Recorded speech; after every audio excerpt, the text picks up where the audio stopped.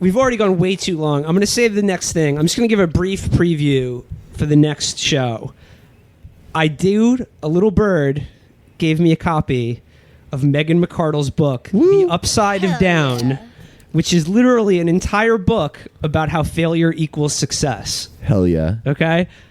Hold on a minute. There should be an asterisk next to that. Failure equals success when you are the scion of a fucking wealthy family that can throw money at every one of your fuck-ups. Don't forget that. Wait, fuck yeah, it. that's Fuck Will, it. right? Dude, so this exactly. is gonna be our Talmud. Yeah. Okay, fuck it, dude. I have skimmed the first 50 or so pages, and I'm here to tell you they are more abominable than you can possibly imagine. And fuck it. I'm just going to read the first page right now. This is going to be a preview of what you're going to get next time. I'm going to assign everyone a couple chapters. I don't really even care if you read them. We're going to do a full book report on Megan McArdle next episode. But just as a preview for that, I want to read you the page 1 preface from Megan McArdle's The Upside of Down. Refrain comments until I'm over so that the horror can fully sink in. Here it goes. When you tell people you're writing a book, everyone tends to ask the same question. What's it about? And when you tell them you're writing a book about failure, most of them want to know why. For 2 years, I've been giving the same answer. Write what you know. Mostly they think I'm joking, or at least they're courteous enough to pretend they do. I've got a great husband, a great job, a 100-year-old row house near the U.S. Capitol, and an adorable bull mastiff puppy to chew up its woodwork. I've written for many of the top publications in the English-speaking world, and I got Viking to give me a contract to write this book. My life is, I must admit, pretty great. All these things are true, but this is also true. I am a spectacular failure. I am the Mozart of misfortune, the Paganini of poor luck. I have been laid off from more jobs than most people my age have had. Laid off, not fired, though I've been fired too. At one point, my talent for finding employment at apparently healthy companies that went out of business 4 months later was so amazing that an acquaintance in equity research asked me to let him know if I got an offer from any of the companies he covered so he could short the stock. As you'll see in the chapters to come, the amazing husband and the fabulous job and the gifts of my previous failure. By extension, so are the house and the dog. Yo. Death to Videodrome, long live the new flesh. I mean, that's God. true, though. That's true. Like, 9 times out of 10, when you see a person who's succeeding, you only see the parking space they just got, not the speed bumps they went over. Yeah. Megan McArdle, somehow she's managed never to be brought up on the show before, despite being like a canker sore, just a perpetual canker sore. Folks, a lot of the shitty pundits we make fun of on this show have 2 extraordinary skills, and we're working on building a third. Megan McArdle is what I like to call a 5-tool pundit. She's an extraordinary shithead on so many levels. And like I said, from what I've read in this book so far, it is breathtaking.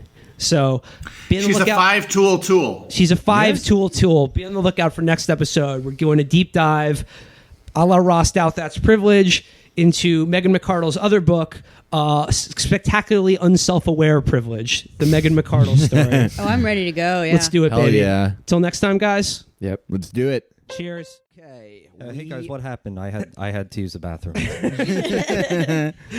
Classic Virgil. We are back. Virgil is back from the bathroom. And so yeah, we haven't done this since Ross Douthat's Privilege. We haven't done a full book report. This is like one level up from the reading series because it's a whole book. And like I said, all 5 of us are here because the book had exactly 10 chapters, and there's no fucking way I could read more than 2 of these chapters, nor would I inflict that on anyone. Yeah, I think I was supposed to read 10 and 11, but I didn't really. I was never very good at paying attention to instructions. Okay. So, yeah. I apologize if I stepped on I anyone's read toes. the first chapter I was supposed to, but like halfway through the second, stuff started getting blurry, and I kind of just retracted to a small pin, and Right. I woke up. I was nude in a TGI Fridays. So what you're saying, guys, is that you didn't do the homework assignment. I read it. It's just that I don't know how much of it was imprinted on my brain after the fugue state. So what did you guys think of the book? Well, for one thing, first off, fuck her for stealing a line from the amazing song "What It's Like" by Everlast for her title. After doing this, I just got to say, to hell with anyone who shames us for the amount of money we get, because we're working hard for it. Oh my God. Yeah. I read this last night.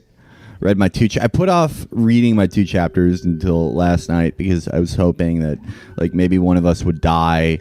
Maybe we wouldn't be able to do the episode. Maybe we would split up as a show and I wouldn't have to do it if I waited until the last minute. But no, nothing. Here we are, and I have to read it. And it reminded me of a lot of books that came in the last year, the Clinton years, when the dumbest people alive were like, well, we did welfare reform and NAFTA, so we're done with all the systemic problems. And now we have to tackle problems of perception. But this was written in 2014. This was very recent. Well, these people haven't really aged ideologically. No, they still think they're living in 1998. They're like, the problems are basically all gone. So, but before we actually get into the book itself, who is Megan McArdle, if you had to describe her to someone who is not familiar with her work? She's from a little thing called the conservative blogosphere. Yeah, she started out... so she's a nerd. Yeah, she's a nerd who started out blogging under the name Jane Galt. Oh my God. Okay, then I know more about her than I thought I did. Yeah. She's a... Well, you were a Jane Goldhead. You're a huge. Total Goldhead. That's what got Amber into writing. She's I don't know, libertarian, conservative hack who's also... I only ever see her kind of pop up when people are quoting her saying something horrifying. Yeah, some of her greatest hits include "Healthcare is a business, not a right." Virgil and Felix annotated "Healthcare is a business, not a right." We'll link to that. It's going to take up way too much time to go through every one of her atrocities. So maybe I think we could just link to that profile that Real Ames Hours did, Yasha and Real Ames Hours did about Megan McArdle, because it has everything there, and it is amazing to read it all together just to see how odious and corrupt she is. She's basically a female Iglesias if his head was shaped like a circus peanut instead of a milk bag. You know what? Before we really dive into it, I wrote some notes about what kind of a book this is, what genre of bullshit this is. And so we talked about the end of history era of liberalism that came during the Clinton years. Well, this is something different. This is the end of truth. And it started when Malcolm Gladwell would write books dipshit, why stupid people are smart, or fucking squish, why some blueberries are wet instead of dry. And that's what happens when you lie about a war and the country implodes because of 9/11 and you did everything that Osama bin Laden wanted you to. You have to make up and up down and down up because, in that case, nothing's horrifying. You're maybe killing 1 million Arabs is good because we're going to have some good market consequences. But that sort of went away after Obama ran, but it only existed when you go to a website like Elite Daily and the articles are why millennials who drink pee-pee, eat shit, procrastinate, swear, don't sleep, jack off, are virgins, are depressed, stupid, and perform incest are geniuses, have high IQs, and are your new boss. And but it disappeared mostly from literature, except for Megan, who is stuck in time. She's stuck in fossilized thing. Felix, the first note I have in front of me after reading this is this book is for the type of people who type of person who finds Malcolm Gladwell a little too brainy. Yeah, that's and then my second note is this is a book for people who look forward to going on company-sponsored leadership retreats. Look, like I said, the last time we did this was for Ross Doubt That's Privilege, right? Which, if you listen back to that show, you'll find that we were actually we gave Ross his due. There were glimmers in that book that I thought were well written and would be funny if he were just 10% of a different person and not who he actually is. Right. That being said, okay, this book is a horror show. There is absolutely no humanity in any of these pages. She is a complete reptile. Yeah. It's honestly, just the soul-rending banality of this book is. I was mainly digging into the like poor shaming chapters, and I was shocked because this woman who I knew she would say horrible things, but like, and I had read some of her like terrible shit about healthcare before, but first of all, she looks like she's like the Lisa Loeb of objectivism. Like she doesn't. You know those glasses aren't real. You know that's fucking glass panes in there. Those are no prescriptions. Like, And but you she say- doesn't seem like she would be that evil in long form. But she's a truly heartless, terrible person who says, "Well, if you lose your job, cut down on your grocery bills." Yeah. Which is like, groceries mean food, right? That's what groceries are. Well, in her article, "Healthcare is a Business, Not a Right," she's like, most people, like for some stupid reason, seem to recoil at the idea that we should be making profit off of people's sickness. They don't think that way about food. Oh my god. She's like, should we take the profit out of farming? Yeah. Everyone should have food stamps. Hang on, before we go further, Megan she's a nepotist, right? She's, Yeah. Like me, she is also a child of New York City. sister. Yeah, she's my sister. she went through. She got Is into Lisa Loeb also your sister? she got into the Riverdale, the good New York City private school, and I had to go to the also ran bad one because she was smarter and worked harder Riverdale, than that's me. a private school from the Archie comics. Yeah, Archie and the gang had to kick Will out whenever he would snoop around the campus.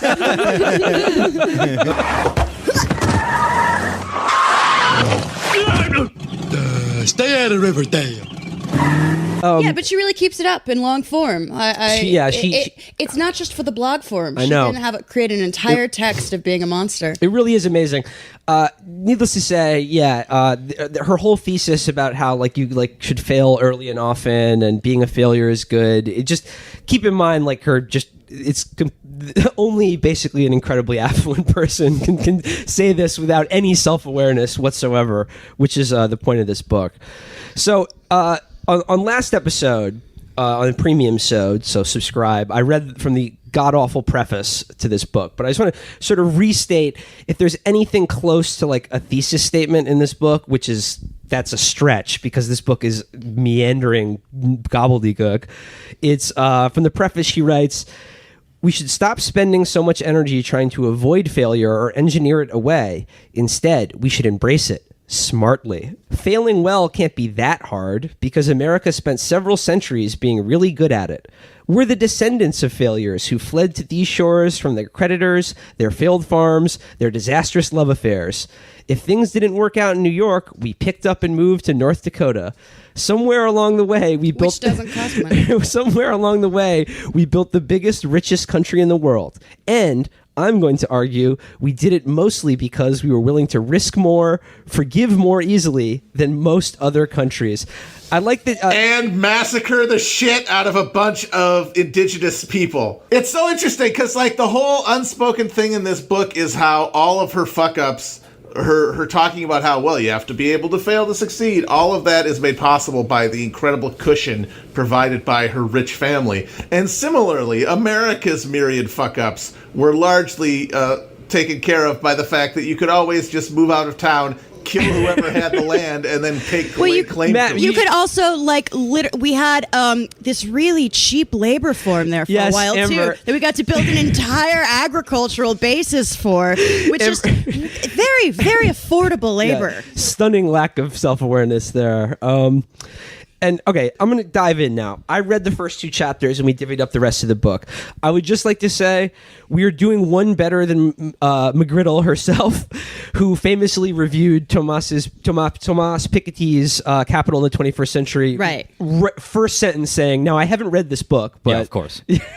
She says, "I have not read this book yet. To be clear, I intend to read Capital in the 21st Century. No, you don't. It is sitting on my virtual No one does. bedside with a big stack of other books that I intend to read, but it's far down in the queue, and I'm afraid that I can't weigh in. Not on the book itself, but on its topic. I like that she's just apologizing over and over for not having read the book. How much does inequality matter? according to Megan, not at all. It doesn't even matter enough for you to read the book about it that you are reviewing. Yeah. It's very inconsequential. Yeah, I mean, you can just use that review to talk about whatever. Talk about Gundam. Talk about, vitamin gummies. Are they too delicious? You end up eating too many gummies. I forget the exact joke, but I picture her like that one Simpsons gag where Homer's like reading a book about entrepreneurship and then throws it in the trash and then reading Business for Dummies, and then he's just reading the dictionary, and You're looking up inequality in the dictionary. So yeah, so reading the thing about McMegan is that she's an incredibly clumsy and ham-fisted writer, and with every writer, there's always a tell, there's always a tick and a crutch. And I don't know if you guys noticed this, but for her, it's when she tries to add these little flourishes of humor and chattiness to what is essentially a business book, and it lands flat every time. Her crutch is this kind of faux casual attempts to be personable, and it's more grating and awful than you can possibly imagine. They actually use this as a textbook in gay conversion therapy schools. Okay, let's get into this. Like I said, I'm gonna kick things off here with chapters 1 and 2. The first chapter is entitled "Failure is Fundamental." The subhead is "How a brain scientist and a psychologist help me stop procrastinating." According to psychology. So I took notes. I'm gonna summarize this chapter as best I can. So in the first section, she describes a quote spaghetti problem. It's one of these dumb team building exercises. You're supposed to build a platform out of spaghetti and scotch tape. Oh my god! and her point is that kindergarteners actually succeeded at this task better than engineers. And the reason they succeeded is because children are stupid failures who are too dumb to know any better. So they don't fear failure, and any mistake they make doesn't matter and won't affect them. Entrepreneurs and businesses should be like this. They grow through failure, and in this chapter, she talks to a bunch of dipshit CEOs and shoehorns in some spurious brain science about dopamine to show how, I'm not kidding, the brain is, quote, a fail machine.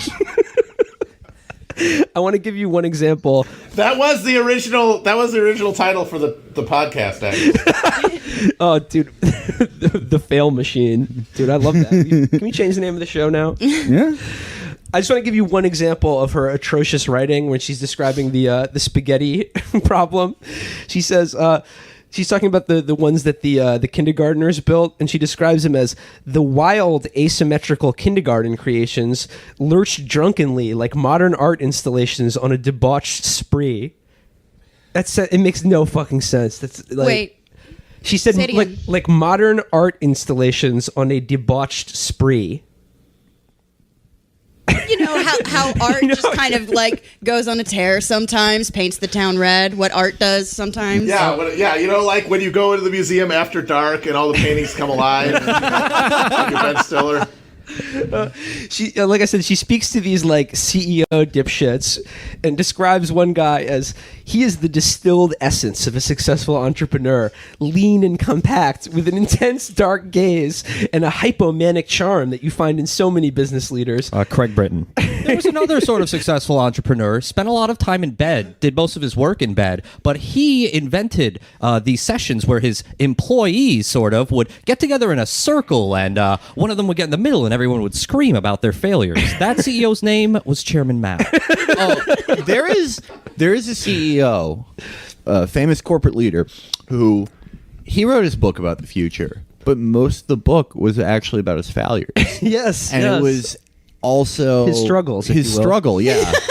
And the regulators, as it were, who got in his way his entire life. But he said, you know what? I'm not giving up, and neither should you. And he was kind of similar to Elon Musk because he developed a train concept, I guess you could say. But anyway, yeah. I don't want to get too bogged down. I took so many notes. There's so many atrocious examples here of just terrible writing and even worse thinking. But he has one section called "The opposite of failure is not safety; it's nothing." drivel, absolute drivel. That's again, something a cult leader. Yeah, it's unreadable, like sub-Gladwellian horseshit, where she talks to a Stanford expert on procrastination. And discusses the difference between a fixed mindset and a growth mindset. Megan says she suffers from a mixed mindset. Yeah, I would definitely one of those. I'm not stupid. I have a mixed mindset. How come Scientology hasn't gotten to Megan yet? Like, that's an easy get. Chapter 2 crosses over from being merely stupid drivel to actually being evil, because here she begins with her account of the California's energy market deregulation and blackout crisis in the year 2000. And she uses this to completely exonerate Enron from their role in engineering this catastrophe. And makes sense, because over and over again in this book, like, the template for her beliefs about failure is that large corporations and wealthy people should be allowed to fail over and over again and never to be held to account for anything they do. And if they fuck up or like blow up the world economy, then who's to say who's really to blame, because it's all so complicated. However, if you're an individual, like, for instance, she blames individual consumers for not shopping around or being better informed about their utility providers after market deregulation. I had to highlight this line. She writes, "Why is it easy to get rich in America and hard to get rich in Zimbabwe?" The answer may surprise you. I talked to my friend, expert Charles Murray. You know what? You know what? No, it would not surprise me at all. I'm sorry. And, okay, she has a section called "Why Does Capitalism Work in New York but Not in Moscow?" Can you see the telegraph, like the what she's trying to set up here? She's smart enough to discuss, like, she talks about how, like, when the Soviet Union collapsed and, quote, market forces were unleashed on the former Soviet Union in the early 1990s. She's smart Otherwise enough known as the largest standard of living and life expectancy drop in modern history. Exactly, Matt. But she's smart enough to acknowledge that, and she's like, people were stunned. Like, why didn't the markets work? But she uses that to slyly introduce the, quote, the cultural explanation. And it didn't. Course, yes. And it didn't work because they didn't have the proper culture of morality in Russia. She said markets depend, like, all these free markets, according to her, depend on sort of like an informal culture of morality and fair play. But if you're a moral person, you know, and you have like a moral cultural context, then you get to fail and then you get to succeed. And if you're an immoral person with a bad skull shape in a bad culture, you get crocodile. Like I said, she closes this god-awful chapter by exonerating Enron and saying they're an easy villain, but another way of telling this story is that the incentives created by deregulation encouraged bad behavior because they were bad incentives. She talks about this like it just happened, and not that Enron specifically lobbied for them to be able to do exactly this. So again, any large corporate malfeasance in McArdle's world is forgivable and ultimately not even understandable because it's too complicated, and people and human society and corporations are just so big and complex. It's impossible to say why they fail, or it's even more impossible to say whether they're criminal or not. However, if you're like a single mother on food stamps or something, then it's very easy for her to say what your problem is. Okay, those are my two chapters. Who's going next? I think I should. I'm chapter 3 and 4. And she starts out chapter 3 talking about the film industry, and she describes a film that was a blockbuster film involving water and with a temperamental director. And basically she's talking about Titanic, and then but she thinks that she had led you to believe it was Waterworld, which was a bust. But she, didn't really get to pull that bait and switch. Anyway, here's what she says, or thinks. I fooled you a bit by telling you that it was arguably the greatest movie disaster of all time, rather than the greatest disaster movie. Like, no, you didn't. I wanted to meet, like, the knucklehead who's like, oh, don't. But the reason I was able to get away with this is that the line between the two is much thinner than we like to think. So again, with the theme of failure equals success. But another part of this chapter, which he introduces, is the idea that nobody knows what's happening in the future. And this dovetails as well with... it is where we are all going to be living. Here we go. People desperately want to believe that prediction is possible, if only you're sufficiently smart and well-informed. We cling to this belief even in the face of massive contradictory evidence. But if that's so, why do movies fail? Studio heads are not stupid people. I object to that in full. Okay. Yeah. They just rebooted Ben-Hur and Tarzan Yeah. in the last summer to the grand total of like $50. And I guarantee any one of us could take like $1 million a year to just tell when they say, hey, we want to do Tarzan again, to say no, that's fucking stupid. Yeah. And you'd save them so much money that it would be more than worth it for them to give you the $1 million. Yeah, these studios are dominated by the worst business students Dartmouth has to offer. Have you ever read Robert Evans' book? Like, he's charming, but he's not a smart man. No. I mean, I don't. And William Golding, his famous line about Hollywood was nobody knows anything. I mean, I don't think that she actually knows. She obviously doesn't know anything about the entertainment industry, but she like watched Entourage, and she's like, "Look, the studio executive is smart. He negotiated with Vince, and then like E fucked his girlfriend on her period, and that's also relates to business and failure." Turtle exemplifies why sometimes entrepreneurs who take risks are taking the least risk. The only good argument for her thesis is herself. Yeah, absolutely. Because everything she started off as like a conservative blogger was like wrong about everything. Like famous Iraq war booster. Oh, she famously when the economist John Kenneth Galbraith in early 2003 for predicting that the Iraq war would cost $2 trillion. And she was like, these aren't even real numbers. I'd be shocked if it cost $70 billion. Yeah. But That's like, such a Lucille Bluth. How much could a banana cost? yeah. How much does it cost to get the soldiers their meals? Even as the more time goes on, the more her beliefs are disproven. They're like, Megan, here's a book to write about how smart you are. Your view of the world. Matt, I think you'll enjoy the rest of this passage. Studio heads are not stupid people. They have every incentive to work hard to figure out what movies will do well, and they do work hard at it, commissioning survey after survey, paying professional consultants to do computer analyses of scripts, putting films in front of test audiences. That's actually those computer analyses were repurposed to run Hillary's campaign. Yeah. Certainly, they know more about the business than any of us, given Hollywood's famously opaque accounting, they have access to much better information about how much movies cost and what they earn. That's funny to me because, like, no, they don't have every incentive to work hard with the opaque accounting. That's the entire plot of The Producers. Is that the tax code is so stupid that they're often incentivized to be like, let's do an all-female reboot of Platoon. fucking Karate Kid. Lose $300 million for tax purposes. It is impossible to know anything, and she writes, people cannot be treated like engineering problems. We have a very good idea how a piece of steel will behave if we heat it up to 1,000 degrees, but no scientist can predict exactly what you will do if you burn your tongue on a hot cup of coffee. What? You might spit it out, or painfully swallow. You might say, ow, or ouch, or She's start not swearing. a human being. Well, I mean, you know what happens when you cut a piece of wood, but if you stab a human being, they could do a backflip, they could bleed.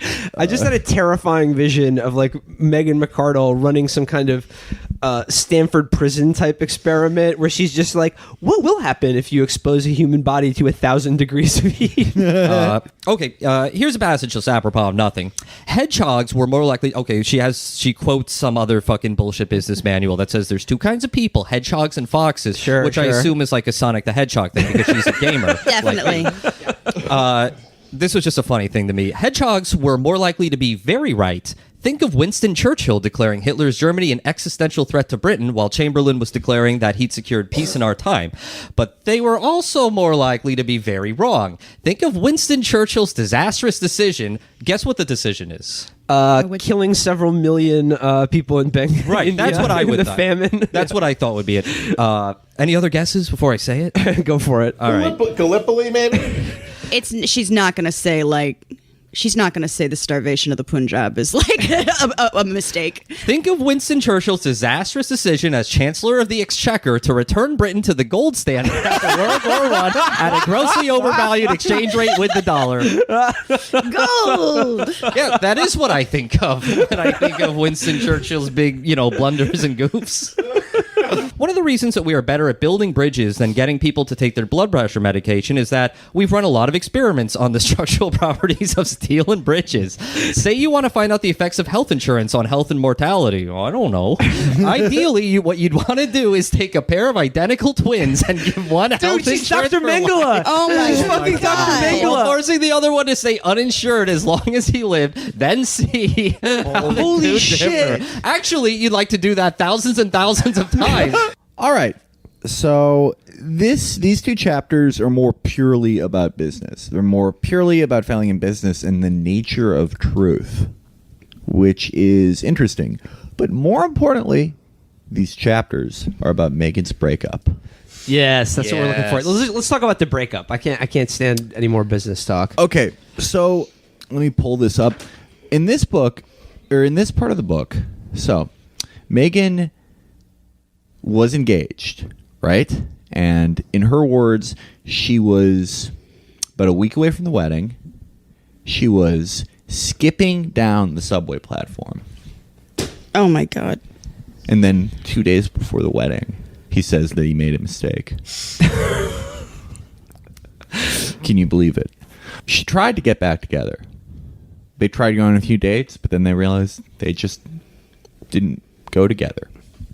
Megan says, where was I going to find another one? Where was I going to find another tall libertarian who liked the same movies and books as I did? I mean, she really, I guess, thought it would be impossible to find like a nerdy free market fucking Who was doofus single. in Manhattan. Yeah. Wait, did Oh, she yeah, actually those- literally say she was skipping down the subway platform? Yeah. Okay, fuck her. Yeah. Anyone who skips on the subway platform deserves to be dumped. This isn't fucking Paris. But anyway, she. Hell, they deserve to get pushed onto the fucking track.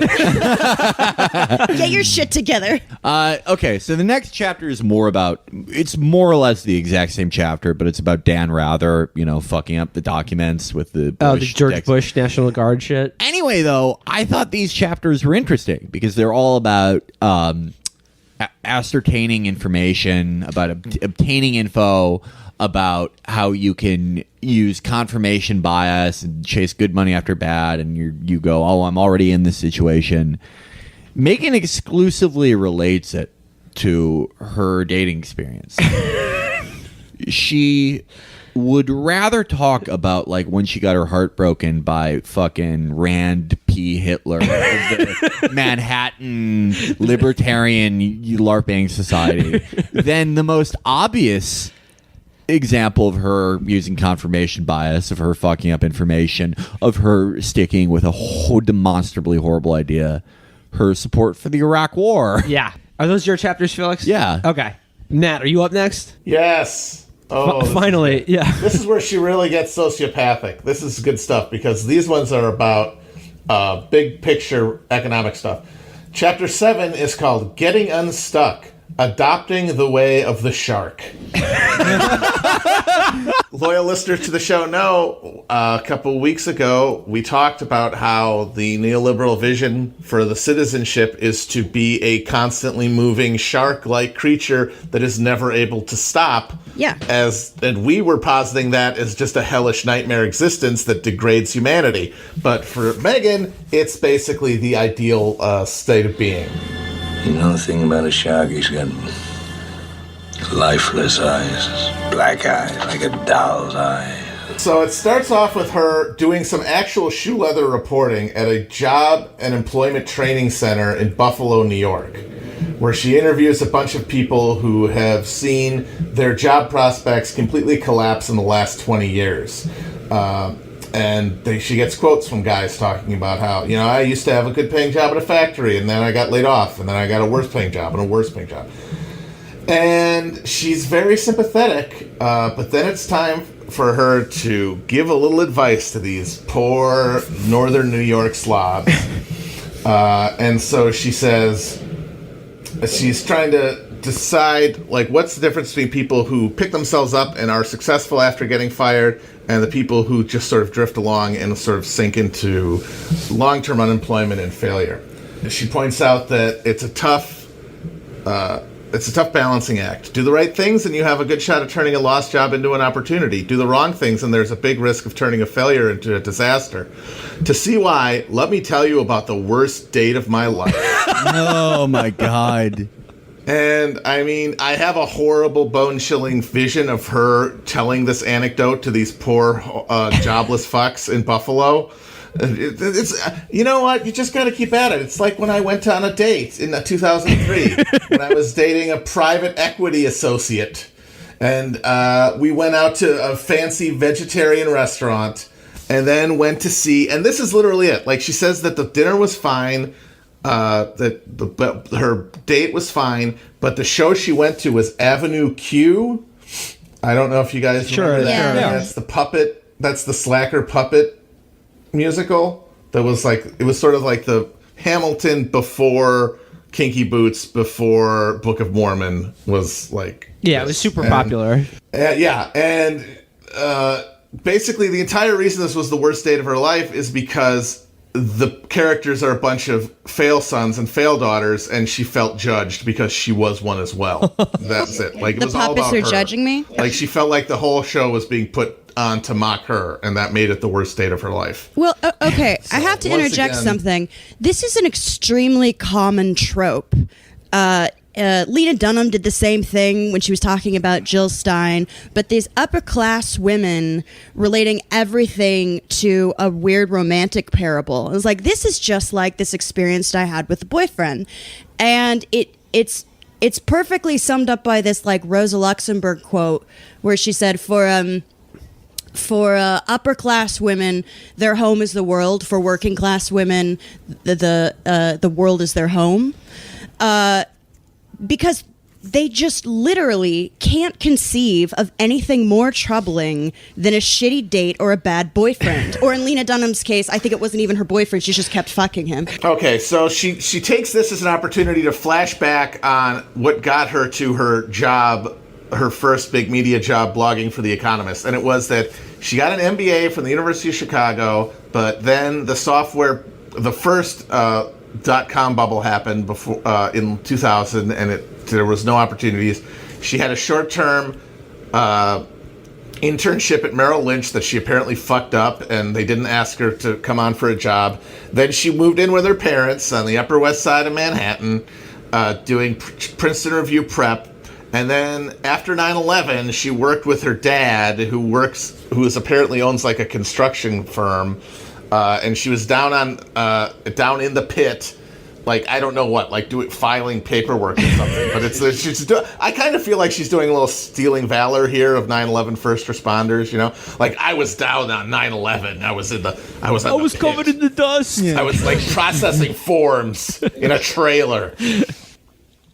So then she talks about how she lived with her parents and didn't get jobs and was struggling. And then she saw Avenue Q and felt like a piece of shit. And then, like, it's so funny because there's no, and then I did X, Y, or Z. And then I got called by The Economist and they offered me a job. It's this Deus Ex Machina. But the thing is it's because, and then she goes, okay, this is why it happened. Because she'd been blogging. Because she had her nose down to the grindstone blogging at Jane Galt. And she honed her craft into a fucking, just a katana of libertarian wisdom so that, of course, The Economist called her. And, of course, you know, the unspoken shit in here is that she was only able to blog all the time because she was living in her fucking parents' house and nobody was expecting her to pay rent. So, but she basically takes that advice and says, like, you should do something like that. You should find something you like and really commit to it. You know, even though other people, normal pores, don't have the access to the kind of incredible feather bed that you do to allow you to fucking blog all day. But the only comparison she gives is another person who did what she did, failed to succeed, a little guy named Colonel Sanders. I mean, Why Colonel Sanders? Well, she says she told people this story about how she got the job after working herself to the bone blogging. And she says, I told my story to a lot of people, some of whom were struggling with unemployment and gotten a fair amount of skeptical feedback. I hope it was more robust than skeptical fucking feedback. How many people can write an economist caliber blog? One friend asked me. And it's true. No one else is going to replicate my particular career path. Thank fucking God. The lesson is not that you should simply follow your bliss and rewards will come. Most people are not going to discover an unsuspected talent for economics blogging and stumble into a career in journalism, but they may discover something else. Do you know why we have Kentucky Fried Chicken? Because the government constructed a new highway, Interstate 75, diverting traffic that had previously run past Harlan Sanders Restaurant in Corbin, Kentucky. It was the latest in a long string of failures for Sanders, who'd spent the first 20 years of his working life drifting from job to job, quitting or getting fired for insubordination. And it talks about how he had a service station and he had a restaurant, and then the highway moved and he'd failed. But so then he took his chicken to the road, selling it to other places, and that's where Kentucky Fried Chicken came from. It says Sanders was not fulfilling his childhood dreams as a restaurant franchisor. Batter Dip Chicken was not a high destiny preordained since birth. His phenomenal success was born of a combination of bad luck and a penchant for always looking around the corner. And that chicken mogul's name was Albert Einstein. She really says that, like, no one else can do my job. I'm really good. Like, anyone can do your job. Yeah, I mean, one day Norm Macdonald is going to play Megan McArdle in a TV advertisement. But that's like, this is the only good moral in the entire book. The only thing that's true. You should never stop posting. That's like never log off. That's the true moral of the book. Just post forever and it will work out one way or another. In the analogy, she's Sanders and the highway is the information. The highway is 9/11. Yeah. Okay. Yeah. What's the chicken? Her blog post? Yeah, Jane Galt. JaneGalt.com. But the thing, too, like, this idea that there's this prestige associated with The Economist is an excellent takedown of The Economist that we should post a link to that's actually quite old. But so I'm an editor for current affairs, and like we hate The Economist, but like we literally did what they did by giving ourselves a really boring name so that people will think we're smart. Oh, like they're just like, oh, The Economist. I want to read about economics. I'll go to The Economist, the one the one economist who does the economics. And look at me, I'm reading The Economist. Did you know Indonesia is at a crossroads? No. It is. So the rest of this chapter it's incredibly long, and it ropes in a bunch of social science and anecdotes to make two incredibly banal points, one of which is just banal, the other one is banal and actively evil, about advice for job seekers. One, keep applying. Don't give up. Keep it up. Keep trying, even though it's discouraging. Keep applying. And the other one, which is, because that's just duh. But then the other one that is just duh and also vile is, oh, and have you considered moving? The Kevin Williamson shit. Which, we've talked about before, and just like it's just nothing highlights libertarianism's cold-blooded disconnection from any notion of human interaction or society better than their penchant for saying we should just have people move around to the jobs and create like these atomized pinball humans moving from shanty town to shanty town looking for employment and just sundering all communal bonds along the way. Nothing makes me more sympathetic to the tradcaths than reading this fucking garbage.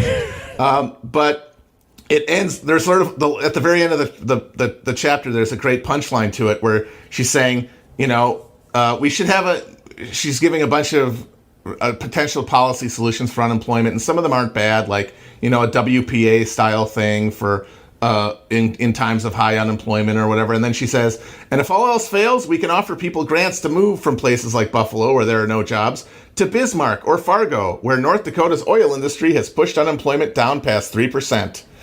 Now, there's two hilarious things about that. One is now, in the last couple of years, because of the falling oil prices, all of those jobs in North Dakota have dried up pretty quickly. So, joke's on you if you fucking pile in the minivan and spend your last $50 to get to North Dakota and show up and find out, oh yeah, no, all those jobs are gone. And the other is that even when that boom was happening, those oil towns in North Dakota were just basically dystopian nightmare hells, like Philip K. Dick mining colonies, like the kind of thing that no one on Earth would want to live in, and the kind of place the community is basically impossible to form. So like Kevin Williamson, her recipe is just: have you considered turning just the world into a sci-fi dystopia? But there's one other thing I wanted to point out in the midst of this bullshit. She of course goes back to blaming Europe. Right, and saying how they're shitty compared to us because they have structured unemployment and employment in such a way that it's more stable, but that leads to higher structural unemployment, and why that's bad. But there's one thing she says about employment in France that is absolutely fucking hilarious. When I was reading it, I busted a goddamn nut. She has a friend. This is the best part. She has a French acquaintance who had to let her nanny go. Rather than hire her after a trial period, because if she'd hired her, she would have had to keep her on for a longer amount of time and pay her more severance, and she didn't want to risk it.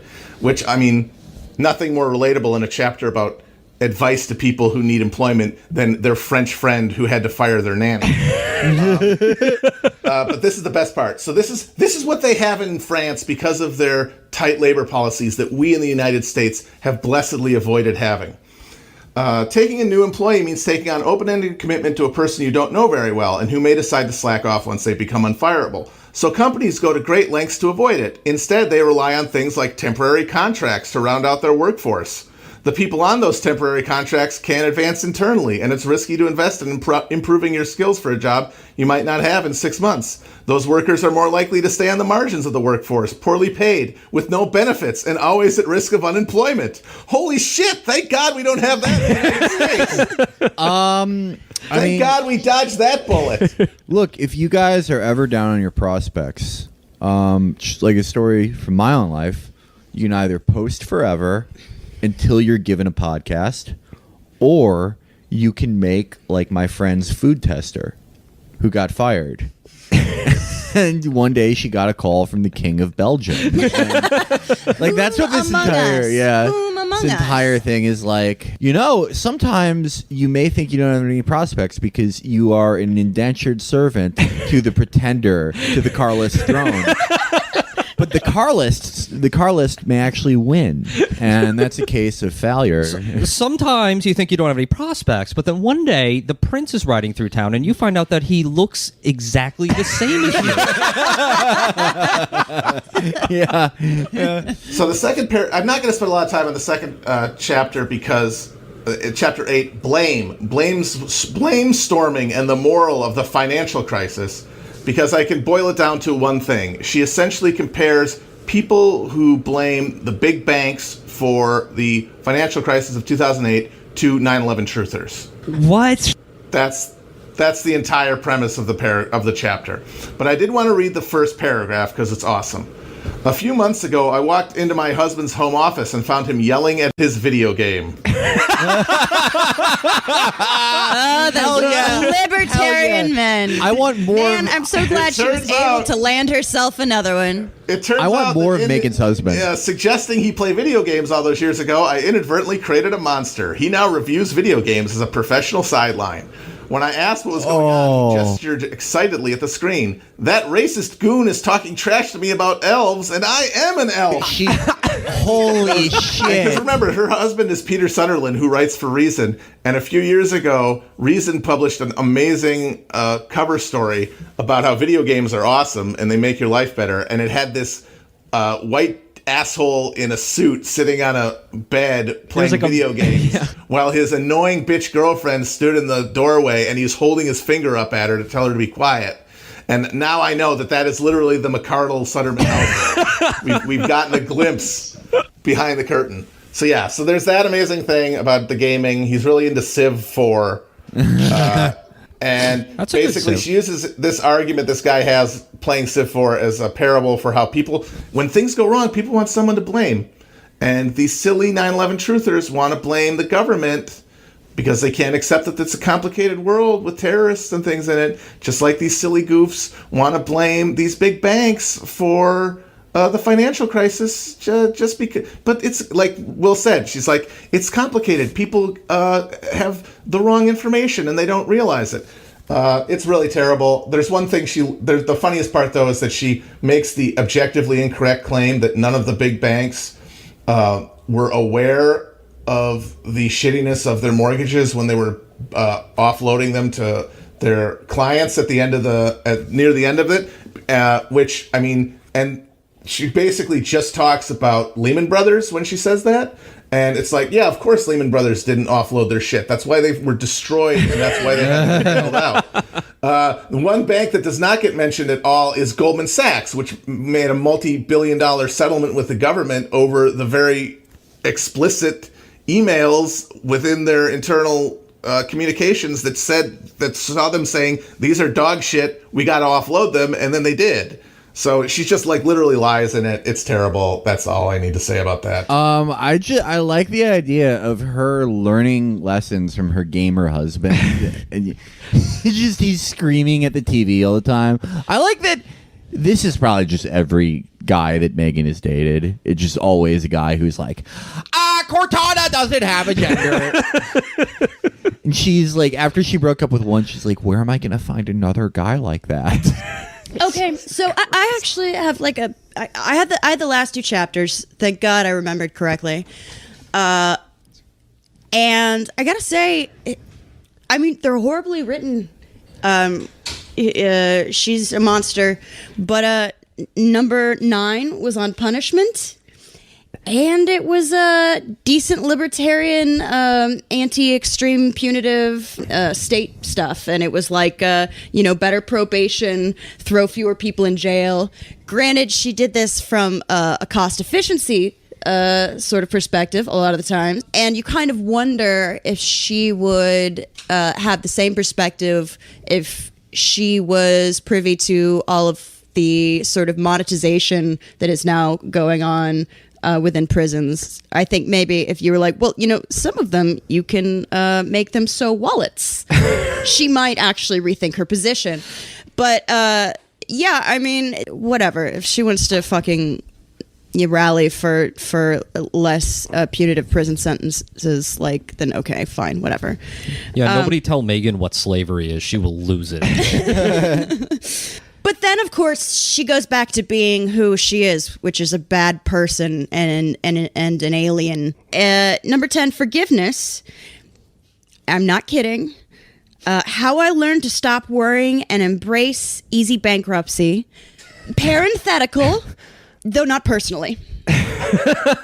Not personally. So the entire thing is sort of about bankruptcy. She doesn't really get into student loan debt, of course, because for people like me who are having their wages garnished because I couldn't have declared bankruptcy. It would have been preferable, I think, to do so. It would have been preferable not to be in horrible student debt, but, let's not shoot for the stars here or anything. But she goes into sort of why bankruptcy law in America is so fucking good.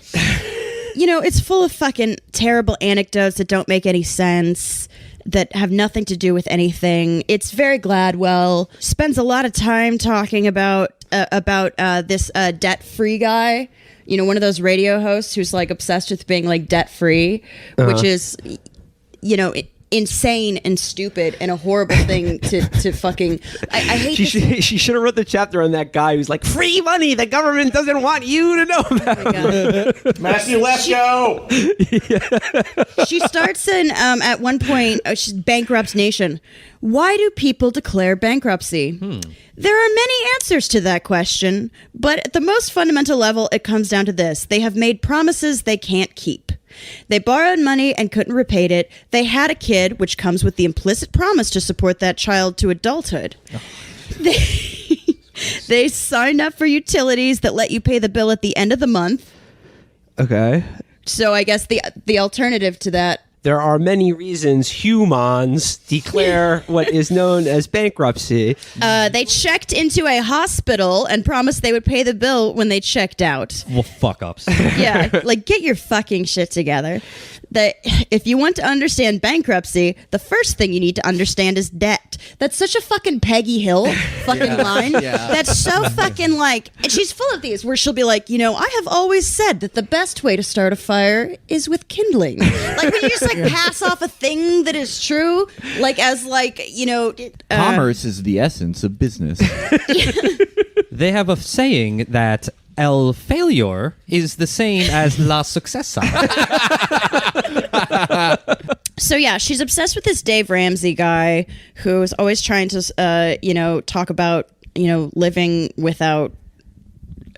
a incredibly miserly, austere life so that you can like not have debt. And the benefit of that is, I guess, when you die, there's no existential, metaphysical thing looming.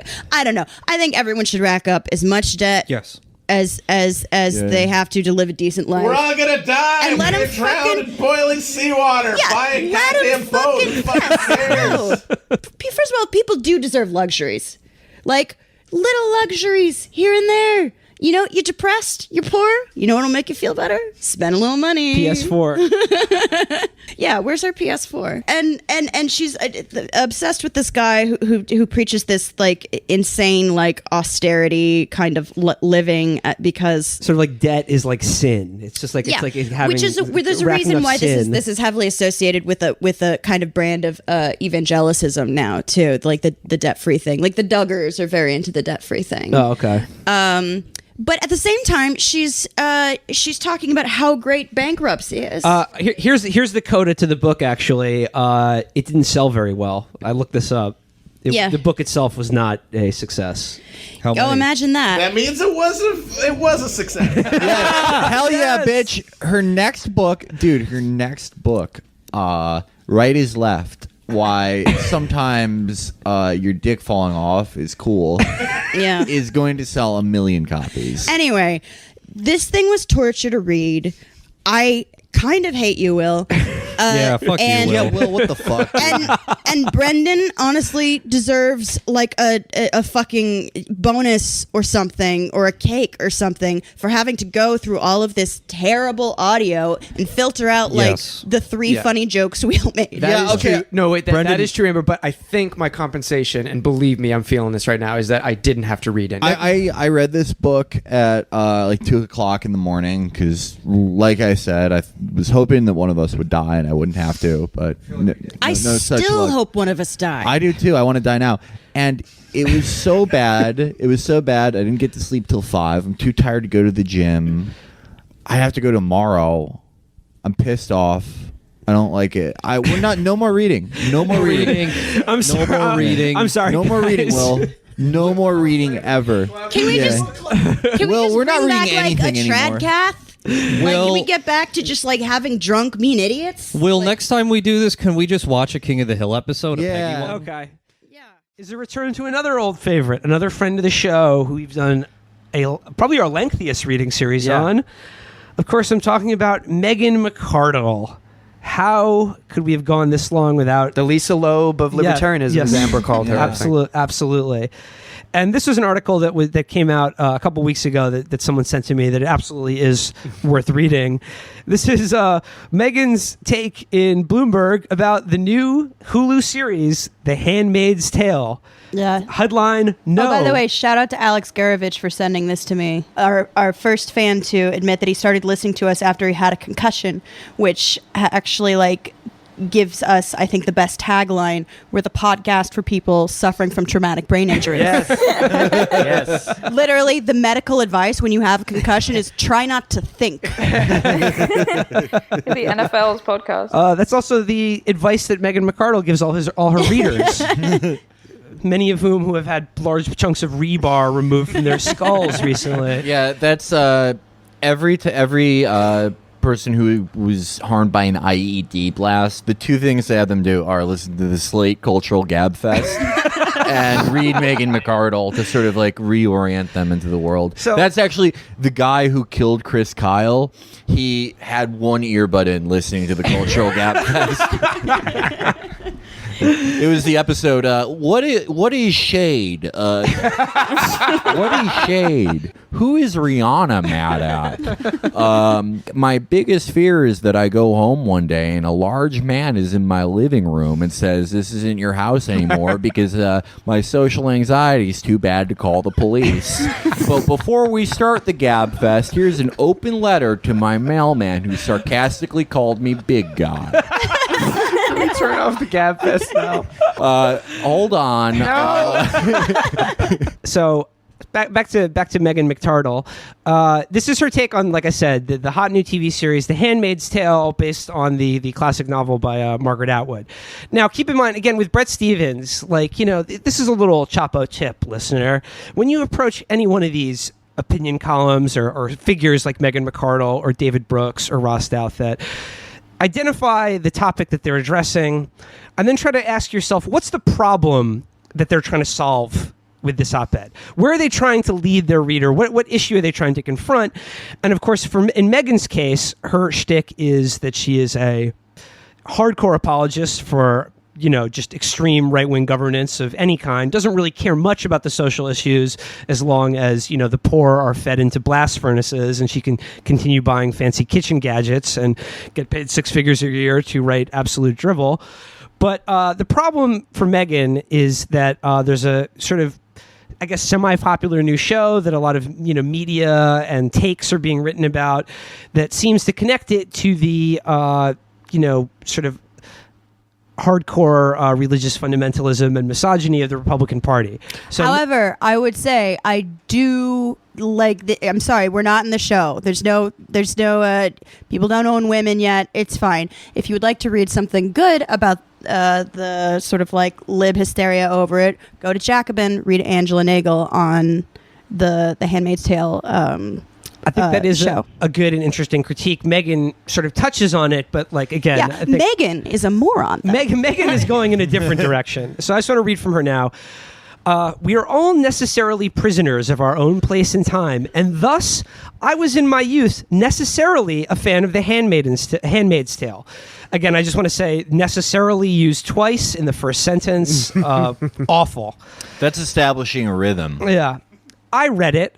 I discussed it very earnestly with like-minded friends. I copied author Margaret Atwood's muted style. And no, you didn't. You did not pick up anything from Margaret Atwood. Your style is the exact opposite of muted. Chump, you could say. If a dog wrote this article, someone was like, yeah, my dog could detect all the themes in this show. I would believe it just as much as Megan. I'm already losing it reading her unbelievably awful prose.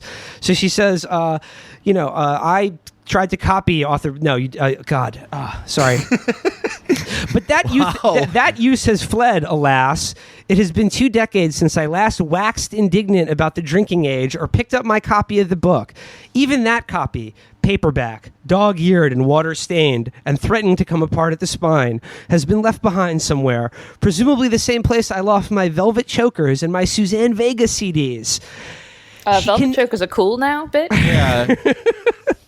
I just okay, first of all, the fact that she references her copy of the book, dog-eared, coming apart at the spine, everything she thinks is in cliche. Yeah. That book is not fucking dog-eared and water-stained and coming apart at the seams. She does what I do, which is whenever people give me books for my birthday or something, I sleep on the books to make them look used so people think that I read. I just put them through the washing machine a couple times and it works pretty good. My quarrel is not with the politics of The Handmaid's Tale, nor with its realism. Expecting plausibility from dystopian fiction is like expecting haute cuisine from a highway service area. And that's also reading the rest of this piece is one of those caveats where it's when you realize that, you should have stopped writing this piece because it doesn't work anymore. Right. You just said the thing that undermines the whole of the rest of your piece. But Libby, fine, I think you mean Kavit. It's pronounced Kavit, as we learned from bitch. Felix. That was a joke when I did that. I'm an autodidact, so I can't say everything right. Listen to this. Of the dystopian fiction I've read, only 1984 comes even remotely close to feeling real. That's the worst fucking example. That is the book. Oh my God. It was describing the totalitarian conditions of the Soviet Union. The actual future we live in that is dystopian is fucking nothing like 1980. It's more like Brave New World. Yeah. But also, I like that Megan, like... I think she's confused. I think she probably means Brave New World. She's like every forum poster who's like... 2 words, 1984, The Animal Farm by George Orwell. It's the prequel to The Matrix. So she goes on to talk about how, genre fiction, blah, blah, blah, can be used as a cautionary tale. But her whole point is that The Handmaid's Tale is not a cautionary tale for our present moment. So she goes, reading accounts of those actual regimes, and I think thus far she's referenced Hitler and North Korea, I'm always surprised at how culturally embedded they remained, even as they proclaimed that they were enacting a new world order in which everything would be different. People still got married and settled into family domesticity under communist regimes that were supposedly sweeping away all the vestiges of private lives in favor of creating new Soviet man or his many cousins. People in theocratic states still had a considerable variance in the level of religious observance. Theoretically, internationalist ideologies fell back onto nationalist sentiment to motivate the masses. All of which is to say, the Taliban certainly existed, but it could not exist in America because it would not have no popular base from which to launch its attacks. No historic practice of burqa wearing to ratify bringing them back. The most banal observation imaginable. Just drivel. I haven't read or seen the Handmaid's Tale. Is it about the Taliban? Like, is it actually specifically about the Taliban? So double check me on this because it's been years since I've read it. But if I remember correctly, this is the part you keep if I'm right. Actually, the terrorist attack was a false flag by domestic right-wingers. They just blamed Muslims. And then, it's like a it's sort of like Children of Men, and in the future, infertility has gotten, is very widespread, and the handmaids are there was a natural biological disaster, and there's, there's female slavery, which has existed, but, it's also, a very unified political theocracy. It's not a thing that has been. This sounds like my speculative fiction future book. I don't have anything in it except for the main villain is it's a woman who's a judge, and she's bad, and she's her last name is Justice, so they're like Miss Justice. That's all I have, and it's 900 pages of people calling her that. Megan talks earlier about how in Atwood's Gilead, it actually there aren't one-to-one comparisons between a straight Christian theocracy because they use images of prayer wheels or whatever. And I in her mind, in the sort of right-wing speculative fiction, she's sort of surprised that actual authors, when they create another world or alternate history to our own, aren't just blatant hacks who just pick literal things from the present moment to they can actually make things up. So she's amazed by that. And in doing a little research for this, I came across Megan McArdle, science fiction author. What? On her latest Reddit AMA, she says she is taking time off to write a science fiction novel completely on spec and may publish it herself. I cannot wait. She is also no stranger to sort of, just as she mentioned, she has a childhood interest in dystopian fiction. Listen to this from the same Reddit AMA. A couple of decades ago, this is McArdle writing, I toyed with the idea of writing a novel where the U.S. broke up into 2 countries, Liberal Stan and Fundamentalist Stan. Why would they call themselves by a Central Asian? Yeah, it would be Liberalvakia. Yeah. Would it shock you to find out that Megan has some even more interesting thoughts actually about Nazi Germany? Okay, I want to hear this. Let's dive into this. This is the best part, yeah. Yeah. She quotes from the book now. The inciting event is a lightly fictionalized version of the Reichstag fire, as you pointed out, but a careful student of history would note that a decade after the Reichstag fire, most of German society still looked pretty much like it had in 1925. Well, no, for some people. No, I'm not excusing Nazi atrocities in any way, shape, or form. Already going great. That's how you know you got a good column, is when you write that. Why didn't she just... You should definitely have to include that caveat in there. The delete key is right there, and but she can't stop when she started a paragraph. That's already apologizing for her paragraph. And she goes, Nor am I discounting the sweeping changes that Hitler did make. Again, completely These are- contradicting what you just said. This is the middle of my Tinder profile, by the way. I'm not excusing Hitler. I have nothing to do with Columbine, But they didn't gut renovate the economy, wipe out all religions that competed with the state, and completely reorganize society in the space of a few years. They left much of the economy and the culture alone. For structural reasons, she needs her handmaid to remember the world before blah blah blah. She's like doing logic. About of course she's a libertarian, so like the fact that unions were abolished has like that's not real politics. Like if Megan McArdle was like the time traveling libertarian who experienced the fall of like German democracy and the rise of Adolf Hitler, she'd be like, I can notice very little different. In fact, is this 1932? Also, though, she's talking about Hitler's Germany. What if she considered the other places Hitler went? Right. And were they slightly different afterwards? she goes back and sees Auschwitz, and she's like, "This is horrible. I had no idea that Hitler did this. Had a totally state-owned factory." Yeah, she looks at the Warsaw Ghetto, and never mind. I'm not even. Gonna go there. She looks at the Warsaw Ghetto, and she's like, "Okay, you these do are it." all rent controlled. I know. I was gonna do it, but I'm glad you did. I am your shield. So I just love when libertarians stay in your lane, and by stay in your lane, I mean just talk about gadgets. I mean, pave your own fucking lane in the middle of the woods. Pave your own lane, stay in it, and by stay in it, I mean write about gadgets, the way service employees inconvenience you, how they should be disciplined more harshly by their bosses, and by out of your lane, I mean confronting any of human history or any of like the complex existential questions raised by historical atrocities. You're just not prepared to deal with it. I'm sorry. Also, you know what? Literature, skip it. Yeah, exactly. At the end of this god awful column, though, there's a footnote. And this is what Megan McArdle, author of The Upside of Down, has to say about a fucking genius like Margaret Atwood. I should say that upon rereading, I found The Handmaid's Tale somewhat diminished, as often happens with serious books we loved at a tender age. Somehow children's books do not suffer this depreciation. In some ways, I enjoy the Oz books and Narnia more than I did at 10. Thanks for including that, Megan. Margaret Atwood's sentences are beautiful, her grasp of interior monologue sharp, but it is a book about the tedium of a passive life under oppression. These days, I prefer hop on pop. One fish, two fish, red fish, blue fish. I have a whole new appreciation for them. And she has captured her subject too well. When you know what is going to happen, the tension that animated reading it is gone, and was somewhat of a chore to plow through the acres of wan character sketches and fallow meditation that lie between the sparse moments of action.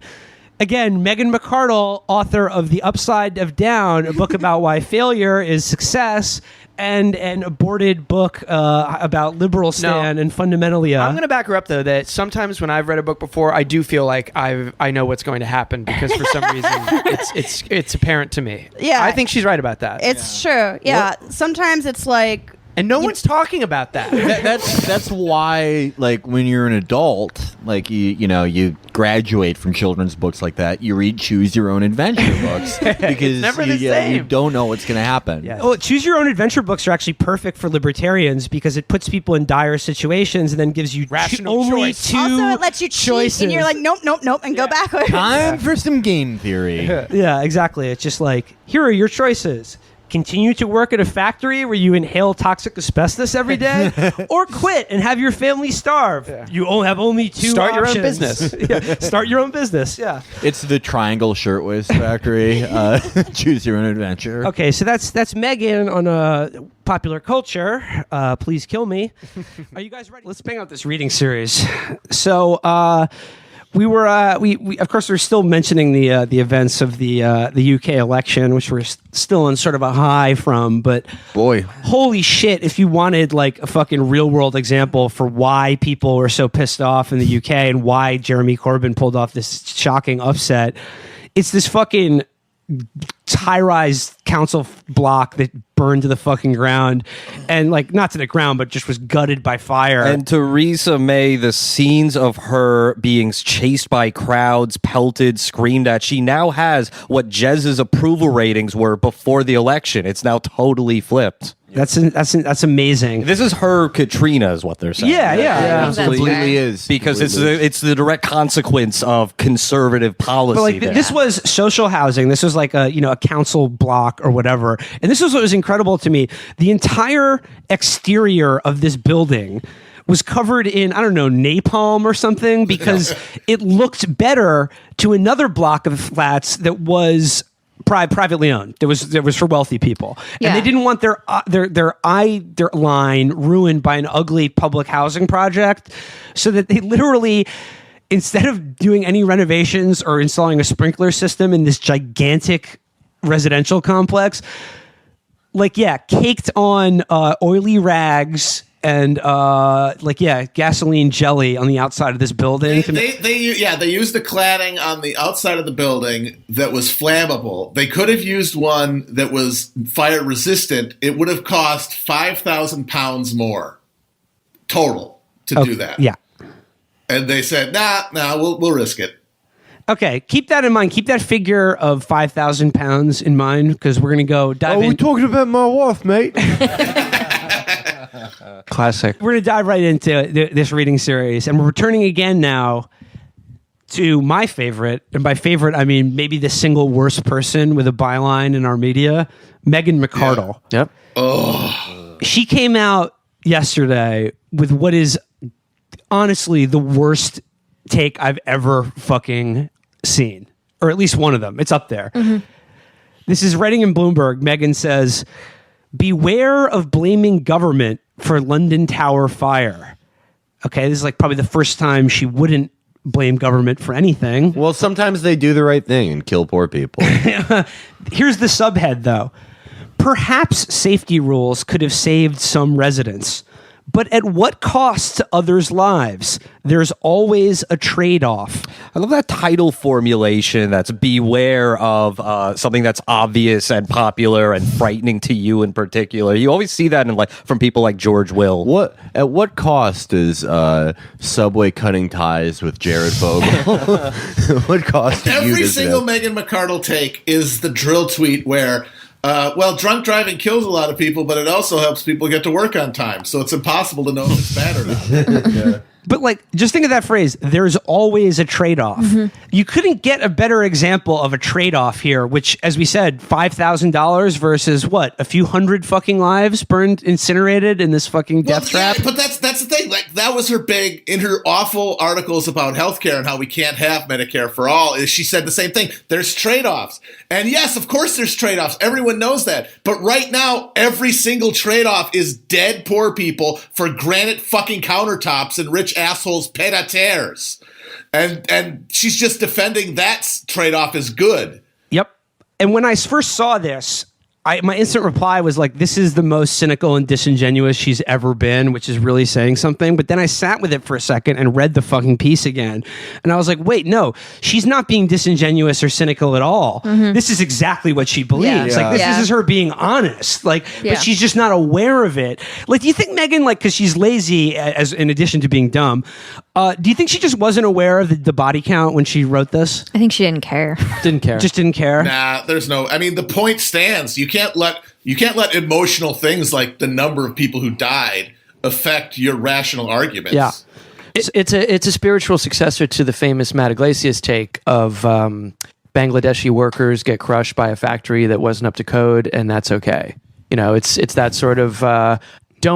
Don't muddle my argument with appeal to emotion. Right. I'm just telling it like it is. Trade-offs. But let's actually read from Meghan here. She says in her singular prose style, A few days ago, fire swept through Grenfell Tower, a large apartment building in London. It's not yet known what caused the fire, and we aren't conclusively sure how it spread so quickly, consuming the entire 24-story building, nor is it known how many people died in the fire. As of Friday, the count is at least 30. So she was, in her mind, was aware of at least 30 dead people writing this article. What we do know is that there are ways to help control the spread of fire in apartment buildings, such as sprinkler systems. This has the making of a scandal for Prime Minister Theresa May's beleaguered government. Her immigration minister, Brandon Lewis, was formerly the housing minister. He declined to require developers to install sprinklers. The Independent quotes him as telling the Parliament in 2014, "We believe it is the responsibility of the fire industry rather than the government to market fire sprinkler systems effectively and encourage their wider installation." Think about that. We need a fire sprinkler awareness program. Yeah. No, she's just saying it's like, the fire sprinkler company needs a better PR campaign. No, I'm saying they would need to like hire ads. Yeah. Be like ask your landlord about sprinklers. It's just like a hallway totally on fire. There's got to be a better way. Even these libertarian minarchists have to at least gesture that they're going to solve a problem in some fashion by throwing a few bucks at a PR campaign. People who died in the Grenfell fire might be alive today if regulators had required sprinkler systems. This does not play well for the Tories. You think? Yeah. But someone's taking a page out of the Saliza playbook. Strident analysis, Megan. But before we start hanging them in effigy, how about not effigy? Yeah, I agree with half of that. Yeah. There are a couple things we should consider. The first is that even if the regulation had passed and required existing developers to retrofit sprinklers into older buildings, Grenfell Tower might not have gotten a sprinkler system before the fire occurred. Regulations are not implemented like instant coffee. Great analogy. Yeah. I've always said that. What's something fast? Just painting a beautiful picture with words. She said, they take time to formulate and further time for businesses to comply. All the political will in the world cannot conjure up enough sprinkler systems and sprinkler system installers to instantly transform a nation's housing stock. Shut up! Shut up! Oh my fucking God! She's trying to drown you in just absolute banality. Oh my God! I think it's a good point because we can't do it overnight. We shouldn't do it. It's a great point. Don't do anything. Unless it's instant coffee, I don't want it. That thing we all Oh my like. God. Okay, so there's this guy, John Ralston Saul. He wrote a book called Voltaire's Bastards. And the basic point is that Enlightenment rationality started off as like a way to banish the mystic tyranny of feudalism and allow people to organize their lives with reason and logic instead of appeals to superstition. But over time, it became an edifice of justifying the rule of entrenched elites and the managerial class who have absorbed those sort of types of reasoning. It puts this patina of logic on just a huge mass death machine. I mean, and Megan McArdle is just like the single person embodiment of that thesis, because all they want is these fucking trade-offs, and everything needs to be reasoned out and rational. But at every point, it is just a way to stop people from thinking about how the present order of things is insane and bloodthirsty and cruel in a way that it doesn't have to be. Matt, get your wallet ready to bite down on, because it's going to get so much worse if you haven't read this. All the hands in the world, all the toilet paper in the world, it's not instantly going to take all the wet shit out of my ass. So, you're dreaming about a utopia where I'm not walking around just dripping acidic brown diarrhea all over your floor. Well, okay, I'd like you to show me a better way. Sarah, how familiar were you with McArdle's oeuvre before her latest take? Enough to not be surprised that she published this. Okay. So she continues. This, however, is only a quibble. If Grenfell Tower could not have been saved, there are surely other buildings where fire will soon occur that would benefit from. I'm not gonna get to the point. Yeah, I can't take this. That made me so mad when I read this. It's like she started out thinking, I gotcha. It would have taken time for the sprinklers to have been installed, and then realized, oh wait, no, other buildings. Fuck it. I'll just power through this to my next stupid fucking artifice. I'm Dr. Manhattan, and I don't see time in a linear path. I'm really glad she could explain this to me. Matt, bite down on that wallet. She says, it may sound heartless to discuss life-saving measures as a calculation, but the fact is we all make these sorts of calculations every day about ourselves of course. and others. We make them in a way that enriches some and kills others, and we're okay with it. You're okay with it. We get that. Consider the speed at which you drove to work this morning. I'm not kidding. No, go on. I want to hear this. I gotta see where she gets. I'm not going to be listening for the while. No, Matt, just listen. Come on. You're afraid you might learn something? I can't hear this. It is like needles under my fucking skin. Have you been triggered? This is the thing about how you can't, everyone can't drive 25 because it would make no one would die in car crashes, but no one would get to work on time, right? Yeah, that's exactly it. Yeah. Okay, good. So we know. Good. We can move on. Okay. Some may disagree with me using the muzzle flash from my handgun to toast my kids' breakfast every morning, but you know how long it would take me otherwise? Wait, hang on a second. She said we make these trade-offs every day. I don't see how driving a car is a trade-off. Okay, she says, when the cost is as personal, as glaring and obvious as restricting every car to a snail's pace, we can see that not all safety trade-offs are worth it. However, when the cost seems to be borne by someone else, we suddenly become safety absolutists. No price is too great. I'm a safety jihadist. Allahu Osha! Unfortunately, other people's money has a way of ultimately coming out of our own pockets. Yes. If it costs more to build buildings, then rents. Okay, wait a second. This paragraph here, from sentence to sentence, line to line, is, I forget who pointed this out, is like the galactic brain meme happening in real time, okay? We're going from regular brain to cosmic consciousness right now. Hit me. Okay. If it costs more to build buildings, then rents will rise. People will be forced to live in smaller spaces, perhaps farther away. Some of them, in fact, may be forced to commute by automobile and then die in a car accident. Oh my God. We don't see those costs in the same way we see a fire's victims. We will never know the name of the guy who was killed in a car accident because he had to live far from work, because rents rose, because regulators required sprinkler systems. This is a talking head song.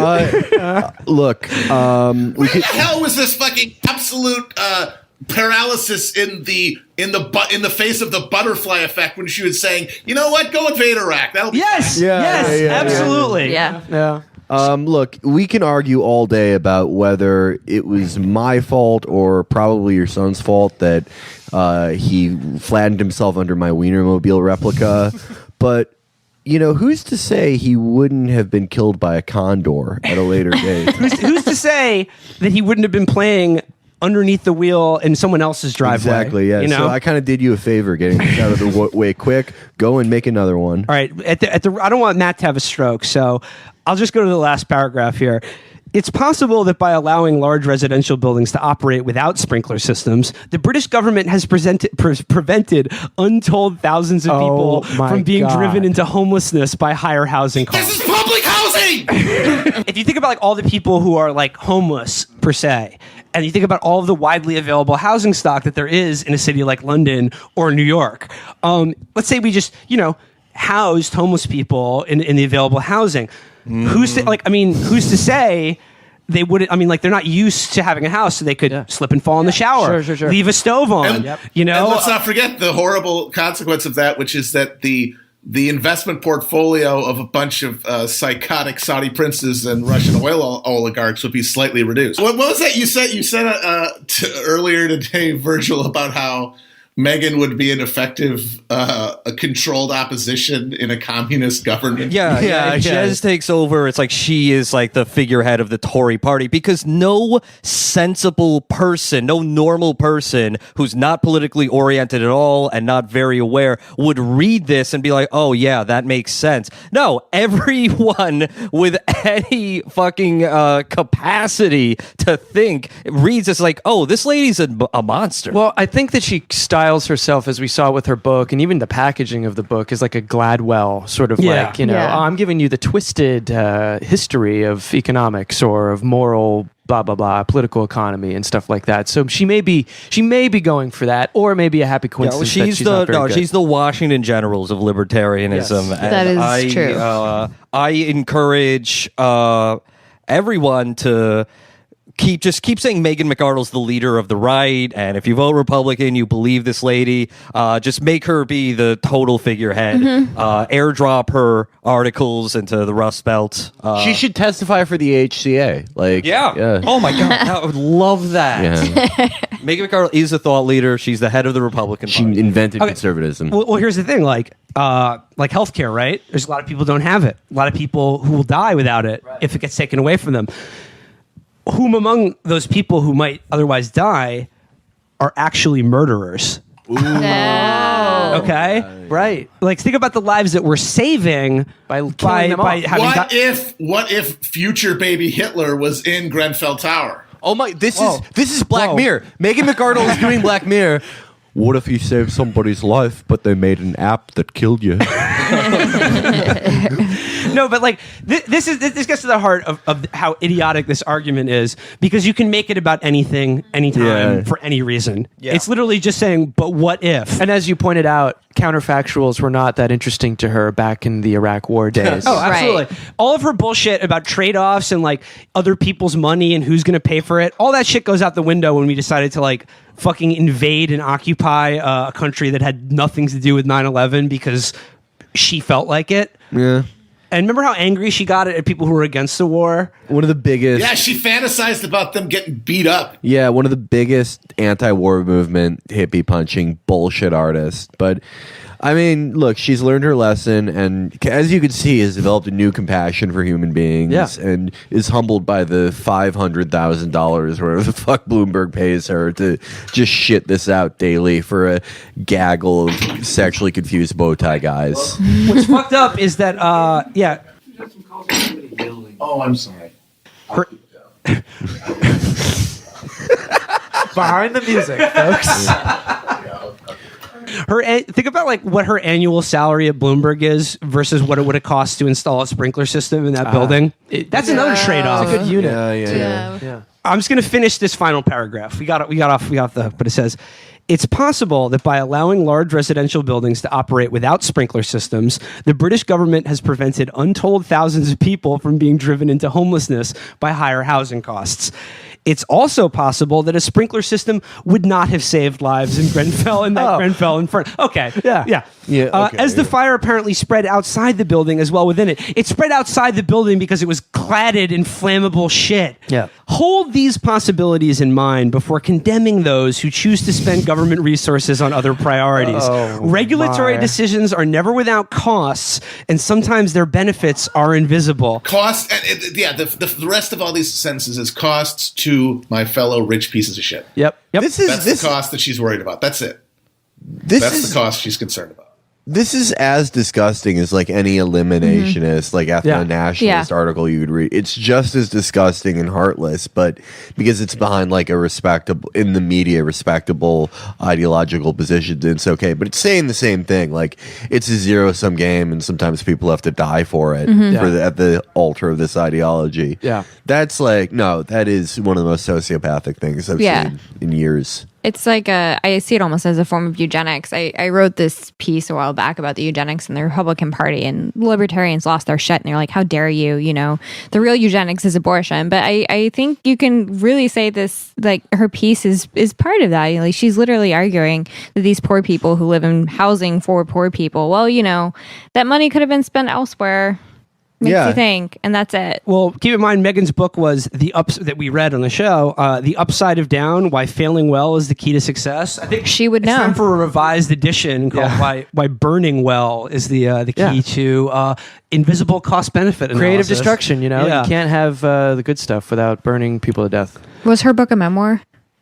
Yeah, actually, Kind of, yeah. We read it on the show. It was probably the most painful reading series besides this that we've ever It done. was the most mad everyone ever got at Will because he assigned us all parts to read from it. And Yes. It was, wow, was that a fucking slog? Who got the sex part? Someone got that part. I don't remember a sex part. I got the breakup. The relationship part. No, What's I your- got the relationship one. Oh, okay. I mean, the sex is implied. No, You have to not use- with libertarians. Well, you have to no. use your imagination. That's McMegan again. I think my line about her after I read this piece was, she's gone beyond both banality and evil. Yes. She's like a new realm. It's like she's so beyond boring. You need the pineal gland exactly. to Like, understand it. No, Megan McArdle is the ultimate like cosmic brain. Yes. Where like you start, the regular brain is like, my God, this unspeakable loss of life for literally no reason other than saving money for a couple assholes and rich people. Yeah. And then Megan McArdle is at the bottom with like universal enlightenment. Yes. Where she sees through time, space, and is now God. And morals. Yeah. I got to talk about McMegan because I'm a connoisseur of McMegan, and it's so funny that like in that long thread she's it's clear what she's doing. She's it's the same move they always do, which is to be like, oh, you claim to care about the poor and working class, but you don't really know any of them. Like presumably I do, and like I speak their language and understand them in a way that cosmopolitan liberals don't. I seem to read a couple things from Megan McArdle right now, and it's funny because it's all based around food. This is from. These people are all just hungry. This is from they her. Just write when they're hungry. I just want to read a few selections from a column McMegan wrote for Bloomberg called "The Gotta Have It All Kitchen Gift Guide." Subhead: Good news, America! You can now buy a Thermomix. Imagine her. What is that? I will let you know. I will let you know. So okay, I'm just going to show them that. Look how long this piece is. I'm going to scroll, and now Okay. you just like let the. All right, 1, 2, 3, 4, 5, 6, 7. Between this and the Eight. Juicero, we're just like a Holy kitchen gadget blog. That's now. like, oh my I'm god! still scrolling. There have to be 24 like paragraph long items. This is on the- different. Oh, maybe I'm sorry, more like 30. I'm still scrolling. Holy I'm shit, still are you scrolling. fucking kidding me? Okay, this is the longest thing McGriddle has ever written, and it's about. it's all about kitchen implements that you And can just buy. like on the road, she wrote it on one long scroll and nailed it in. Okay, on her list, she suggests buying high-quality jar-shaped measuring spoons. Fuck you. You wouldn't think there'd be much to say about measuring spoons. Yes. At least unless you've spent time hunting for your spoons, trying to divine the God. size of a cheap plastic one. No, it's not that hard. Next I item. waste time hunting for spoons. Next item. all the time. Again, and Megan is Is that a speaking. euphemism? When you're hunting for your Yeah. spoons. I mean, Matt, this is like you. We noticed how unbelievably long this is, but like Megan is putting in the work here of educating working class Yeah. people on how to gain the social like capital to wait a get minute, the wait a minute. social mobility to get the health care that they need. Look, okay, yeah, I understand. All right, you live with your mom, you take care of her. You basically survive on her disability and some Medicaid. I get that. You have a high school education. You went to a school with very low standards. You really have no ability to get anything other than like into a scam for-profit college that you're going to pay $100,000 for. I understand that, but where's your microplane? If you just got a microplane to get that real good zest from the lemons in your meringue, I think this whole thing could turn around for you. Yeah, I mean, the thing is, every one of these gadgets is what an upper middle class person uses to escape the eternal screaming terror in their brains that their lives are meaningless and that everyone is surrounded by them hates them, and the only reason people talk to them is because they're all cushioned by this cloud of money and this assurance that nothing will ever happen to them. But deep inside, it's like every day their brain is just replaying Contract to Kill. That's how truly empty and pointless their lives Haven't are. had an orgasm in 6 months? Get a garlic press. Yeah. No, get an extra large spatula. Megan says, a few years back, we somehow acquired a fish spatula. I don't know how because I hate cooked fish. That was when I realized that a very big spatula is How do you accidentally get specialty kitchen items? Matt, calm down. Matt, please calm down. Normal, Matt. I'm trying you to pop educate. like 3 Ambien and then you order them in your sleep. That's the most like exciting- Megan McArdle does. No, okay. That's the most exciting thing that's happened to them. You're stealing my thunder here. I'm breaking out of the holiday gift guide and I'm going back to a classic McArdle column that begins like this. I haven't taken a full count, but as far as I can estimate, we have nearly 90 rolls of Bounty paper towels in our basement. You bathrooms, I can shit all day. You could be forgiven for thinking we were stocking up for an expected flood from a nearby orange juice factory. Just terrible writing. Awful. What? But like, okay, she goes on and on. So wait a minute. Oh wait. For months, so she either has an orange juice factory next to her, which is banal and pointless detail, or she made up an orange juice factory, which is somehow even more banal. This is her and her gamer husband, who of course live in a very upscale part of Washington, D.C. that's just recently been gentrified. And she says, for months I've been dutifully taking paper towels out of their Amazon boxes, wondering why they seem to come so frequently. For months my husband has been tucking the excess neatly away on basement shelves, wondering why our household's current paper towel balance had continued to grow even after he canceled his subscription. The truth was only revealed when my husband happened to be downstairs at the blah, blah, blah. It just goes on like that. I'm just going to really quickly read a few other items from the Gotta Have It All kitchen gift guide for the poor and working class. A pizza mesh, which ensures the moistness and crisp of your pizza dough. Just get DiGiorno! Wait. Do you want it moist or do you want it crisp? Yeah, it's the paradox machine. Yeah. It operates on quantum Schrodinger's Heidegger's crust. Schrodinger's pizza. A twine dispenser, perfect bowls. Let's see. Twine dispenser sounds like an old-timey insult. You goddamn twine dispenser. A Padorno 4-blade spiralizer. Oh, is that one of those long books that Matt and Amber like to read? Padorno. One of those very long books where you guys are like, we love Padorno. Yeah. A Zojirushi rice cooker. Oh my God, lady! That's just an offensive, made-up Asian. Copper, salt, and pepper mills. And by the way, the salt and pepper mills are in the $50 to $150 range. But I got to get down to the very bottom. Honestly, long jockeys.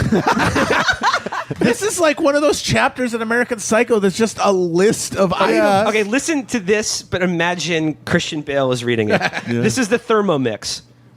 Just as I always begin with the humble lemon zester, I always end the guide with this machine, which is the opposite. A hypertrophied kitchen appliance that chops, stirs, and even cooks the food for you. Being able to cook and stir at once reduces a lot of tedious kitchen tasks, from sauce making to caramelizing onions for bacon jam to a few seconds of prep work. No other appliance in my kitchen has done so much to save me time and effort in the kitchen. For what? What are you saving time for? Do I need a Thermomix? No one needs one, but no other machine is going to let you stick all the ingredients for a bechamel or hollandaise into the jar, press a few buttons, and walk away, returning 10 minutes later to a perfectly done sauce. Or caramelize onions without standing over the stove for an hour. She repeated the caramelizing onions task twice. Because caramelizing onions is like the one thing that like a casual cook would take. It takes like 45 minutes. 40 minutes to do it, right? or so, yeah.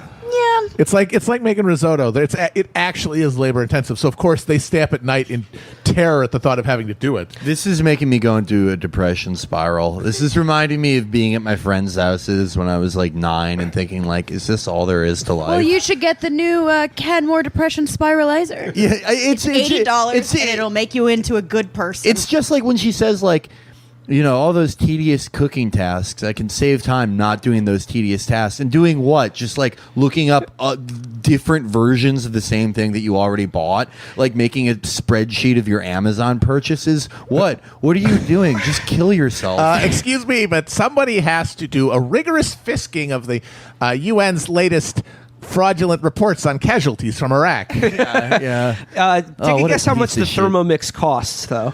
That sounds like a $5,000. I'm going to say $7,500. This is Price is Right it's right cheaper now. than that. It's cheaper than that. Okay. It's only $1,800. Oh, word. You guys want one? Oh, yeah, never mind. That's a good deal. All right, I take it back everything. That's a we're getting one terrific for deal. the Park Slope Mansion. So we're going to whisk together. I mean, our bechamels, our after show bechamels suck. You know, I really want to get a good because we can't really bechamel dedicate sauce. the time. Yeah, to and this do is it the to- perfect time for bechamel to pour yourself a nice warm cup of bechamel, in this drink on the weather. scoop Brooklyn style. Just smell that hot New York garbage air and sip your bechamel Yeah. from a teacup. Let me get a bechamel on the rocks, So- please. Here's the punchline to Megan McGriddle here. Again, everything revolves around food, and just the problems of the poor absolutely cannot be solved by any sort of redistribution of wealth because or property in our society. As she would say, she'd say, I got fewer kitchen gigas than I need, but less than I want. Here's the punchline in the same thread that kicked off talking about David Brooks. McGriddle says this.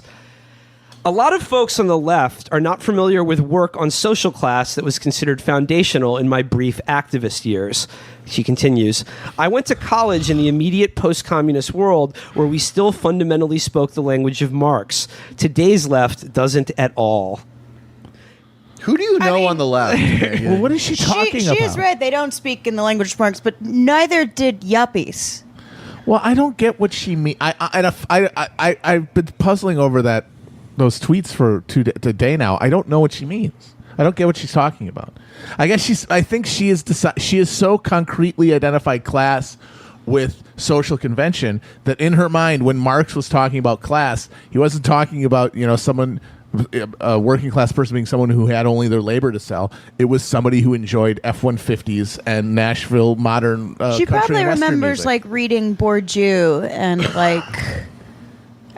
thinks like, oh well, I had Marxist culture analysis. It's like I think upon that me. She's taking sort of the Marxist cultural stuff from like the Frankfurt School and welding Adorno. it. Yeah, exactly. Adorno. Pizza slicer. And welding it to like the material shift in the language of class that happened in the U.S. as a result of the neoliberal turn. Well, there was actually a purging of Marxists from the academy, but it happened way before Megan McArdle was in college. Right, but I think she's just basically saying that all the cultural writing that the Frankfurt School did proves that class is culture and nothing else. Yeah. I think that's what she's saying. She sucks. God, she's awful. Yeah, read that. I mean, I only it's long, but check out the Megan McArdle Holiday Kitchen And that gift guide. insane litany she did, like, she's got a lot of money. She's well off, but she's not even close to one of the richest people in this country. And if somebody like that, who contributes that little, is able to amass such a grotesque menagerie of completely superfluous spatulas items, and thinking just... If you can countenance a world where half of the population lives on $1 a day, and she has 15 types of lemon zester, then you are fundamentally a sociopathic monster. Let them eat zest. Let them eat zest. Because if you don't see that disparity and get just physically fucking nauseous at the injustice of it, I don't want to fucking talk to you. Fuck off. Stick a fucking microplane up your ass. She has an extra one just for that. Megan Megan always inspires such good work. It's true. on the She show. is.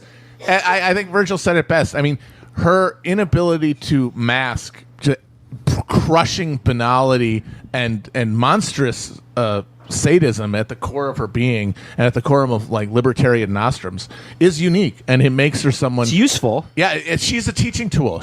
Every one of her things is just perfectly expresses a fundamentally false notion undergirding the whole worldview, and so you can just point to it and you just see the structural elements and how faulty they are. The Comprano McArdle teaching tool can emulsify, caramelize, and enrage your Matt Chrisman, saving you various tedious reading tasks. I don't want to have to read the things if they could just present it right to my face. Only $70,000 a month. I love the idea that Megan, through her holiday gift guides and Bloomberg View columns, is imparting the social cues that working class and poor people need to get, like she says, get the stuff they need. And by stuff they need, she means healthcare, housing, and education. Childcare, elder care. She actually means the Lad magazine stuff. Jessica Alba's poo. pubes, eating bacon in a Ferrari. All right, guys.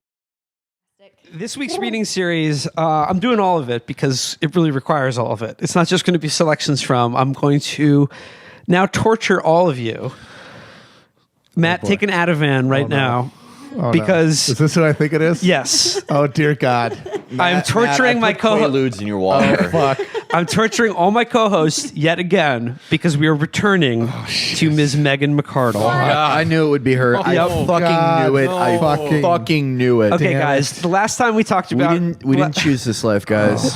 The last time she was on the show, we did a reading series from, I think, it was definitely her most evil column to date. Yes. You will remember that as the one in which she said, used the Grenfell Tower fire incident to say, basically, you can never blame landlords or lax regulations for an easily preventable disaster like this, because if things were different, the people might have died another way. Yeah. Right. That's not an exaggeration. That was exactly... You can't prevent building fires because they might kill baby Hitler. That is the article that nearly got me tased by campus security. Matt, The libertarian butterfly effect. maybe, I don't know, like this one, for some reason... This one is... I'm not going to get mad because it's not evil. It's just so banal and stupid. The last one was her most evil column she's ever written. This one is the most pointless column ever written. Not just her, not the most pointless thing she's ever written. It may be the most pointless thing ever written by any human she being. was paid to write this. We need to make that clear. Bloomberg, this isn't a Medium post. This isn't a Facebook wall thing. She got paid to write this. Let's dive into this now, because this column is extraordinary. This is in the opinion section of Bloomberg View. Again, the title of the article by Megan McArdle is "Why is Italian food so amazing?" Oh my God! Any of you know what bacala is? Of course you don't. Well, it's salted cod. We taught the world how to eat. I didn't. You didn't. He goes to Sparrow once. People burning to death is a necessity for a free society, and also let's talk nosh. Okay. The subhead here is New Yorkers know the rest of the U.S. deserves a taste of what the Italian diaspora brings with it, by Megan McArdle. And before I even begin, I'm from New York. The show's based out of Brooklyn. There's a lot of good Italian food here. Listeners of the show elsewhere in the country, is there anywhere, broadly speaking, in America that Italian food hasn't penetrated yet? No, dude. Food? Italian food. Nah, dude. I'm sorry, I was making a penetration joke. Everywhere has like fine Italian cuisine. You got your Domino's. You got your Papa John's. Olive Garden. Literally Subway. I Carrabba's. lived Fazoli's. in a really Maggiano's. tiny little town, and the town outside of it had a small Italian-owned restaurant. I mean, like they're a Yeah. That was in They're a- Indiana. The they're a, zucchinis are yes, they're everywhere. a smattering of people. All right. Yeah. So just like if you're listening to this now as a listener and you're not in New York or you're from, another place in America that's maybe doesn't have as many Italians historically, just think to yourself, like, is there an Italian restaurant near me? Is there an Have Italian I ever deli? eaten Italian food? It Yeah. wasn't good. Okay. Spaghetti is one of the 5 basic kinds of food. Like, when I think of food, it's that and sandwiches. Let's dive in. I'm going to read the whole thing because I don't want anything to go to waste here. Okay. Megan I'm begins. gonna lay down. New York City, my birthplace. 1776. New York City, my birthplace, is ringed by Italian neighborhoods. Go to Staten Island, to the Bronx, to Long Island, or to New Jersey. It doesn't matter where you go as long as it's within 50 miles of the Empire State Building. Within that fortunate circle, you will find that you are always reasonably close to a neighborhood, or at least a street, full of little stores and restaurants of unprepossessing appearance and fantastic culinary achievement. Tragically, such neighborhoods are a blessing of erratic and patently unfair geographic distribution. So she's talking about Stalin-style population transfers of Italians. Matt, we'll get to that. What I like to do is take the Italians and spread them all around.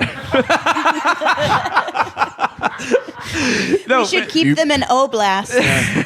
Now, Chef Spicy Meatballio, you didn't build that pizza. The government helped you. The first thing we can sort of, we're kind of see what's coming if you're familiar with McArdle, but the one sentence I want to highlight in the first paragraph is she says, "It doesn't matter where you go, as long as you're within 50 miles of the Empire State Building." I don't know. There's just something about that phrase. I can't quite describe her writing. It's so it's weird. just- What is she even? And I mean, that's not even true. I mean, there is something called sort of the pizza belt, but it extends way up farther north and south on the eastern seaboard. I'm putting myself in the McArdle mindset, and I think when she wrote that sentence, she was imagining one of those Cold War era diagrams of what would happen if a hydrogen bomb exploded over Manhattan, and she was like, Italian food. It's the chef in the pizza box kissing his finger, but it's just radiating outward, and it immediately stops when you get to central New Jersey. Again, there's no time to spare. We have to do this whole thing. In the rest of the country, the quality of the prosciutto seems to be directly proportional to the number of handcrafted teak display cases and also to the elevation of your heart rate when you view the prices posted inside those cases. What?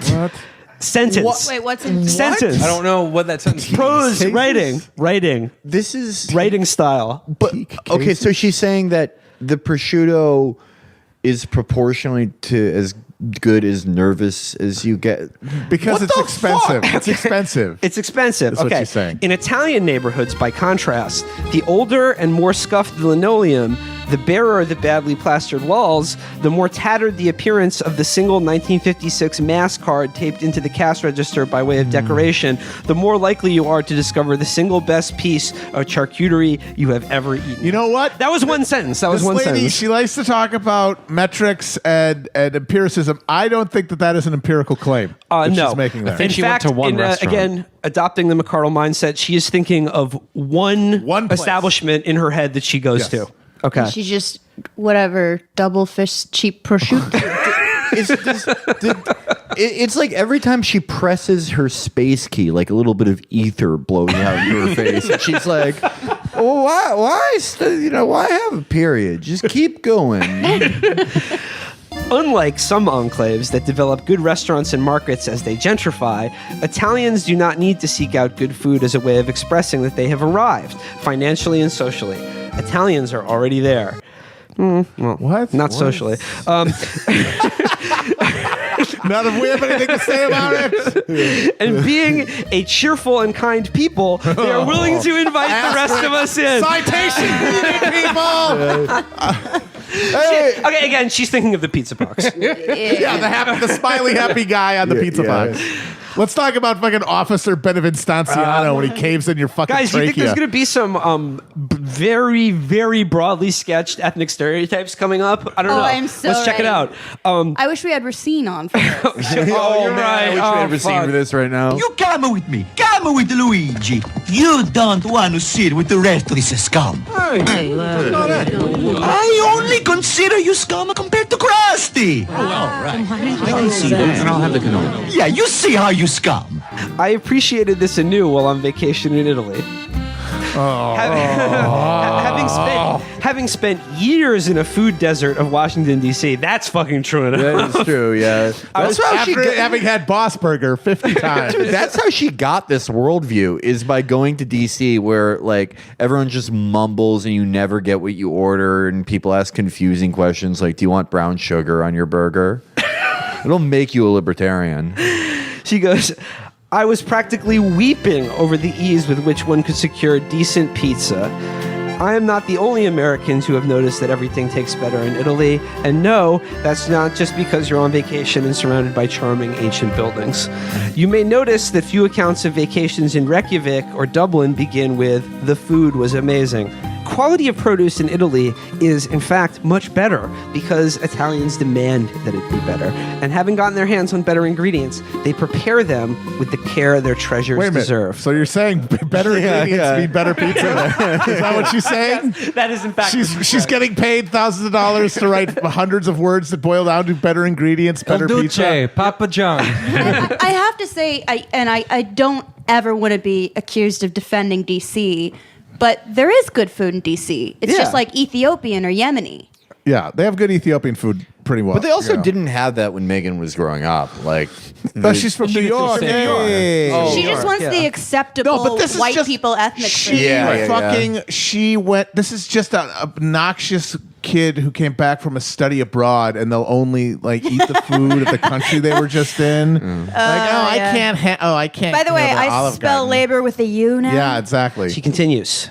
It's not clear why Italians have such an amazing array of exquisite regional dishes, nor why they have held out so fanatically against the bland-defying forces of modern commercial food processing.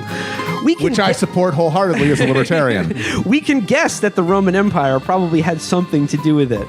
Empires facilitate trade in exotic foodstuffs, and rich imperial barons employ chefs who dedicate considerable ingenuity to finding the best possible uses of those ingredients. During the Roman era, they didn't have tomatoes or pasta in Italy. What the fuck is she talking about? Everyone in the Roman Empire drank like fucking a wine and berry and nut slurry for every meal and just ate handfuls of grain. Their best condiment was fermented fish guts, and they had to dilute their wine with water. Yep. They were fucking dirt savages. And if an empire encourages like culinary genius, that's why we have the famous English cuisine classics such as, Sunday boil and They used to eat swan, but only the queen was allowed to eat swan.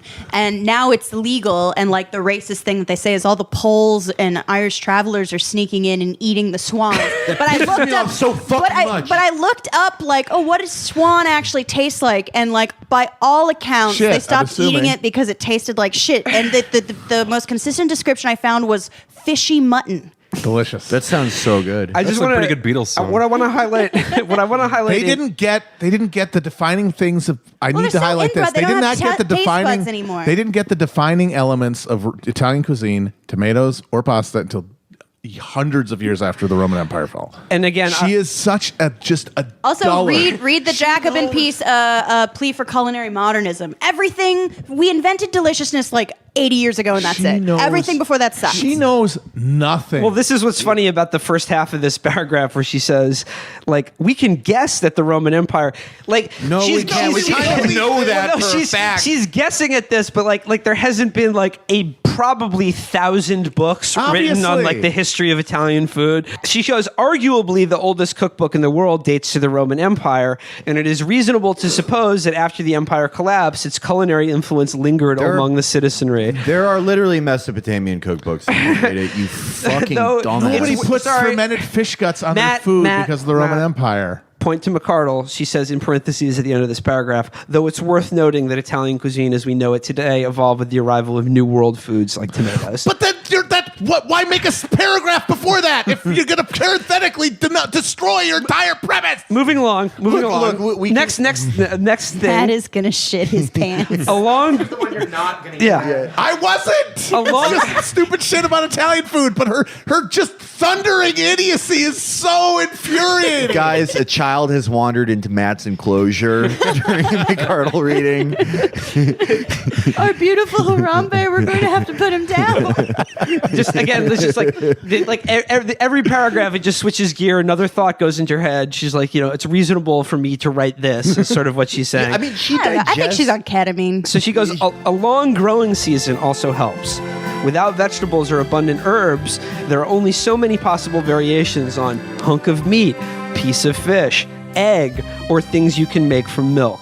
Again, this is another parenthetical. She goes, it's not an accident that the northern reaches of Europe are little famed for culinary excellence. That's not or true that at the all. most interesting and appealing local specialties tend to be either cheeses or some kind of alcohol. Those things are good. Yeah, cheese and booze rule. Yeah, cheese, booze, and bread are fantastic. Also, like, fucking watch Anthony Bourdain every once in a while. Go to, like, Denmark and be like, this is the best fucking meal I've ever had. McArdle kind of like digests ideas like it's Jack in the Box. They're just in and they come out sort of fully formed, but in like a soupy shit that fills your toilet and leaves a permanent stain. It's like she starts out by going, we can guess that Julius Caesar was known to eat spaghettis and meatballs, and, throw a big pizza pie in the air because empire is implicitly good, and that's why I supported the Iraq War so we could get pizza too. By the way, actually, he didn't have those, but you get my point. And it's like, What? It's already gonna. I'm gonna forget that in 10 minutes, but it will just leave a stain, a brown ring around my mind forever. Let's flush again. In your brain toilet. Flush again the brain toilet. We're moving on to the next paragraph again. Ironically, the tenacity and abundance of Italian food culture may also be attributed. The tenacity and abundance. Yo, you gotta fail to succeed to have spaghetti, dude. The audacity of all these haters try to keep Italian food down. It may also be attributable in part to the intense regional strife that followed the Roman Empire and the poverty of Italy's long decline from its Renaissance So wait a minute. peak. So Yeah. it is imperial hegemony and the opposite of that. Yes. Okay. Yes. Good. As my colleague Tyler Cowan, A fellow libertarian dullard, another complete know-nothing shithead. As my colleague Tyler Cowan at the George Mason School for Orphan Studies, Orphan Experimentation and Studies, has noted in his marvelous book, An Economist Gets Lunch. In place of Chapo readings, that's next up on the Chapo reading series. Fuck you, no. An economist The gets very lunch. thought of reading that book. He's just probably I just got a headache. He goes Sorry, to I'm- every pret-a-manger off the Acela. Sorry. I'm clicking through the hyperlink to the book's page. I will fucking kill myself if you do this, Will. A leading economist. I will fucking kill myself and you. I'm going to turn this fucking living room into the Benoit household if you buy that fucking book for us. No. Okay. No. You can't keep getting away with this. Okay. He goes, Tyler Cowan notices that in places that industrialized early, mass commercial canning and television preceded the technological and logistical innovations that made it easy for us to get decent produce year-round. In those places, hungry and relatively poor people developed a taste, or at least tolerance, for bland processed food made palatable by lashings of sugar and fat. Then came television, which favored meals that can be eaten one-handed in front of a screen. That's her art. That's why she thinks food became She's summarizing because of his TV. his It was a thesis. response Yeah. to TV. No, that's why she thinks food got bad. So if your culture pre-existed and came before television and mass agriculture, you still have good foodways. And if you had it afterwards, then you're just used to shit and you're just watching TV and eating it. Why do you need one hand to eat food while watching TV? Because you're jerking off. Unless you're jerking off. If the price is right. She also says, and women moving into the workforce, which favored anything that can be prepared quickly. Thanks to its relative poverty, Italy came to these things late and at a time when global food supply chains were improving. So Italians held on to a food culture that prized care and taste over efficiency and ability to withstand a harsh shipping process. All these things are probably part of the explanation, but they cannot be all of it. Because why, almost a century after the great wave of Italian immigration ended, are Italian Americans still noticeably better fed than, say, their Irish American counterparts? See some sort of evidence for this.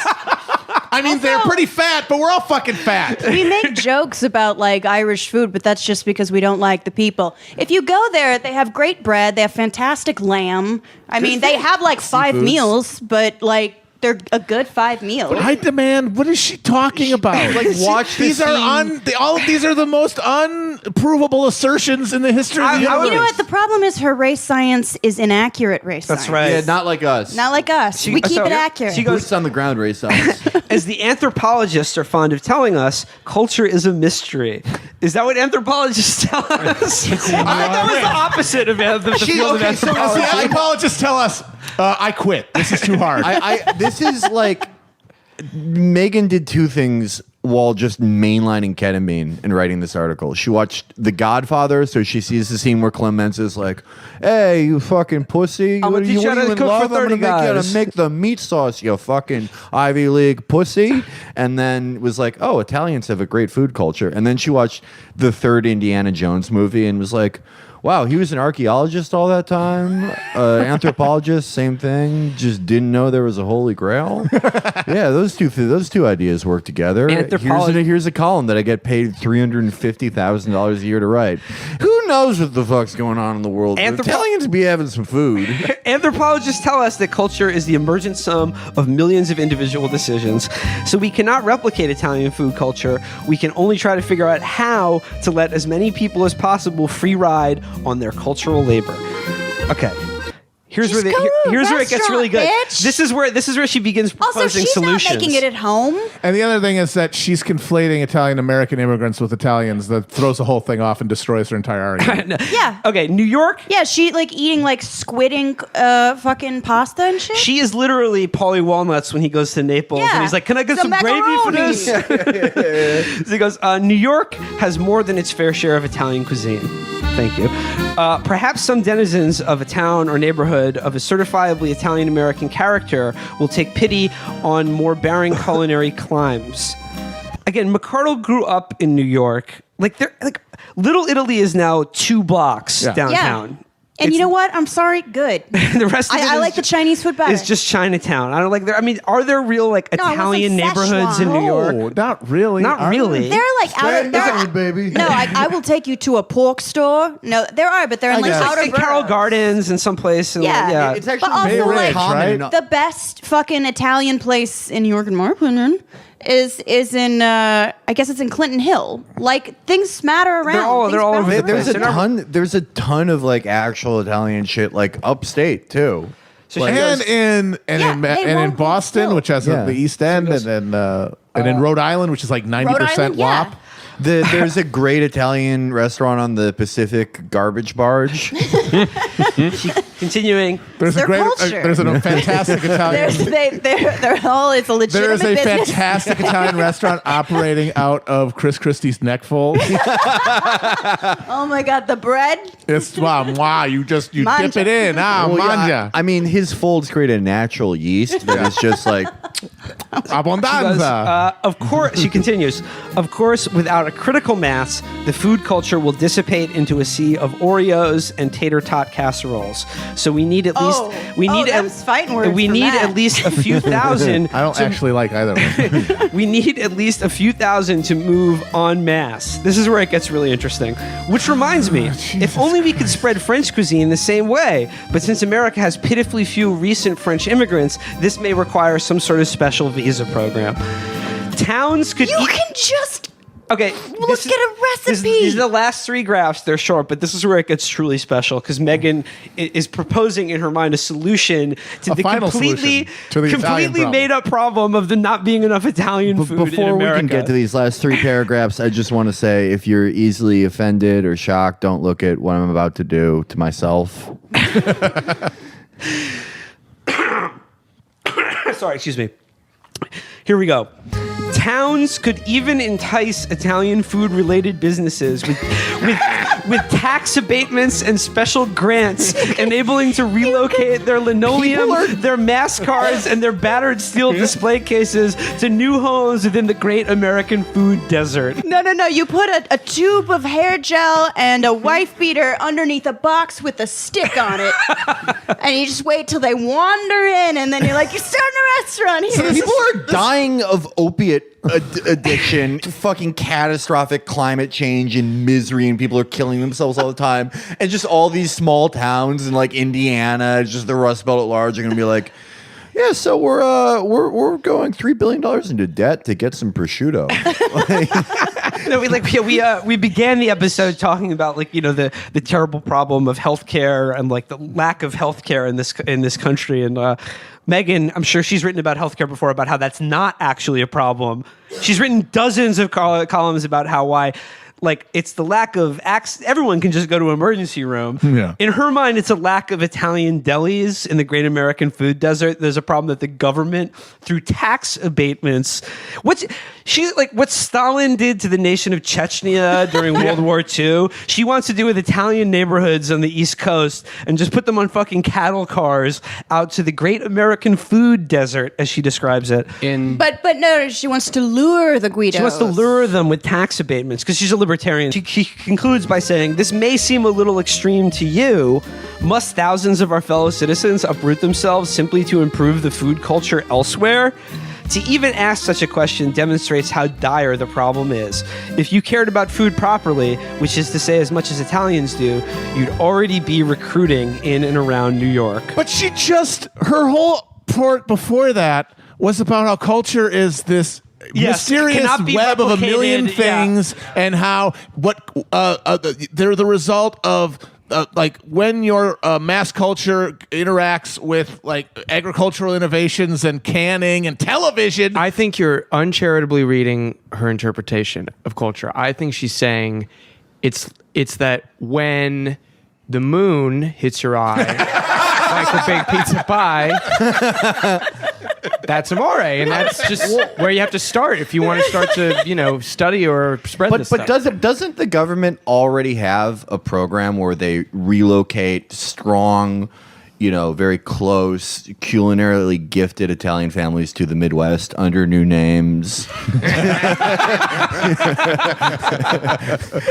I guess it doesn't work because Give me egg noodles and ketchup. Yeah. Ketchup. Again, okay. So that's Megan McArdle, literally the most pointless thing ever written. I'm going to kill myself. I'll see you. Insane idiocy. However, I would like that there is like a nugget of something interesting there. The first layer is that this is what like people like Megan McArdle think are actual problems in America. Yes. Like I said, we began this by introducing what she doesn't think is a problem is like a few hundred people dying in a deregulated fire trap, or let's say that millions of people don't have health care or can't afford it. That's not a problem to her. Not really. What is the fact that not enough people get excellent charcuterie in places with cracked linoleum and mass cards on old-timey registers. And that's just fetish. She's just fetishizing one place that she went to. What's also interesting is we've talked before about how conservatives have this idea about like unemployment and shit and like the problems with like economically depressed areas in America is that people should just move. But they also like wax on constantly about the importance of like community and like being rooted in a place and how important that is. Yeah. So who's to say what you should do? Displacement is good for poor people, though. Yeah. So again, Megan just sort of like was like, boy, I like Italian food. Better write a column about it.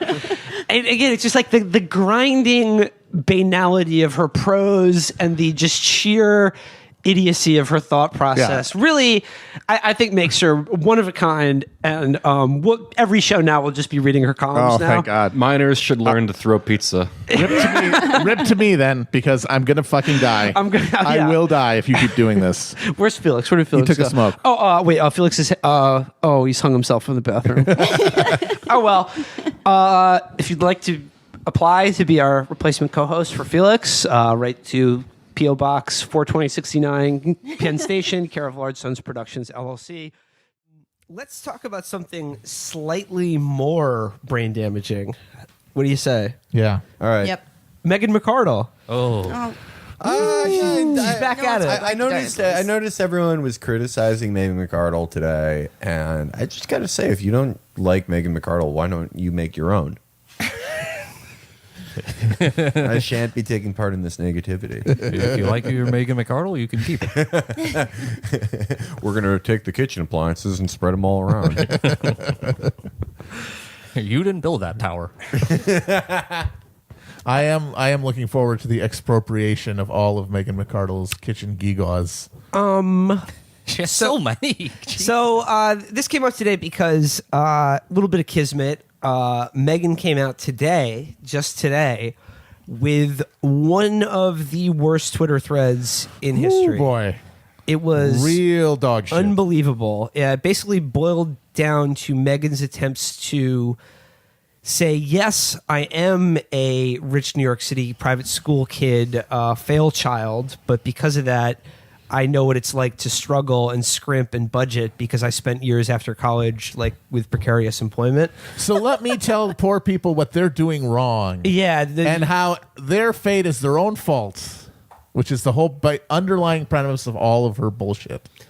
She had some really funny things to say about how the years she was unemployed, she felt like really scared and afraid, even though she was living at home. She was living in her parents' palatial apartment in New York City and had access to all of their wealth. And then she says, when people point this out, well, I didn't feel like I had a safety net. Do you want to talk about that, or do you want to talk about the rules first? I want to talk about the slept rules. in at night. It's just the witlessness, the absolute just mindless obliviousness of just not processing it when people point, because she starts off by saying, I understand, I was born on third base. But anyway, it's like, no, you're done. You're born on third base. You can't you have your experience is not relevant. Here's how Which is she fine, by the describes it. She says, As long as you're a class traitor, it's fine. But I would hope so. She's a class. Yeah, otherwise looter. we would have killed Will a long time ago. I know I'm exactly from the same background as McArdle, except my dad wasn't in the legitimate business industry, otherwise known as being a spectacularly corrupt head of the New York City building contracting. Yeah, there's nothing shady about New York City building. Legitimate businessman. Yeah. Her father's name actually is Francis X. McArdle. And for several, he was in Nation of Islam. Actually. For three mayoral administrations in New York from like the 80s on, he was managing director of the General Contractors Association, which is so fucking crooked that they tried in the late 80s to have the state's organized crime task force. Tried to have make a new permanent investigative agency to look into it. And Francis X. McArdle is quoted in the New York Times as saying he was unaware of any pervasive patterns of corruption regarding his group and that he didn't think we needed more people tripping over each other in search of glory, facts, or whatever. He said while holding a briefcase with a bunch of $100 bills sticking out of it. So this is how she describes like her experience of poverty or working hard and scrimping and budgeting. She says, in my late 20s, I managed a strategic retreat from the upper middle class financially. I graduated from the Great March. I graduated from business school with six-figure educational debt and a job that promptly evaporated. You didn't have a student. I spent 2 years doing Yeah, I don't clerical believe work that. and a little bit of tech work. She says, during that time, I was uninsured. I have a bunch of chronic health conditions. Yeah, because your parents would pay out of pocket. She says, I have a bunch of chronic health conditions for which I had to pay cash. I was living in my parents' spare room. That's impossible, by the way. I have pudding if they were brain. any kind of serious medical condition, you would not have been able to afford paying for them in cash because they cost more if you're not insured. Her evidence of being no, impoverished. but it's self-diagnosed. Are She has that- pudding brain. She had a home to live in and could pay all her medical bills. Yes. And by the way, Megan, one of her... I also just doubt she paid her own medical Well, no, bills. she's lying about all of Yeah, this. this is just like a 100%. lie. She says, I was living in my parents' spare room, which was a bit of luck. Imagine that luck. Had to grind for this view. Yeah. But she says, but I was very broke and very scared. Of what? And then she says, this is even worse. She goes, eventually I had a fantastic bit of luck. I went to a blogger meetup and a woman who worked for the Economist website and met her. And I said, if you ever have a job opening, please let me know. 6 months later, she did. That is not luck. Not at all.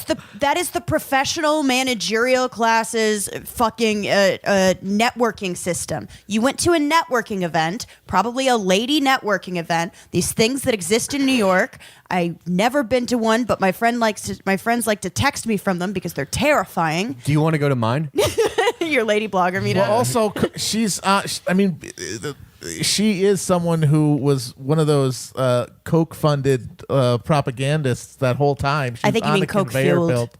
She was on a fucking conveyor belt. At no point in this narration Towards, of her Dickensian relevance. poverty did she ever mention what exact time she became a fellow at Charles and David Koch's Institute for Humane Studies. Well, I'm not mad about the networking thing because my life story is kind of similar. I went to a networking event called the Beer Pals where I met Will, who gave me a shot. He said, hey, I think you can do racism with the best of them. Ready to join the big leagues. Well, and then I was only paying it forward because I was originally put on by a little guy named the Beer Nerd. Yeah. I was You owe lucky him so enough to much. meet the Beer Nerd and just pass through a membrane into a world of influence and Well, privilege. you guys all met at a networking event called IRL Club. That's pretty niche. I liked it. Here's just the last two things in her epic thread. We all of, met in Talon's basement.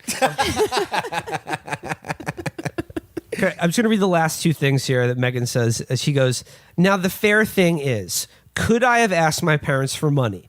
Yes. And these days when I tell stories about being uninsured or some desperate thing I did to stay within my budget, the month of rice and beans was the low point. My dad will ask why I didn't ask for help. And I always tell him the same thing. it honestly never occurred to me that I could. So while I could have and knew that if I lost my job and everything went sideways, they would always take me in, I didn't feel like I had that safety net. So yes, I do know what it is to scrimp. No, wrong. No, you don't. Incorrect. No, incorrect. Just because you, in your own self-regard, have created this like amnesia, this self-hypnosis that says that you were unaware that at any moment you could fucking pull a parachute and be fine, that doesn't erase the fact that safety net was there. Yeah. That you were in a secure position and that you could never fuck up that badly. And she was like, somehow... You were never in the position of an actual poor person whose life could literally be ruined by one bad fucking decision because there would be no backup. That never, ever was part of her life. Well, and she mentions that she was uninsured or whatever, and she always brings this up. Because your parents would pay out of pocket. Well, that's the thing. She always brings up the fact, I know what it's like to be uninsured when people call her that she spends most of a good portion of her column space arguing against things like single-payer health care or a public option at the very least, because in her mind, it will stifle innovation. Well, she's like, look, you can go uninsured. People aren't dying from lack of health care in America. Because their dad will write a fucking check. It just speaks to how... Well, if we have single-payer health care, then there will be hours, even months, to get into a blog networking event. Even after she got that cushy blogging job, she was still struggling because she had to pay $1,100 in rent for an apartment that she says was a fantastic steal. It took her 9 months to find. Oh, God. I like that she also said, like, somehow I knew that my parents would always be there to take me in, like, yes, as I was living in their house. Yeah, you lived there. And also, for most people, like, moving back in with your parents is like a relatively traumatic step backward. They don't have like a fucking like spare room on the fucking Upper West Side that it's basically like living in a really nice fucking apartment. And again, I have like to, it's like you live in the basement now. I have to stress that I have basically the exact same background as McMegan and was a Phil son after I graduated college and leached off my parents for quite a while. However, I'm not fucking lecturing poor people about how they need to put away $25 every month so that in 10,000 years they can have a down payment on a house. Because nothing in those intervening years will come along to take away any of that money that they save. Right. Because that's the thing. One of those insipid things is, 1 month it's a bus pass, 2 months it's health insurance, unless something happens to you. Unless and that's literally the reality anything of it, happens is ever. that any setback is catastrophic. And it means that kind of busy. Oh, you're not the profligate at grasshopper. And again, there's nothing like you're the morally, studious ant. righteous about like never having taken money from your parents. That's fine. It's hard out there. Who gives a shit? And most people benefit in some way. If their parents can help them, yeah. Yeah, and parents want to help their kids when they can. But you're a fucking idiot for acting like your parents didn't help you when you got to stay in the palatial mansion. Well, the joke I made about Megan's parents and her dad in particular is that she never called home to ask for money because she knew the phones were bugged by the FBI.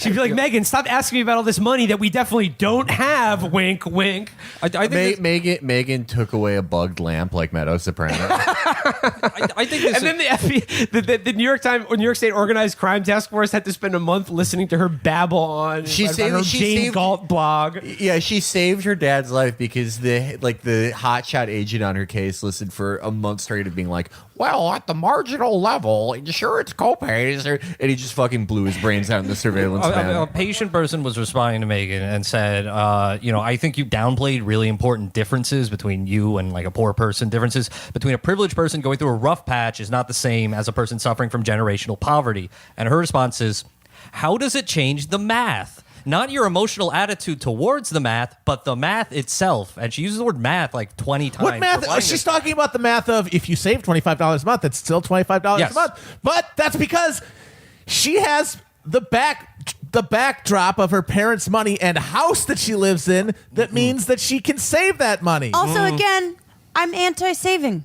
I don't think people should have to save. So I literally think, people are like, well, people are trying to be frugal. You know what? What if you're bad with money? You still shouldn't fucking not have health insurance. Over 100 years ago, Jack London, in a great short book he wrote called People of the Abyss, People of the Abyss, where he confronts the just devastating poverty of the East End of London and tries to like go and live a sort of like gonzo journalism of a very early form. He dispenses with a lot of these canards about thrift and the poor in particular, and he makes the very good case in that book, which I recommend reading, that basically every time thrift is counseled to the poor by the well-off, essentially what they're saying is demonstrate to us that you in fact can live on less, and then you will. Yeah. Every time you're like, as you're showing, oh, I can scrimp and save just this tiny little bit more to get by, you're proving that you can get by with less and that you're owed less from your society. It's like working really quickly one day. That becomes your new and to that speed. and to that $25 thing that Matt was talking about, Jack London already also talks about an entire chapter about, quote, the thing that happened.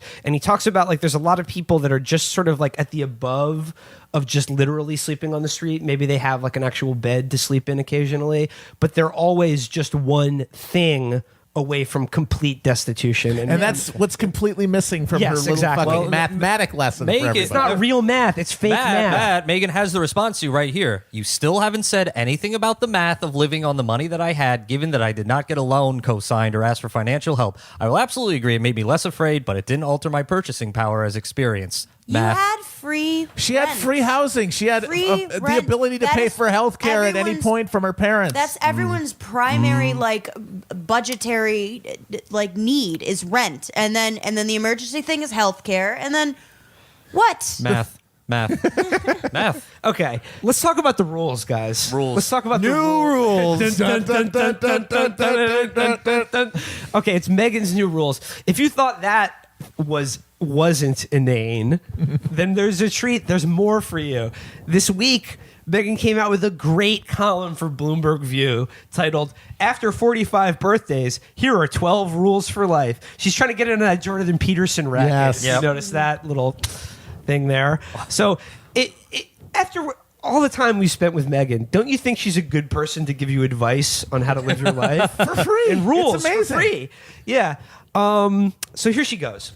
Yesterday was January 29th, meaning that Oprah Winfrey and I are a year older, 64 and 45. They're actually twins. She's beginning her column by just subtly mentioning, not subtly at all, but just referencing the fact that her and Oprah share a birthday. No, both business mavens, both strong black women. Self-made heroines. She says 45 is somehow a very definite year. There is no question that you are middle-aged. At 45, one takes stock. The building years of your life are over, and what you are now is pretty much what you're going to be. That's a terrifying thought. Age 0 to 45. I fuck with a vision, fam. Let's build. 45 on, resting on your laurels of building. So she goes on like so here these are 12 rules for life. She goes, I ought to have some rules. These are what she's gleaned in her 45 years on Earth. Rule number 1, be kind. Rewind. Be kind. Mean is easy. Kind is hard. Okay, this is sort of setting the tone, right? Where she's setting up that it's too easy to be cynical, and we need to do the hard work of being kind. I just want to establish before we're being really mean to Megan, which we have been doing and are continue to do so. Megan is one of the most cynical, hateful, mean awful. people alive. Yes. Right. She has not an ounce of kindness in her whatsoever, No. as evidenced by that last bit of just utterly witless, blinkered self-mythology in which she has somehow struggled in her life. Yeah, she's an over person. Yeah. Everyone else, they don't understand the math, and therefore they deserve the hell that their lives have become. Thoroughly mediocre person who literally wrote a book about how she's failed so many times that she's now successful. Yeah. And doesn't really make Her entire skills. memoir is a cell phone. Yeah. By her own ability, the whole way. So she goes, somewhere in 8th grade, many of us acquired the idea that the nasty put-down, the superior smile, the clever one-liner are the signs of intelligence and great personal strength. 8th grade, when everyone starts reading those Garfield compilations. I went to 8th grade with young Christopher Hitchens, Oscar Wilde, and that's where I learned it. She says, but this kind of wit is, to borrow from the great John Scalzi, he's that He's like the Ready Player One guy. Yeah, like no, he's like him. Yeah, he's an epic bacon. He's like sci-fi red guy. shirt one or whatever. He's one of those guys who's famous for, He's an for Imgur having guy. a blog since 1999 where he talks about like, you know, he's famous because he like broke a story about how Apple will have a new type of headphone in 2004, that type of shit. Just an entire sector of people who should be given their own autonomous region to not bother us. But she goes, that kind of wit is, to borrow his phrase, playing the game on easy mode. So she's going like, all of the people who relentlessly make fun My of me culture, and not shit your all over costume. me, they're doing it easy. What's really hard is writing incredibly convoluted Bloomberg articles about why any attempts to regulate the economy or have a more humane Stop world people from burning to death in their homes. are in fact wrong and should be changed. And fuck it. Rule number 2: politics is not the most important thing in the world. It's just the one people talk about the most. That's because everyone shares the government. Only you are married to your spouse and could knowledgeably expound on their habit of mashing up soft-boiled egg and ketchup into a disgusting paste. Is she talking about Peter Suderman? She's gotta be. There's no way she'd make that up. A little She's not bit creative into enough. her intimate life right Good there. lord. So Holy does he shit. just game eating a trough of ketchup and fucking hard-boiled egg? My beautiful paste husband. she has like a William Sonoma feed bag. So she's going, keep some perspective about politics. It doesn't matter as much as the real people around you. Again, this It is her doesn't matter to Real me. friends, how many of us?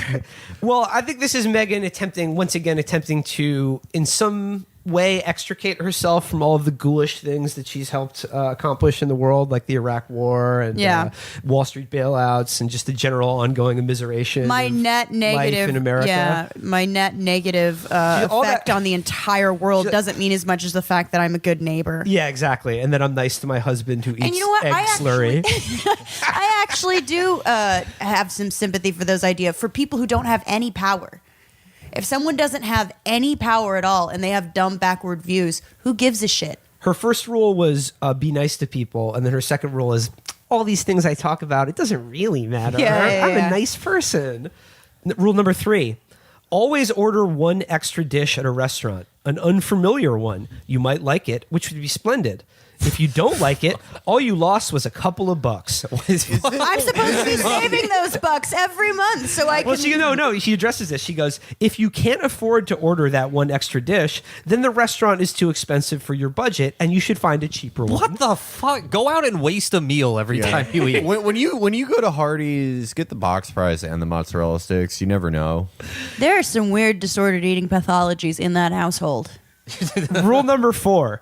Give yourself permission to be bad. I'm glad you've granted yourself that, I'm Megan. on my worst behavior. But wait a minute, being bad is why poor people deserve to live in hell. Well, she said, she's not really talking about them. She's talking about herself. Oh, okay. She goes, Start a war in Mesopotamia. She's not writing to anyone except other Megan McArdles. Yeah.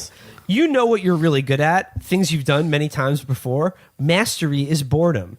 Unfortunately, we like feeling like masters. We hate feeling like idiots. So we keep ourselves bored in order to protect ourselves from feeling stupid. This is a bad That's why we trade. read Megan McArdle. What? Yeah, no, this is just describing her reading one of her columns. she's saying that like when you're playing your favorite first-person shooter, play a different class than you're used to. Mm-hmm. Oh, well, that's good advice. Yeah, I agree with that. Okay, number 5. Go to the party even when you don't want to. 9 times in 10, you'll be bored and go home early. All right, I was enjoying this. I didn't really care, but now she's trying to tell introverts how to live. Listen, you fucking piece of shit.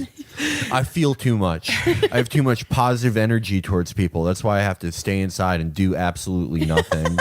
You stupid piece of shit. You don't know what it's like to be an introvert.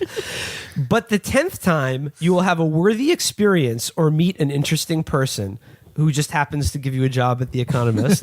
I find it harder to believe Meg McArdle gets invited to that many parties. No, the sad thing is that I knew at least a while ago she was part of a very vibrant social scene in D.C. with all those other blogging nitwits like Iglesias. DC parties aren't parties, Fine. they're work. It was chronicled in the Harmony Korine movie Kids. It was based on Iglesias. I just imagine. I know that those guys would hang out, and I always think it would be like 120 Days of Sodom, Pussy Posse Mark II with fucking like graphs and shit. Just awful. Horrible. No, pop Tamale and I'm on shit eating Excel. scene in that, but it's the egg slurry. Okay, rule number 6, and this goes back to her advice to poor people: save 25% of your income. No, don't tell me how expensive your city is. I've spent basically my whole life in New York and Washington, D.C. Most of it paying it, living rent free. You can save if you want to. What you really mean is there are all these things I want more than financial security. And you're right. You do want them more than financial security right now. But when you're comparison shopping brands of generic dog food or begging your parents for a loan, you'll wish you saved the money. So cut out the things in your life that matter less than financial freedom, that will let you take important risks while sleeping easy every night. Yeah, that if someone who lives on, $16,000 a year sleeps easy every night, knowing that. Well, Megan sleeps easy every night. Is there something wrong with buying generic dog food? It's not very good. Yeah. I mean, you might as well just kill the dog. It's for dogs. They're content eating poop. It's true. They drink out of the toilet. This is a warning to anyone who's feeding their dog grain. I will come to your house. I will blow your fucking brains out, and I will just let your dog free in the neighborhood to take dominion out of this. This isn't a fucking joke. I'm going to do this. Felix is going to rebrand as a pit bull lady. I want to be one of those people. You're going to be one of my 5 aunts that after their second divorce got like 5 adopted pit bulls that attack their children. That's my favorite type of person. The type of person whose only political issue is the vilification of pit bulls.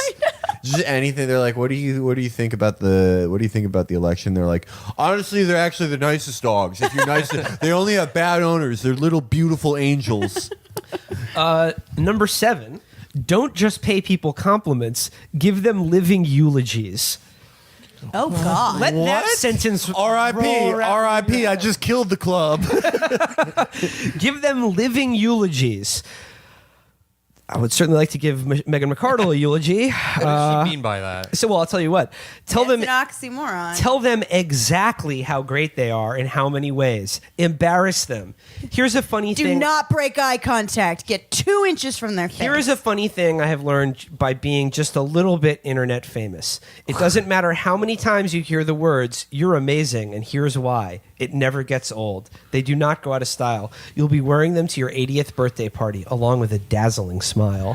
Who is telling her these things? But also, like, what is it like to receive tons of praise and not immediately think, this person's blowing smoke up my ass? What is it like to just take a compliment? I don't know what that's like. Amber, it gets back to the essential point. Every one of these rules for life that she's doling out is just how she wants other people to treat her. Which is never question her politics, always be nice to her, never just like question any of the horrible things she said or written. Give her your extra give her extra money. And dinner. Give her dinner treats. And pay her compliments all the time. What kind of sadist is gaslighting her by telling her how great she is all the time? I want us to all go to one of these awful parties that Megan goes to and demand that she give us each of us a living eulogy. I want mine, Megan. Rule number 8. That thing you kind of want to do someday, do it now. I mean, literally, pause reading this column, pick up the phone, book that skydiving session right now. I'm going to Florida to take flight lessons. This one is really, really stupid and pointless. Not even going to read the rest of it. Number 9. Somewhere around that same 8th grade mark, when we were all experimented with being mean, we get the idea that believing in things makes you a sucker. That good art is the stuff that reveals how shoddy and grasping people are. That good politics is cynical. That realism means accepting how rotten everything is to the core. The cynics aren't exactly wrong. I'm still employed. Sorry, that was just my little editorial injection. There is a lot of shoddy, grasping rottenness in the world, but cynicism is radically incomplete. Early modernist critics used to complain about the sanitized unreality of nice books with no bathrooms. The great modernist mistake was to decide that if books without sewers were unrealistic, reality must be the sewers. Can you follow that? When was the last time this person read a book that did not have a horse on the cover? I like this entire list is sort of coming together to me, and it's like it could just be called like the power of 3, like a religion that Will Smith invented after leaving Scientology. Just complete asinine horse shit. Like, positivity is actually the most radical thing you can do. Call a suicide hotline and ask the person on the other end how they're doing. Like, what the fuck are you? I think it's actually worse than that, especially with this rule number 9, which again, I think she's attempting to retcon the culture to make it more hospitable to people, her and people like her. What she's saying here is that art that confronts the miserable conditions of the present or makes a stinging critique about the world we live in is fake and cynical. And good art that actually smart people enjoy is nice and has a hopeful message. Nobody shits. And you can believe in things like Austrian economics and not be a sucker. I think there is something kind of to just the horribly boring media people consume, like the navel gazing movies about like people who have bad sex in Brooklyn, and people are like, that's so realistic, and it's like, no, it's not. You just have a bad life. But all the other side of that is that Megan wants a equivalent TV show about like a blogger going to nice dinner parties and ordering 2 meals at every one. Yeah, I got 2 meals, one for the work, one for the. Her favorite movie is definitely the Nora Ephron classic Julie and Julia. The audience for Megan McArdle is Rip Torn's Air on 30 Rock. Kathy Geist. Yep. Rule number 10. Don't try to resolve fundamental conflicts with your spouse or roommates. I agree. Let them fester until one of them murders ketchup, you. egg paste, and leave it alone. Just let it fester until one day it blows your brains all over your delicately appointed kitchen. Matt, that's cynical. A wise man once said, chaos is a ladder. The only people who win marital arguments about bedrock values are divorce lawyers. I mean, you wouldn't say, I have a free hour, I bet I could solve the Israel-Palestine conflict and still have time for a spot of tennis. McArdle probably has written a column where she attempts to resolve the Israel-Palestine conflict. Well, where she did it. Yeah, it's rooted in property rights. That's right. So why do you try to use the same hour to convince your spouse that potato salad should have pickles in it? If you want pickles in your potato salad, chop up some pickles and put them on the side so you can add it to the dish. If you have radically different... That's not a meaningful fucking conflict. Okay. Yeah. He's given up on her That's gamer also, husband, I'm right? sorry, really, the best parts of relationships is arguing about stupid shit and not getting mad, just holding an arbitrary position. Those are the arguments that people have Those in are the fun. rom-coms that Those she end in enjoys. sex. Those are fun. I want to see like one day of the McArdle household with just her gamer husband playing World of Warcraft and grunting at her whenever she says something, which sends her Sucking into eggs through a which she straw. just sucks it up and she just goes in this pit of despair where she takes out the Williams-Sonoma catalog and just orders every kitchen appliance she can find. After she's rebuffed again by the gamer husband, she goes into the kitchen and plays a series of Amazon Dash buttons like a giant keyboard until her house is filled with like just 80 rolls of toilet paper, 4,000 Tide Pods, silicone ice cube trays, and funny shapes. Rule number 11: be grateful. No matter how awful your life seems at the moment, believe me, Megan, I can relate to that. You have something to be grateful for. Focus on it with laser-like, single-minded devotion of. Focus on it with the single, laser-like devotion of a dog eyeing a porterhouse. This is her great This is her great writing right here. It's a metaphor. You have been granted 2 billion seconds on this planet, give or take. You are a billionaire. Holy shit. Is like, Steve Harvey, is that you? No, holy fuck. No, poor people should That's be grateful. so They're stupid. billionaires too because they've rented $2 billion. This is called the time economy. Shut the fuck up. Then trade with one of them, Megan. Trade with one of them. Can all I'm so grateful to Robert Mercer for letting me lease these 2 billion seconds. Finally, rule number 12. Always make more dinner rolls than you think you can eat. For some reason, dinner rolls loom much larger in our imagination than in our stomachs. That's rule number 12. Always, Okay. Man, I haven't had a dinner All right. roll in a while. Let's get dinner rolls after this. Yeah. Okay. Actually, that does sound good. Yeah, dinner roll with like some nice There you salted go. butter. They were, gotta get they were something- the best thing at the school lunch. There you go. We was- said a was roll lot of day. bad things about Megan McArdle, but we'll say one nice thing as well to show that we're mature. She should be shot out of a can. Oh God! Yeah, keep in mind all her rules about being nice and being grateful for what you have. The next column she writes about how the downside of maternity leave. Yeah. The unseen costs of free daycare. Is starvation really that bad? Anyway, you know what was good? The first time I went to Red Lobster and it was with you guys and we got those cheddar biscuits. The Cheddar Bay biscuits. That's rule number 12. Let's get some of those. Yeah. I'm down. We have to go to Queens, right? There's one in Times Square. Really? There's a Red Lobster in I'd Times rather Square. go to Queens. Yeah, I'd way rather go to Good one, Queens. the one in Times Square. Well, we can go to the M&M store after and just see that sexy green. That's Oh my God. That's what I'm talking about.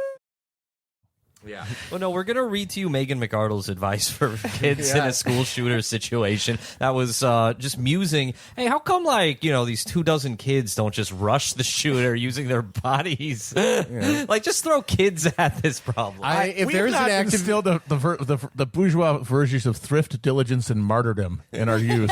We need to teach our kids about how the Soviets won Stalingrad. Yeah, take no step back. If you don't have a ruler, pick up a ruler from one of your fallen comrades. The flag that they raise over the Reichstag is just the turkey that you cut out of the construction paper.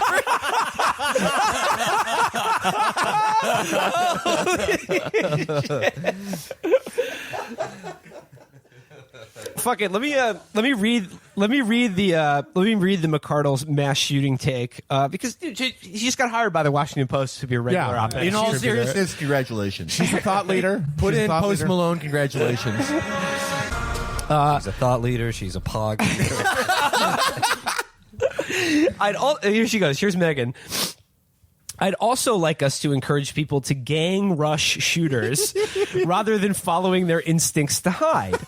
This is less realistic than Red Dawn. Well, what's so amazing about this is her whole thing, their whole skeptical libertarian thing is they're always there to throw water on any kind of social engineering scheme, right? It's like, well, markets are sort of people's expressing their preferences, and we kind of have to let that work, and because you always have a negative consequence for trying to do something. Like you might put fireproof cladding on a thing, but that's costing money and time that could have been done something that might be more important. Blah blah. That's all it is. But she wants us to somehow, she doesn't say how, inculcate into people from childhood to ignore their instinct to survive and become a giant organism, to become in a beehive or We're going to ants. become a Gundam. To just be stop being an individual who's worried about life or death. Become part of a collective being that can swarm over someone and doesn't care if it lives or dies. Some of you aren't going to make it. How's that for fucking social engineering? Here, so let me read the rest of this. She goes, rather than following their instincts to hide, if we drilled it into young people that the correct thing to do is for everyone to instantly run at the guy with the gun, these sorts of mass shootings would be less deadly. Because even a guy with a very powerful weapon can be brought down by 8 to 12 unarmed bodies piling on him at once. Would it work? Would people do it? I have no idea. That is the best way to introduce a plan. Treating high school like Full Metal Jacket is kind of how we got into this problem. Preschool. Teaching you got to start them when they're kids because this was after Newtown. Wait, read that the was in an last- elementary after school. Newtown. Let Will read the last line. Would people do it? I have no idea. All I can say is that both these things would be more effective than banning rifles of pistol grips. I can say that for definitely sure. say that. Imagine what that training would look like. Bunch of 4-year-olds Crying. You're hitting them with riding crops. You're telling you're them beating that them with soap death and a is sock. glorious. Oh my God! I know just It is glorious to die for the cause of your school. I know Matt, you just say the that guys to train the kids. We were watching their videos. Well, Matt, you say Iran managed to do Well, it. what's like saying? She wants no other element of that. She doesn't want any kind of she wants atomized neoliberal subjects in every way, but she wants to turn children into Bazige fucking fucking wave attackers. That is Minesweepers. insane. It proves that she's absolutely ad hoc making up bullshit. None of it is connected to any kind of broader idea. It's just, well, I can't say that gun control is good because that's what the libs say. What else? What could I do instead? What would not be gun? I got to say something because you just sound kind of like out of touch and callous if you say, well, there's nothing we can do about kids getting killed in an elementary school. But I can't say we can get rid of guns because the libs say that. How about we get a cadre of child soldier brainwashers. Oh. We hire a bunch of guys who abduct kids and turn them into soldiers in like Central African Child Republic. soldiers. No, well, the people who train the child soldiers, and we take them to every The school. child wranglers. The child wranglers, and we Yeah, put what's one the in every title? school. I don't know what the How title about how about you put them in sort of a studio environment with club quality music and lighting, an encouraging environment, soldier cycle. But it's like, how do you integrate a world where one class a day, it's like you got reading and writing and arithmetic, and then death swarming. The as a four class. 4 R's: reading, writing, arithmetic, and rampage. Yeah. How do you integrate a school system, a culture that has that as a key component of childhood education with the sort of go along to get along laissez-faire market world of individual consumers that she advocates in everything else she writes? Look, she's not saying she has all the answers. But I feel like there are no bad ideas in brainstorming, and you're being really negative. Yeah, look, it's a complex world, but if I could teach my kids 3 things, it's manners, math, and martyrdom. Beard. All right, so before we wrap things up today, we did want to check in with you. We've been talking about the merging of sports morons and political morons, and this is the perfect topic, the perfect author. Wouldn't you know it? Friend of the show, McArdle, registered a take in the Washington Post called "A Defense of Roger Goodell." That I would be remiss without getting your thoughts on. I'd just like to point out that she actually plagiarized that for me. I wrote an article in defense of Roger Goodell like 4 years ago. So just from the get-go, I like it a lot because it's my own take that she's recycling. I haven't read this. I'm going to just make a shot in the dark guess. Does she start off by saying, bear in mind, I don't watch football or know anything about sports, but it seems to me that this is how things should go? Not quite. Because I can't believe she's a football fan. I mean, maybe she is. I don't know. I don't know what any of these ghouls like. I mean, when I think of Megan McArdle, I honestly just imagine her standing stock still in her incredibly well-appointed kitchen, just staring at the wall. I think the basic premise... Or just cutting fucking carrots until she has a giant pile of them. Like Clooney and Born After Reading. Yes. I think what she's like getting at is that Roger Goodell is in a tough spot. Yeah. And therefore we shouldn't be allowed to criticize him. It goes back to what I said about, that's exactly what she's going to do. It Gotta goes feel back for to the my guy. J.R. Smith thing.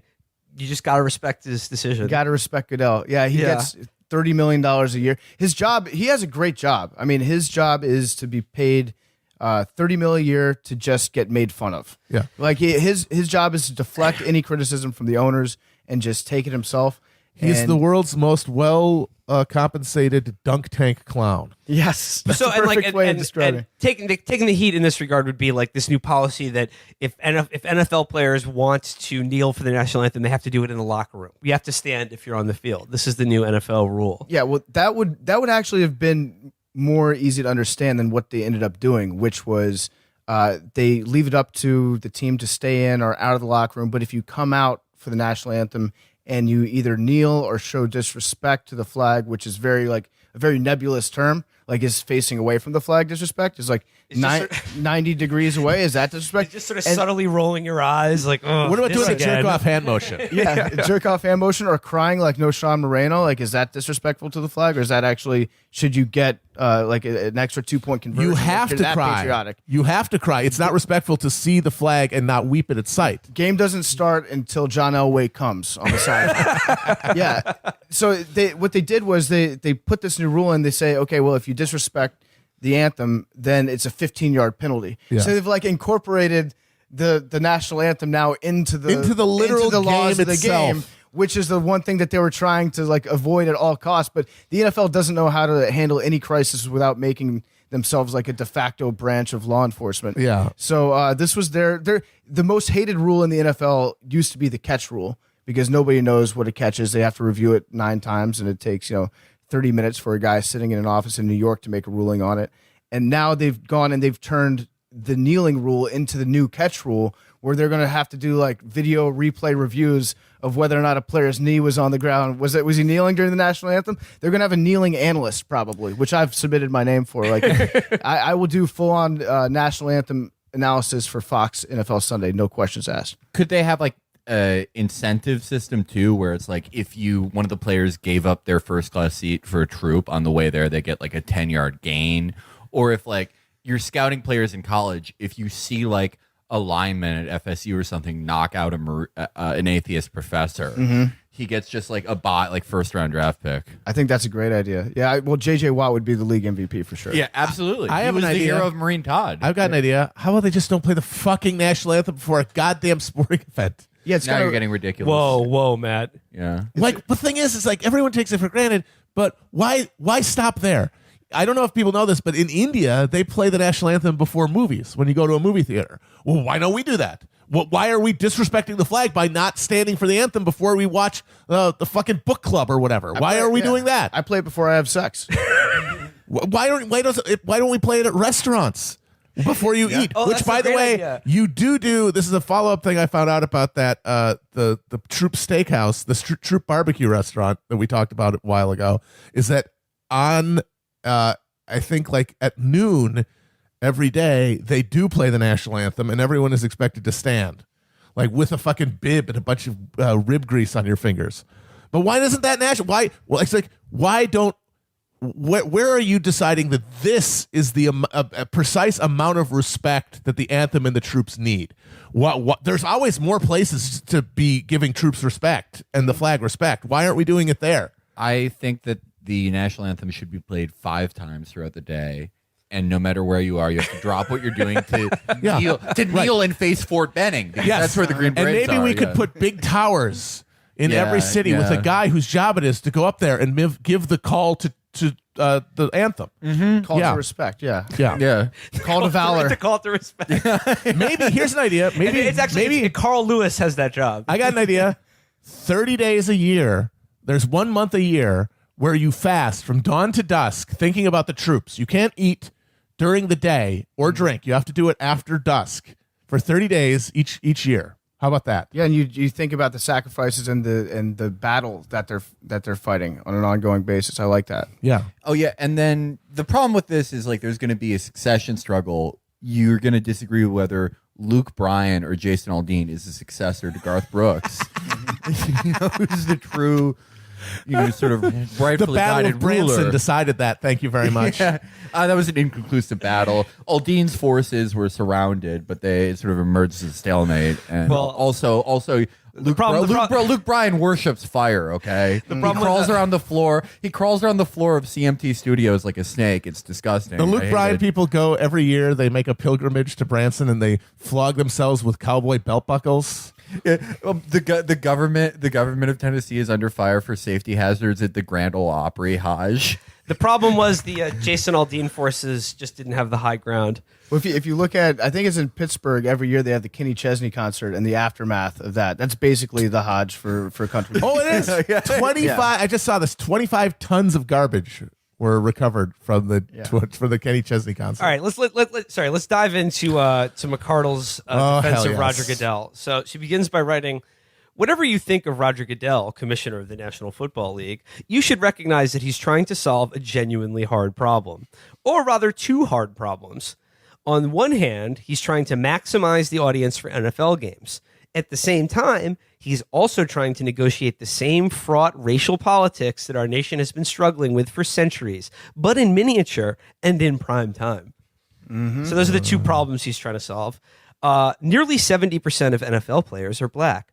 Why wouldn't those players want to use their privileged position to highlight one of the most pressing problems facing their community today?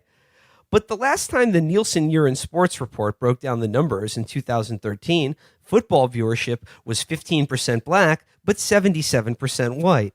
Only 35% of whites are sympathetic to the Black Lives Matter movement, which seems a reasonable proxy for their sympathy for the kind of in-your-face protests that refusing to stand for the national anthem It's represents. totally in my face.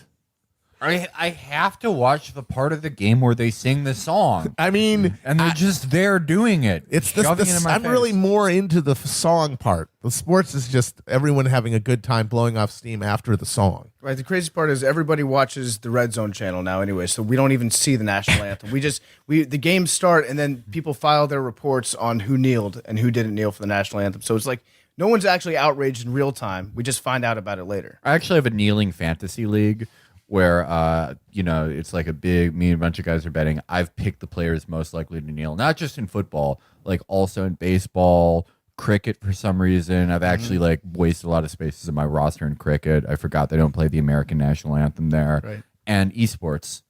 Who's starting the game in Overwatch by making their character crouch? By the way, do they before the Overwatch tournament? Do they do the national anthem? Do they stand for? They the play the national anthem? Overwatch national anthem, which is a Lady Gaga song. I do like how in any one of these, in any situation where Megan feels the need to comment, what compels her to comment is her instinctive sympathy for someone in an absurd position of power. Yeah. That's the only thing she cares about. So she says here, let's be clear. Whites should be more sympathetic to the problem of racial inequities in the criminal justice system. If cops treated whites the way they treat blacks, white people would not be arguing that crime is the real problem and that profiling is just statistics. Of course, Megan has argued that on numerous occasions herself. They'd be frantically calling for legislators and muttering about the Second Amendment. But few human beings of any color are as keenly alive to the suffering of others as they are to their own travails. So however desirable, it seems unlikely that white America en masse will suddenly muster towering outrage about a problem that doesn't much affect them, not even if they see athletes protesting it on national television.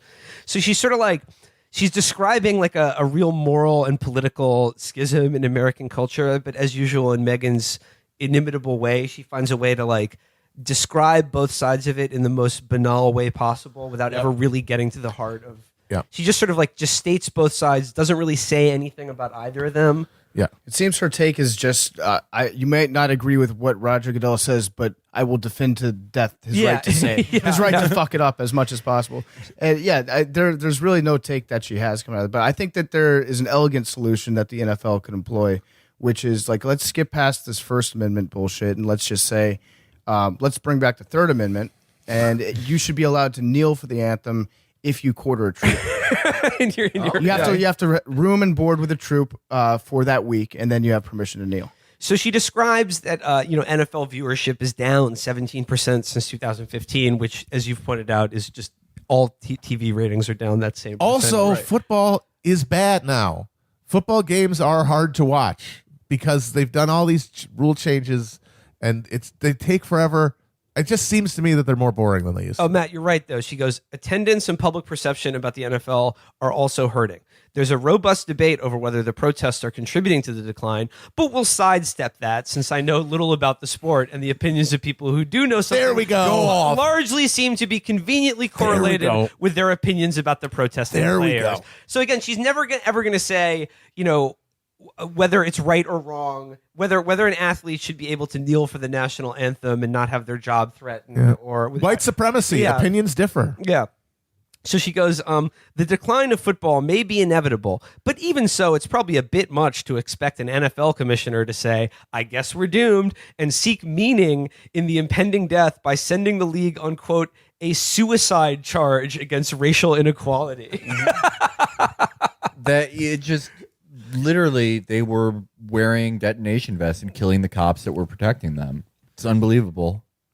And she goes, I'm not going to read all of this, but she goes, the solution that the league's owners actually chose was the kind of mushy compromise America used to specialize in, designed to please no one but satisfy everyone. McArdle believes that is like the height of morality. But she goes here, which encapsulates another problem that this country is struggling to solve. The burgeoning politicization of every facet of American life. And not just the vague patriotism of playing the national anthem at sporting events, but the specific political vision of one of our nation's two warring tribes. And then she just goes into talking about tribalism. We live in a society. Thank you, Megan. Everyone's in a tribe except Megan. She goes, there's a deeper and arguably more important objection. A healthy society needs to foster spaces where we forget about our political divisions and unite over something else. Without those spaces, we don't have the common reservoir of goodwill, of shared identity from which durable political change must ultimately be forged. So what she's saying here is NFL players or any black person concerned about the way the cops treat them, you're going to have to take the L on this one, at least as far as football goes. Because it's a space that we all need to come together in.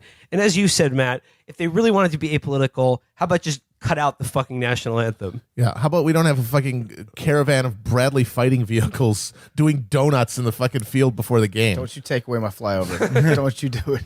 I mean, like most entertainment that people consume is devoid of politics. Like that's the dumbest thing about this take. Like, if you broke it down by age, like you would find, by my rough estimate, there's about like 2 million, maybe probably less than that, people in all combined American media markets who want to consume like cable news all the time.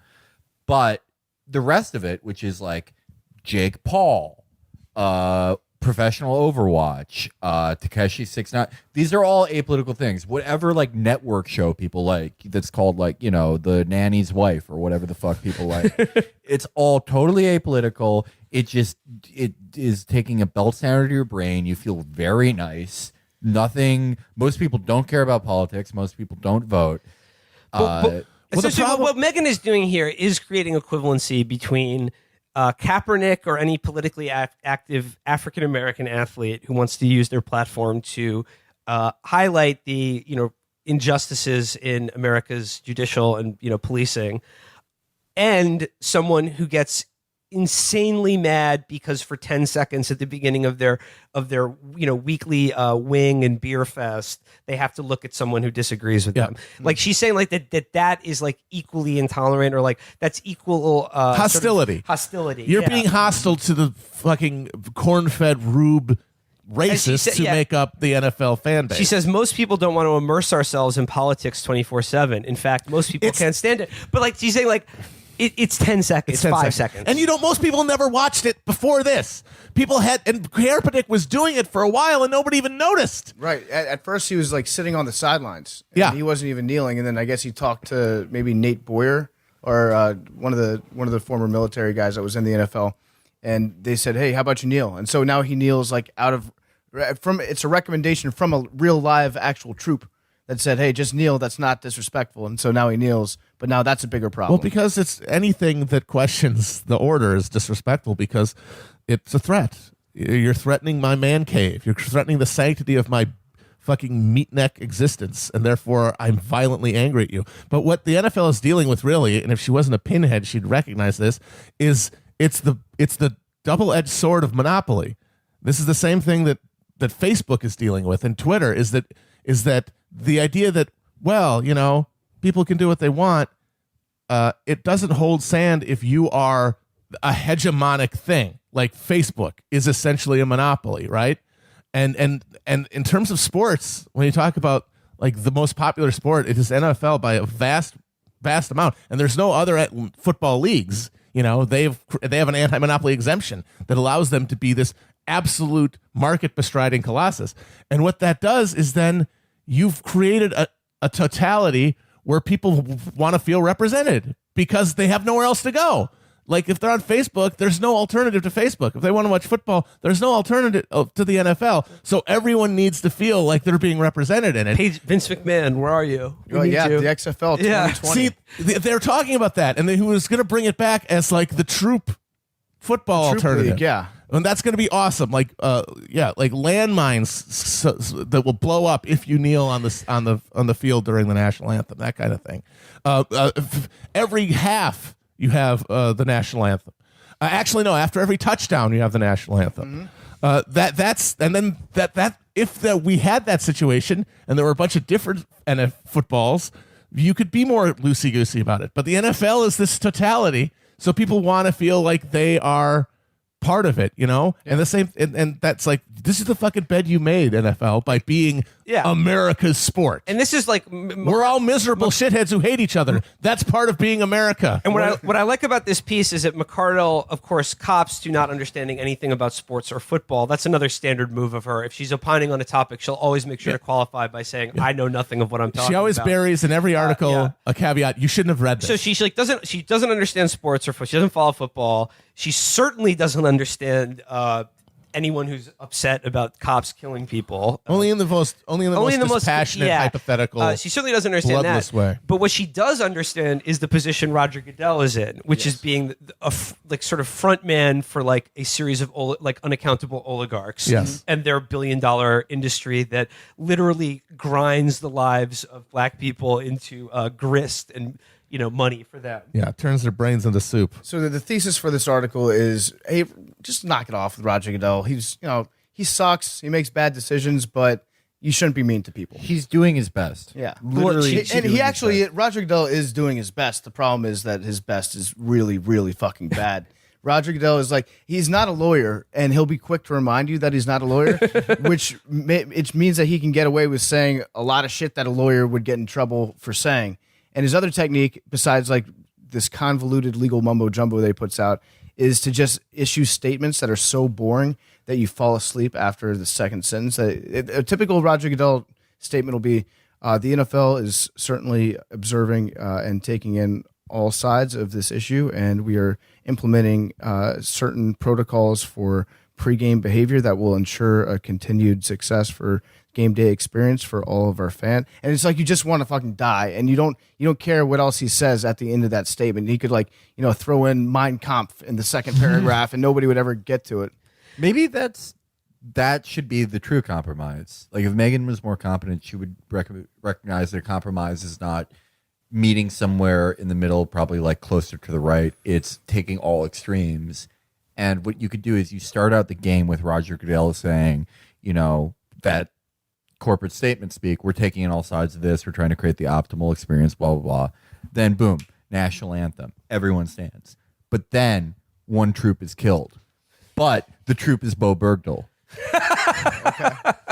And everyone is happy. Everyone gets to do the thing that they like. Fans of Roger Goodell, of which there are many, get to experience him, and he gets to level the playing field. Fans of the anthem get to experience that. Enemies of American Empire get to enjoy something, but they're not taking away of anything from the right wing people. They hate Bo Bergdahl, and we can keep finding deserters. What this article is Megan is actually, she doesn't like sports, doesn't really like art or culture of any kind.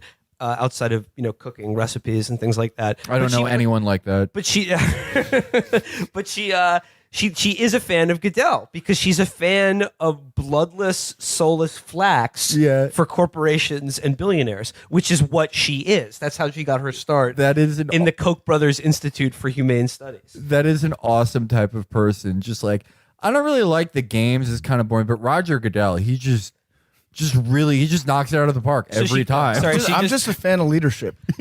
She closes here saying, fervently supporting free speech doesn't necessarily imply that everyone should have to listen to that speech every waking moment, which is why you can support what the athletes are kneeling for and their right to speak forcefully for their opinions without retaliation or censure, and yet still recognize the wisdom of a Goodell-style compromise that leaves Americans at least a few arenas where they only have to root for one team at a time. Oh, Roger, you left it. By the way, on the field. without retaliation or censor, like Kaepernick still doesn't have a job in the NFL because the owners literally colluded to keep him from one, or even a sponsorship deal. Yeah. Hey, so Roger Goodell, Player of the Year, though.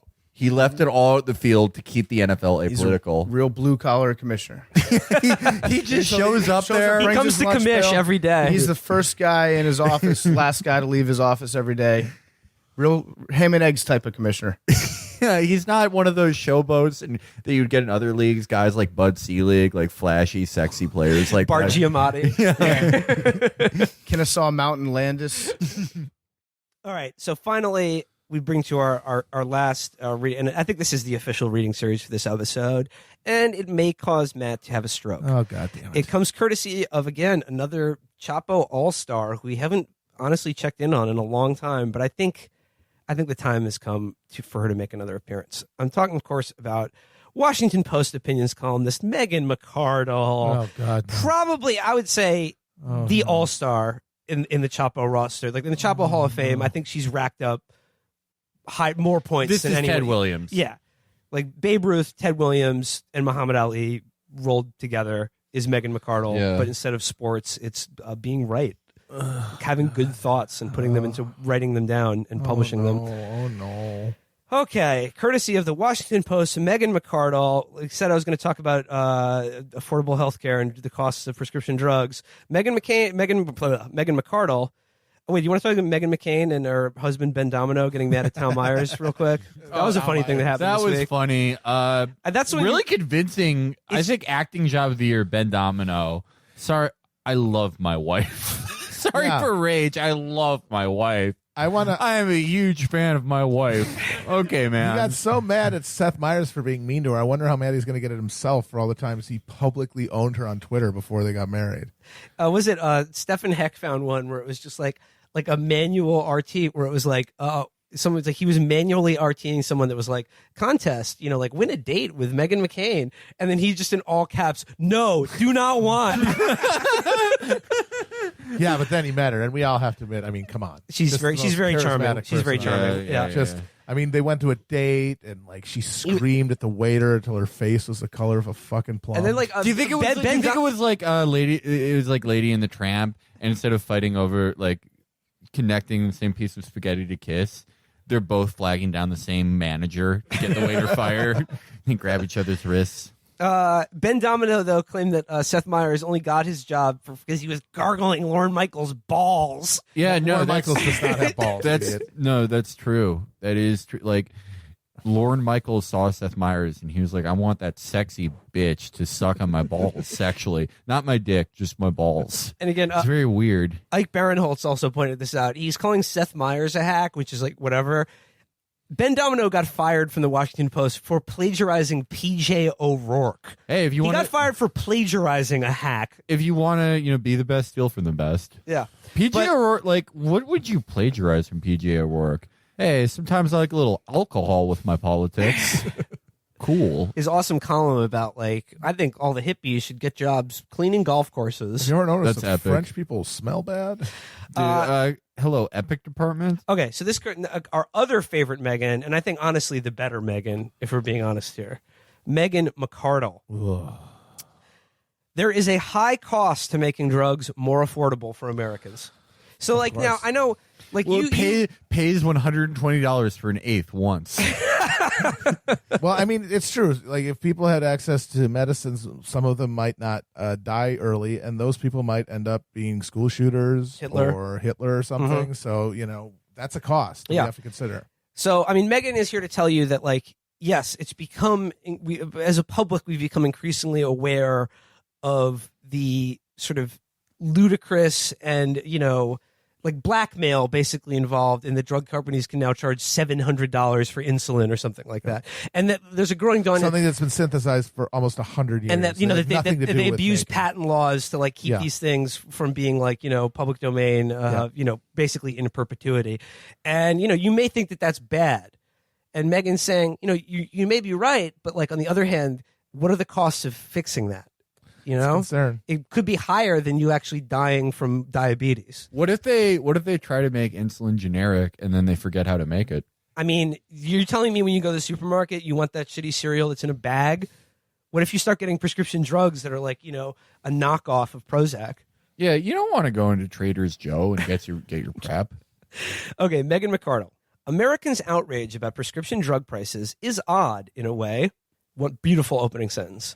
Drugs account. I love a nice declarative, clear statement of intent to begin any article. I always like to begin an argument being like, "Hey guys, I don't know about this thing." Well, as you're aware, the most infuriating part about Meghan McArdle and her writing / thinking style is essentially laundering her hard right-wing point of view through obscene twee affectations and absurd hemming and hawing, where you go on the one hand, on the other hand, and you make it seem like you're being giving a fair-minded representation. Yeah, just give me Ayn Rand over this shit. Absolutely. Yeah, no, Ayn Rand knew what she believed in and would say that you're a worm if you think otherwise. It's like if Meghan McArdle wrote that shit, it would be like, A kind of equals A, I think, maybe. But one could see a scenario where it equals B. Who is John Galt? I don't know. People are kind of saying he's a guy. But is he? I don't know. I mean, he might be a guy. It's fun. I kind of think he's a guy. But it's weird.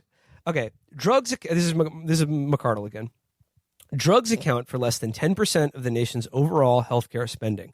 And while the price of some medicines has spiked, overall spending on prescription drugs has grown more slowly than broader healthcare expenditures.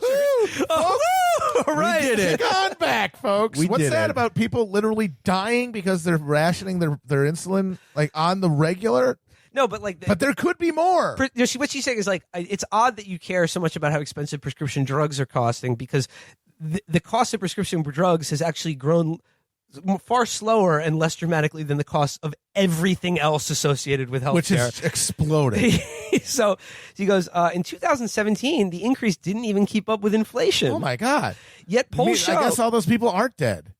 Yet polls show that pharmaceutical companies are one of the most hated private sector industries, below the rest of the healthcare industry, don't get it. It's like and this, below even lawyers. What the heck? It's like this company where they say, "Hey, I need this thing to not die," and then they say $5 Can you million, afford it?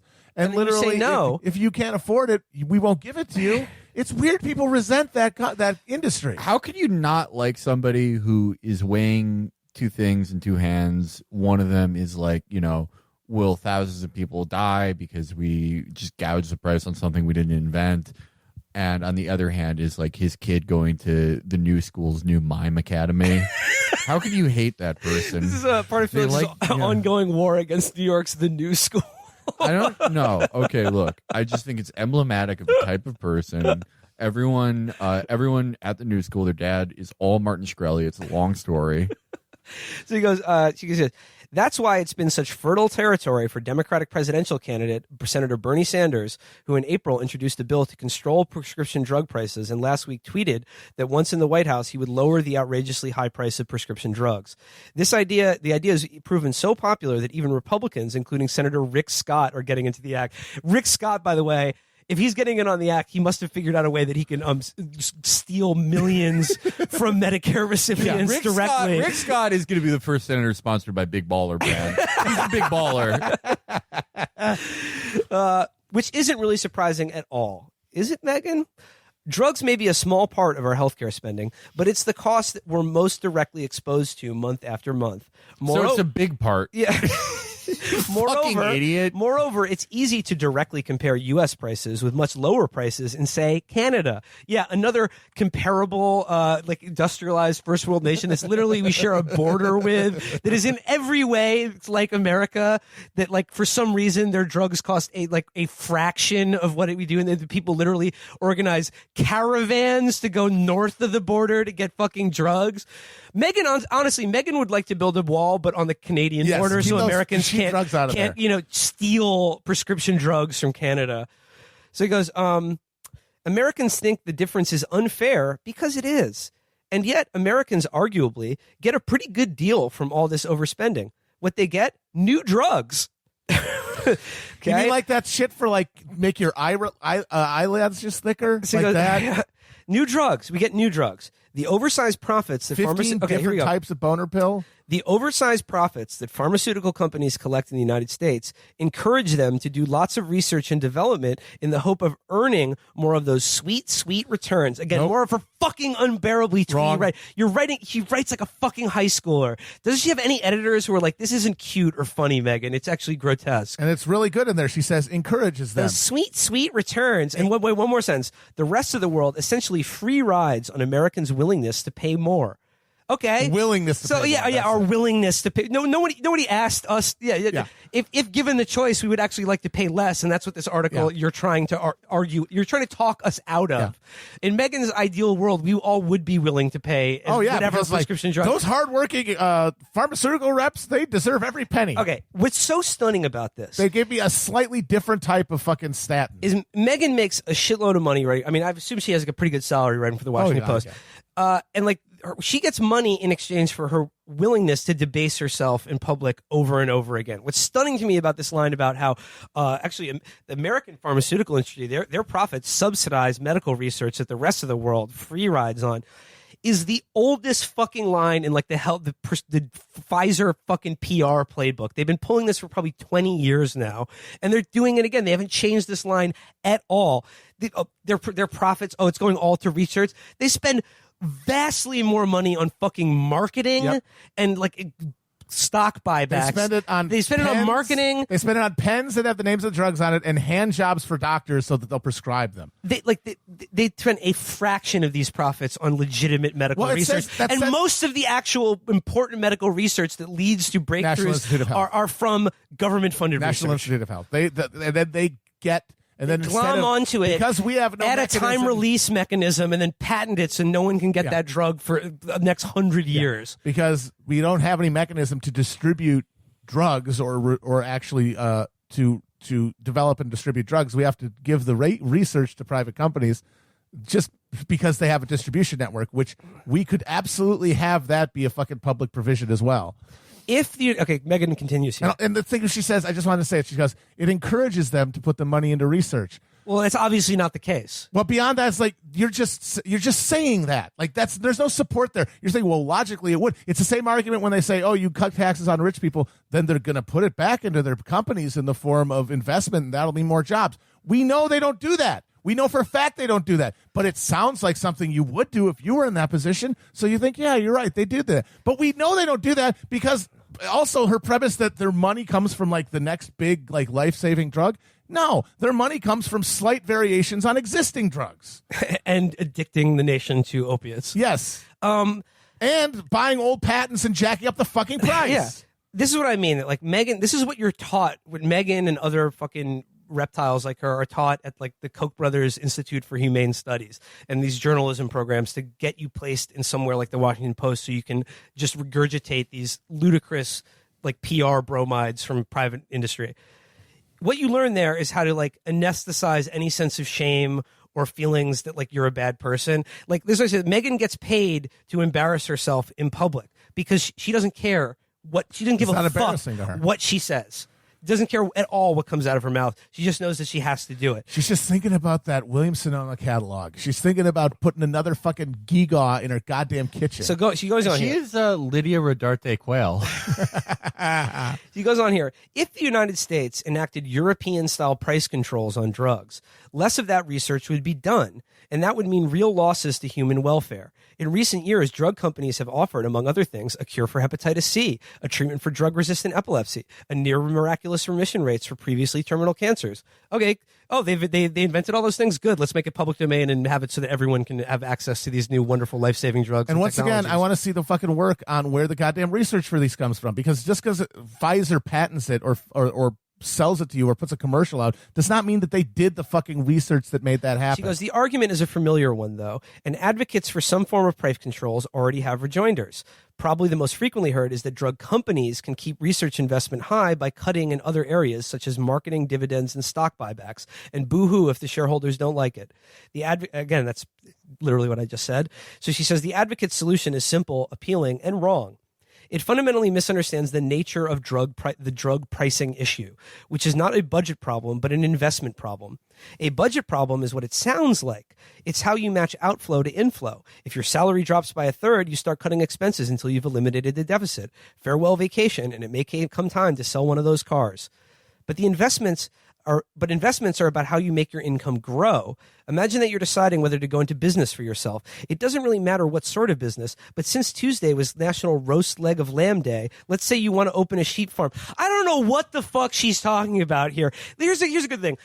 You start with a simple, defensible moral principle, which is that no one should die in the richest nation on earth because they can't afford insulin, a drug that's been extant for 70 years now.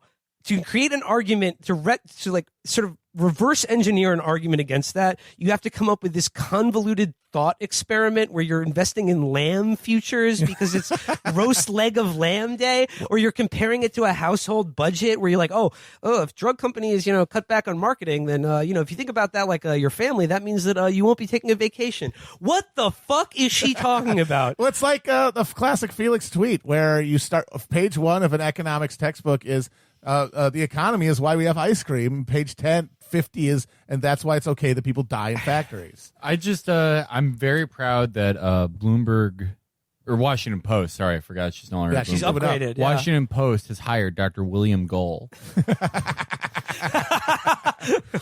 Prescription drug prices. It was the Jews were the ones who were responsible. The Jews are not be blamed for nothing. Yeah.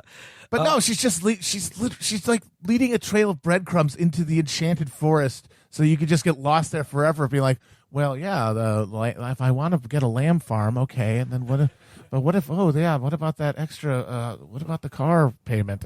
And by the end of it, you just don't even know what your name is. I have to say, like, McArdle's like affectation, I guess, has worked on me sometimes because it's just like we really do beat up on this shitty writing so much, and she's terrible. She's just a fucking hapless, like in her life, she's like a hapless dope. She has like a succession of like partners and husbands who just like play. She only had one husband. Well, she had a romantic a gamer partner husband before that who It's also the same didn't guy. like her, and then this guy who just Okay. plays World of Warcraft all day. And she just wakes up feeling nothing and then panic at that nothing. And all she can do is just like buy mixers or some shit that use like a quartz tip so you can make a finer type of cookie dough or whatever. And it just like, it is sad to see someone's life just so nakedly pointless and they're so clearly unhappy. But then you just read this and you're like, man, she's just fucking terrible. She's such a shit person. She's so dog shit as a human being. But she doesn't care. I mean, remember the Grenfell thing? It's all like horrible things happen. Things that shock the conscience and Like, soul yeah, and make people needless and dangerous. suffering. And the thing about that kind of thing is it makes people think, what can we do to stop this? And her job is to get in between you and your outrage and say, Exactly. no, you shouldn't be outraged about this. And that's her job. That's her fucking No, job. like, and They put that her fucking corn blancher in her fucking. And you know kitchen what, with Matt? this. This is exactly the same move that she does in the Grenfell column, which is like you have a thing that shocks the conscious, pointless, needless suffering and cruelty that happens because of greed. Yes. And no other reason but the greed of private actors. Capitalist drive. Yeah, exactly. Profit, yeah. She gets in there and says, I know you may think it would be good if we did something about that. But what if I were to tell you that in doing something about that, there's a sort of butterfly effect that will create an even worse scenario that will be led to even more suffering than what exists now. No drugs for anyone. Yeah, exactly. So she goes on here. She says, do you still open the sheep farm? Shut up. You could cut the budget and maybe still eke out a living. Oh, God. When you're making a new investment, I'm reading this whole thing. I'm reading this whole thing. You could cut the budget and maybe still eke out a living. But when you're making a new investment, the question isn't, how can I make my income match my expenses? But is this the best use of my time and money? Most of us want to do more than eke out a living. If government squeezes the profit out of a business, we're not going to go into that business. We'll do something else. That's how pharmaceutical firms think about research and development, not as something they must do, which they will support by economizing elsewhere, but as something they would like to do if the investment pays better than doing something else, such as executing stock buybacks. It's also how people buying biotech stocks or lending money to pharmaceutical firms think about their activities. And so, if the returns on those investments are squeezed, fewer investments will be made. It's almost like the fucking profit motive is in direct conflict with human welfare. How about we just nationalize all pharmaceutical firms and run them as public concerns? Oh, wait a minute. No, because the only thing that makes people develop new medicines is profit motive. Those scientists in those labs at the National Institute of Health, they've got dollar signs in their head, which is, of course, why fucking Cuba, which has a totally nationalized healthcare system and is also an impoverished island under fucking economic embargo for 60 years, cured cancer or cured AIDS in fetuses and has a fucking a cancer vaccine. They were able to pull this shit together without having an industry that depends on like taking a bunch of fucking like general practitioners from Omaha, taking them out to steak dinners and then giving them all lap dances at Scores. Okay, I hear what you're saying, and it is a valid point. But imagine, if you will, it was enchilada night at your house. But someone made a little oopsie daisy and forgot to buy the soft taco shells. Now, you could make it with hard taco shells, but if my husband, who hasn't made eye contact with me in 6 months, he forgot where I put my $35,000 tortilla maker, then I just have to completely pointlessly meander through life at the behest of the Bohemian Grove and reptilians. And then I just die a pointless existence, having never really been loved or loved anyone. And then you can't get your enchiladas. But there's a fundamental conflict. Like, she's framing this of the profit motive is what gives people the incentive to do life-saving work. And we've already pointed out that that's not necessarily true. The Cuban healthcare system comes out with amazing life-saving innovations on a shoestring fucking budget with no profit motive. The guy who created the polio vaccine He gave it refused away. copyright on it because He gave said, it away. like, The guy who synthesized insulin too also Yeah. gave it away. He didn't say, I want one day for the disgusting slug daughter of Joe Manchin to be able to buy 16 fucking below ground pools on a recently mountaintop removed hill in fucking West Virginia. But I think a good example that is even more trenchant to how this is a fundamentally incorrect argument. This idea that that profit is what saves lives in the medical world. Is people might know this or not, but we are on the verge of getting a epidemic of antibiotic resistant bacteria that could like decimate the human population, because bacteria have over the last couple of generations grown increasingly resistant to existing antibiotics. Antibiotics are becoming less and less effective at stopping infections. We talked about this with Lee Phillips. It basically means that like not only or most medical like surgeries would be impossible without antibiotics, but like very simple things like catheters would also be impossible without antibiotics. And the pharmaceutical industry is not doing anything about it because there's no money in it. Nope. So this is a case where the profit motive is literally incentivizing apocalypse. Yes. Well, it's incentivizing us allowing everyone to die of antibiotic resistant bacteria. Looks like guys who don't Swiffer their floor are looking pretty smart right now. Last paragraph. Oh, thank God. There's a reasonable argument, of course, that Americans should be willing to forsake pharmaceutical research to make current drugs more affordable. But before going that route, everyone needs to be clear on what sort of decision is being made. Otherwise, it's all too likely that cutting drug prices now in the name of easing people's budgets will mean later discovering that we inadvertently sacrificed the life-saving investments of the future. Okay, we've talked about why that's bullshit and why her premise is wrong, but right there where she says, what does she say? We're doing it in the name of what about the budgets? Otherwise, it's all too likely that cutting drug prices now in the name of easing people's budgets. That's it. There you go.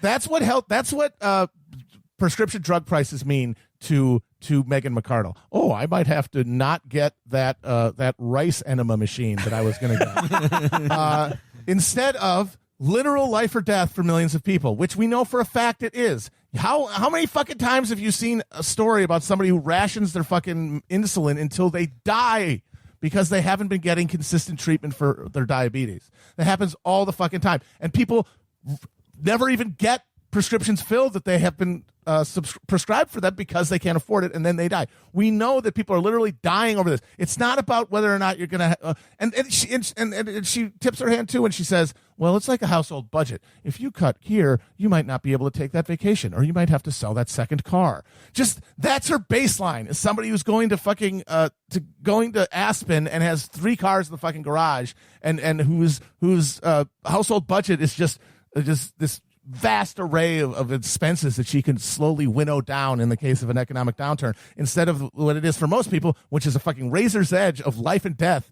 And a thing like a spike in the cost of a prescription is why you die.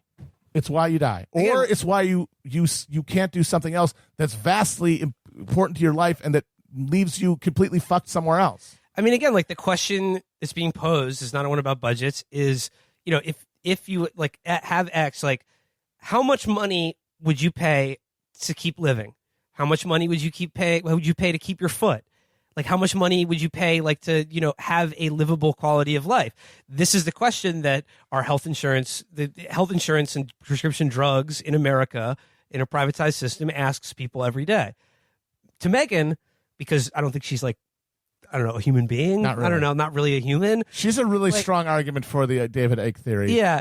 To her, that's a reasonable question, and that you could create a graph actually that could chart out like where your sweet spot is between like living a decent life, living a life that's brutally prescribed by a chronic illness that would otherwise be treatable, but you know also you want that jet ski or whatever. She probably has like formulas and graphs that she thinks represent like a logical way to figure this out. But at the end of the day, she knows this is all bullshit, but she knows it's her job to write it and put her name on it. And they just want real estate in a newspaper where someone will say, arguing on their behalf. Well, someone will just say, hey, affordable drugs that, save your life or the lives of people you know and love. That might sound good, but what if it weren't? Yeah.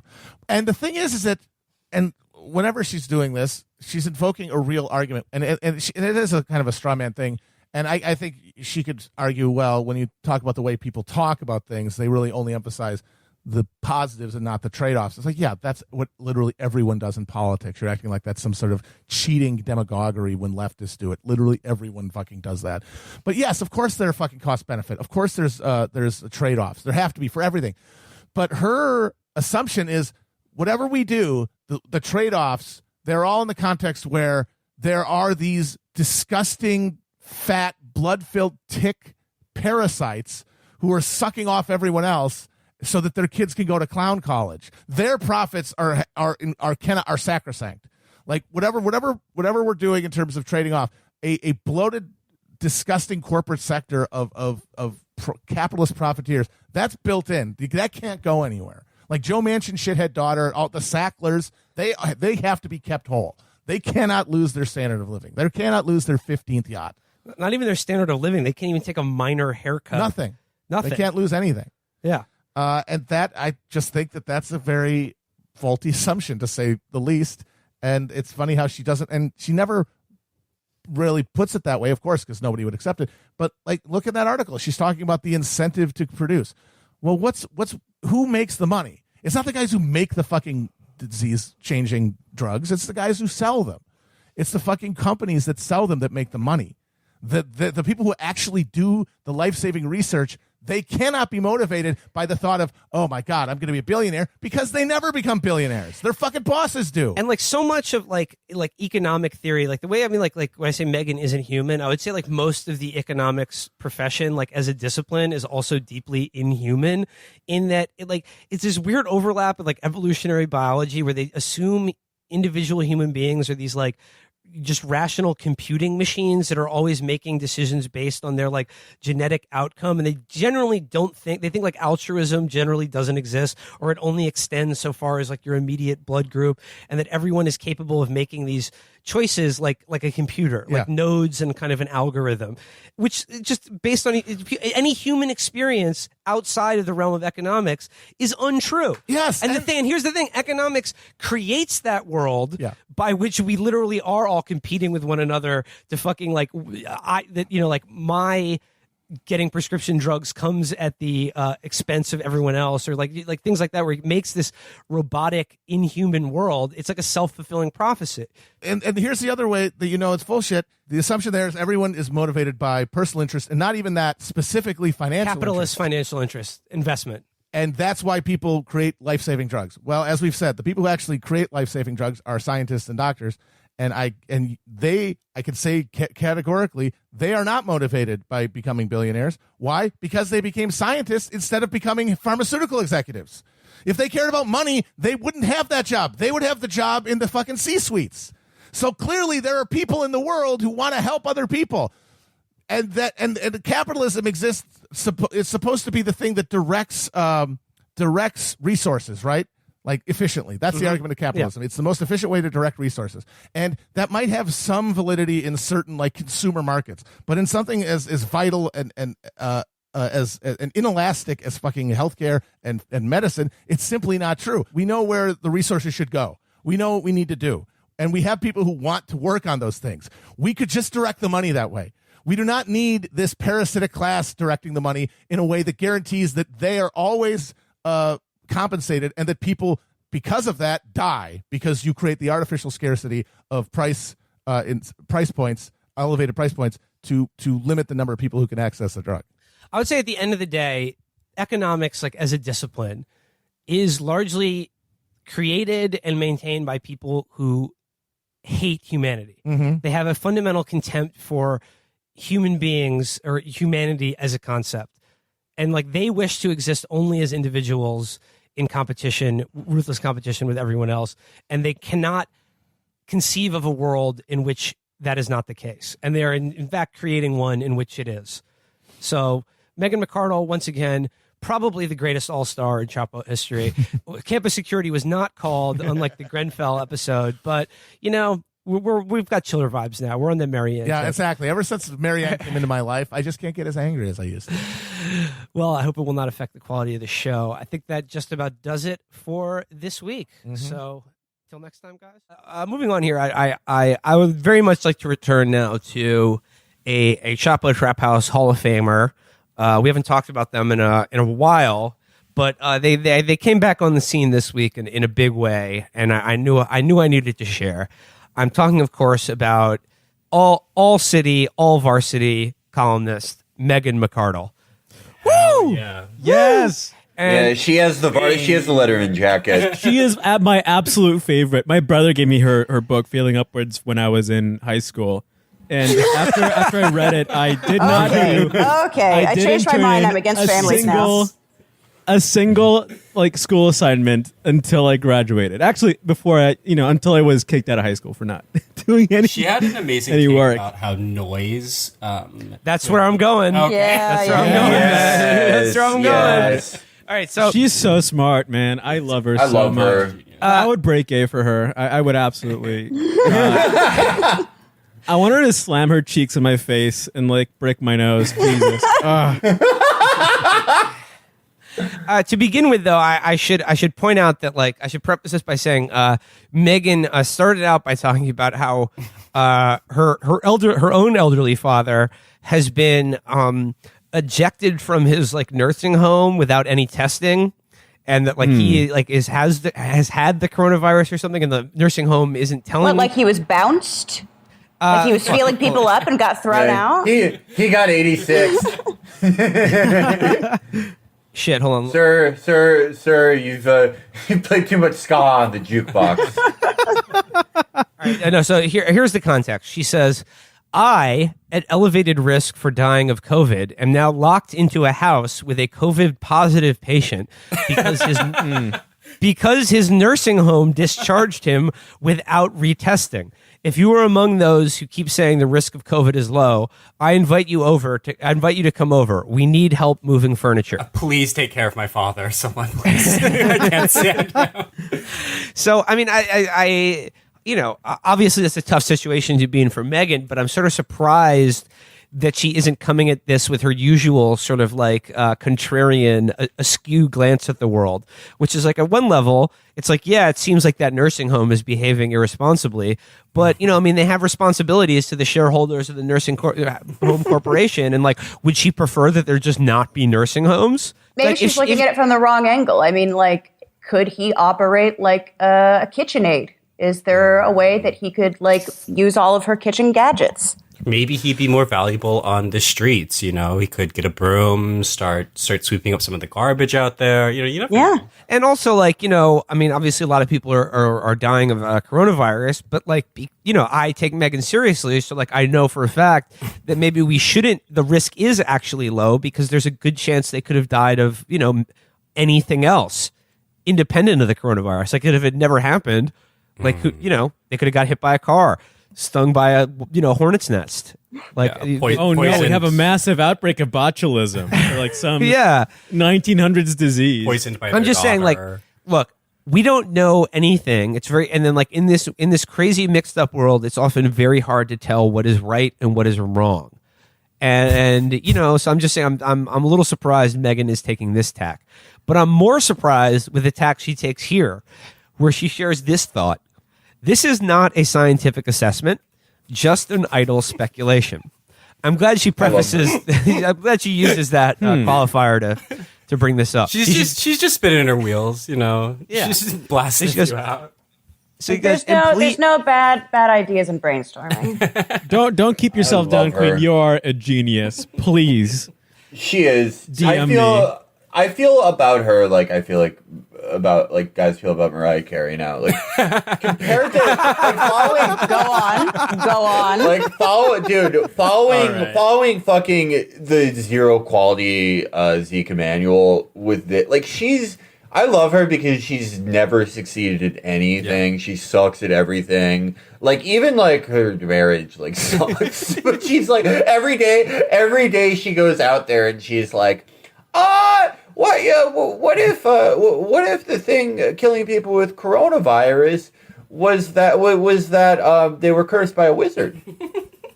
She's writing her articles. I love her. This is she's the non-practicing Catholic version of the Emmanuels. Yes, that transposed into you learned about Jesus or whatever in grade school and then never followed up. Yeah, so good. So she goes here, please take it in that light, the light of idle speculation.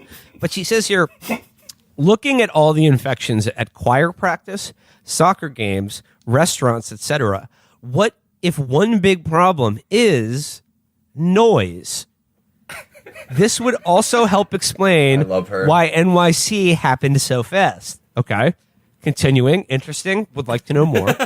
And she says here, as I say, this is completely idle speculation. I am just noodling what policy recommendations might come out of a discovery that noise spreads COVID. Do we redesign restaurants to be like those 1950s places with drapery everywhere instead of cool industrial vibe? Does noise pollution become a bigger priority? And then she says, sorry, to be clear, noise is a problem because when it is noisy, people raise their voices to be heard, which facilitates droplet transmission. I'm not suggesting that like noise gives you COVID. She's like, do we invest billions into tin cans connected by a string, place them at every table in restaurants so people can... This is why I love her, is because like she's one of the like most articles we read, it's just like no one's even fucking trying. They're just droning along on the keyboard until they get their paycheck. But McArdle is special. You know, like I feel about these columnists that we follow. Did you ever watch Sniper with Tom Berenger? Of course, and Billy Zane. Yeah, okay. You know the part where Berenger is like, yeah, if you watch these targets long enough, you kind of grow to like them because you see their routine, like you see how their uniqueness as people, and sometimes you have to like tell stories about them in order to pull the trigger. And that's how I feel about her. And I love her specifically because she's one of the only columnists who actually tries. It's just like her try is so shitty because she's such a like dumb fail person.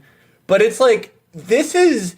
Like the regular conservative article about Corona would be like, oh, it's like not really happening, or like we need to like just to protect the economy. But like this is so fucking stupid. It rocks. It's like using her logical pathways. Like you could write an article about mass shootings that are like, you know, most mass shootings happen in places of learning, so we have to like make schools worse.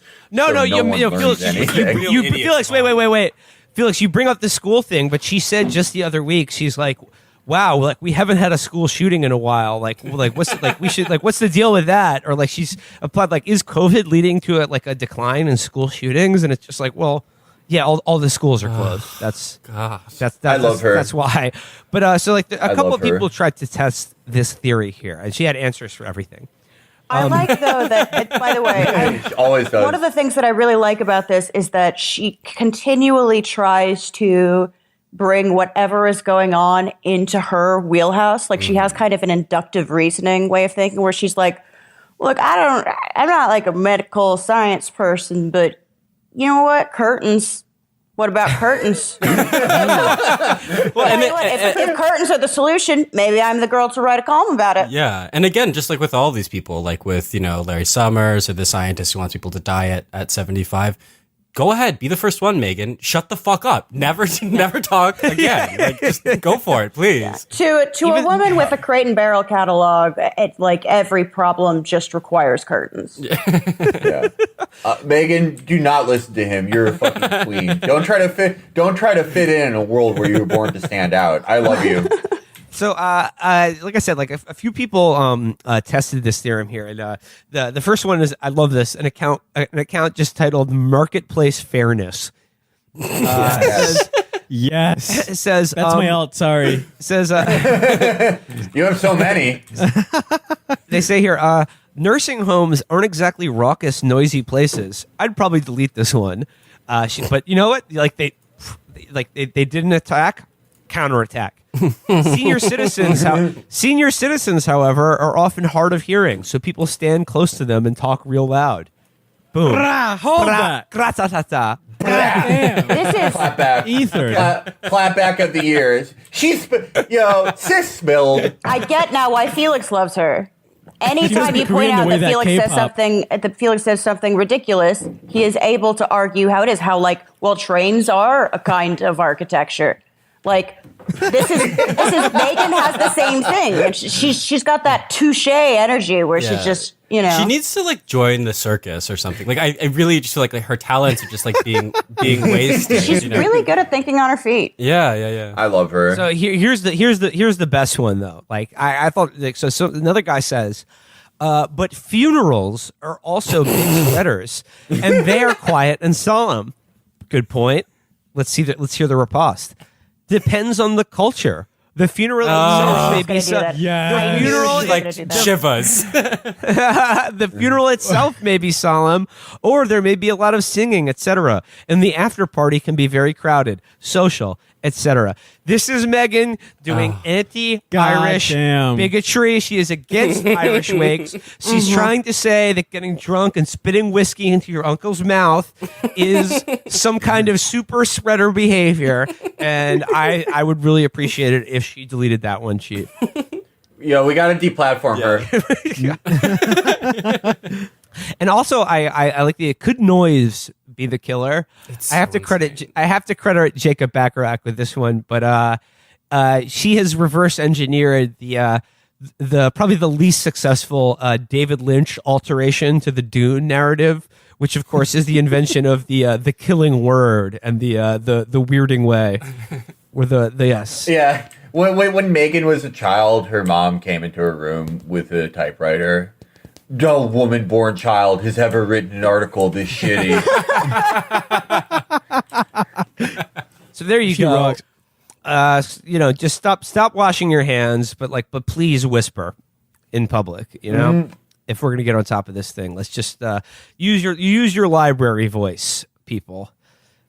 I am glad we closed with Meg. She fucking rocks. I felt like so bad after that Zeke Emanuel thing, and now I'm like, there's still beauty. Yeah, there's some light. There's some light at the end of the tunnel. Shine And her on, you name is crazy Megan. diamond. I love her. My Love mood has her. gotten like immeasurably better after hearing that. Lovely. Yeah. She's still out there tanking it easy for all us sinners. And I just like I'm not gonna read the whole thing, but the last time Megan dipped her toe into like big time healthcare issues, aside from to argue against universal healthcare of any kind, it was this piece in the Washington Post. I'm just gonna read the headline. What if we paid people to donate their kidneys to strangers? God She's damn. so cool. Every week Brett Stevens writes an article that's like the pomposity of the liberal hexagon, and it's like everyone screenshots and it gets mad at it, but he's not trying. Like, he's just like a shitty thinker, and like the only thing he can think of is like stuff that will make people who are obsessed with newspapers annoyed. But Megan actually thinks she can help the world, and she's trying as hard as she can. It just sucks. Yeah. Sorry. So I really like it. Did I ever do, by the way, my Megan physical insult on here? Oh, let's hear it. Lisa damaged frontal lobe. I might have done that on a previous episode, but she's got the glasses. Amber, I think that Amber and Lucy need to do a podcast just making fun of people's appearance. That would be the whole thing. Just physical insults all day. Yeah, yes. I'm sorry. I got to read just a little of this. I'm going to read just the beginning and end here. So again, what if we paid people to sell their kidneys? What if a simple policy could save tens of thousands of people every year from a deeply unpleasant treatment followed by death? A policy that would disproportionately help the most disadvantaged while actually saving taxpayer money. Tell me What more, if you Megan. stop chewing that loud? Jesus Christ, lady. Get a fucking grip. And then at the end, I mean, like her answer is, in pure libertarian reasoning here, is to create a new competitive market for your organs. So she closes by saying, like soldiers, kidney donors accept some risk of bodily harm. If paying them outright is too repugnant, why not treating them like veterans with similar hiring preferences, scholarships, and so forth? Undoubtedly, some people would donate for the wrong reasons, just as some people foolishly enlist. Yet that risk still seems preferable to leaving so many desperate dialysis patients dependent on the kindness of strangers. No, they should be dependent on my need for a college scholarship. Yeah. Like a JROTC program in high schools, but just be like, hey, kids, you don't really need your kidney. You can, one is just fine. You can yeah, totally you got go two. without it. Yeah. Like, even doesn't that still cut like a good chunk of your life off? I mean, like you can still live for a while, but like it definitely it's you're taking it's biting a big chunk off the end there. Serious, yeah. Well, also, and like organ transplants are kind of not super perfected. Like, even if they go really, really, really well and you find someone who is a match and your body doesn't like reject it, which is difficult to do, like there's a good chance that maybe that donor kidney will last maybe 2 or 3 years. Like, I don't know. I also kind of think that maybe people are pretty good about organ donation. Like, I don't really think like the profit incentive is going to like it's just a little box that you check at the DMV now. You say that, Amber, and you know, like certainly I would donate a kidney to you. But let's say the kidney didn't take, and you know you died. I wasted a kidney. Seems bad, right? But I will have gotten like a tax credit that I can file on next year's return that would allow me to purchase healthcare at a slightly discounted rate, or a Nintendo Switch. Yeah, exactly. I can get a Nintendo Switch. I can get a voucher that just says like kidney donor. Yeah, or something. Yeah, I mean, like my thing is that like whatever. I'm an organ donor. I'm an organ donor and everything, and people should be, but like she seems to be under the impression that like there are all these people dying all the time despite having perfectly good, like there's a bunch of compatible kidneys just lying around that people just aren't even using. Like, that's kind of not how it works. Well, once again, we need market efficiency in human life. And let's take it a little further, right? Like, what if this happened, right? And this became reality? Well, good news for Felix, there would be people who would be like stealing kidney donation valor. Oh, totally. Just a guy who like you can literally see the bulge in his kidneys in the back. There are clearly two. And he's like, yeah, I actually gave them to a veteran. Mm-hmm. Like that would be awesome. I donated. Probably be the first guy to do that. Yeah, buddy, I donated both my kidneys. All right. I got none here. That's yeah, but I'm paid. I'm caked up. I don't even need it now. Imagine like giving a kidney to a soldier that becomes the next American sniper. Those kills are basically yours. Oh yeah, you get to take credit. Yeah. It's like being the father of an NFL quarterback.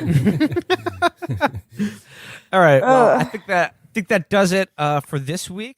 But now that we have you on the show, though, and I figured like we should do a reading series because the Chapo reading series is very much indebted to the spirit of the best show and everything you guys have been doing on that for years.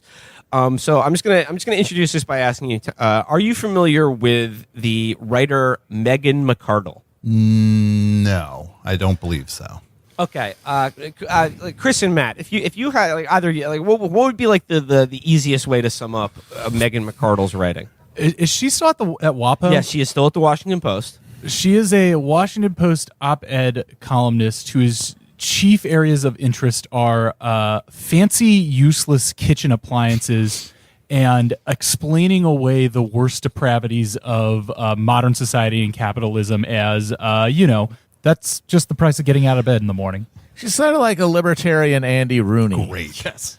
Like the same obsession with absolutely idiotic minutia, but wedded to a very a firm idiotic political stance. Great. I love it. Like an example would be like the other week in responding to that ProPublica leak of tax documents, which show that billionaires essentially legally pay zero taxes.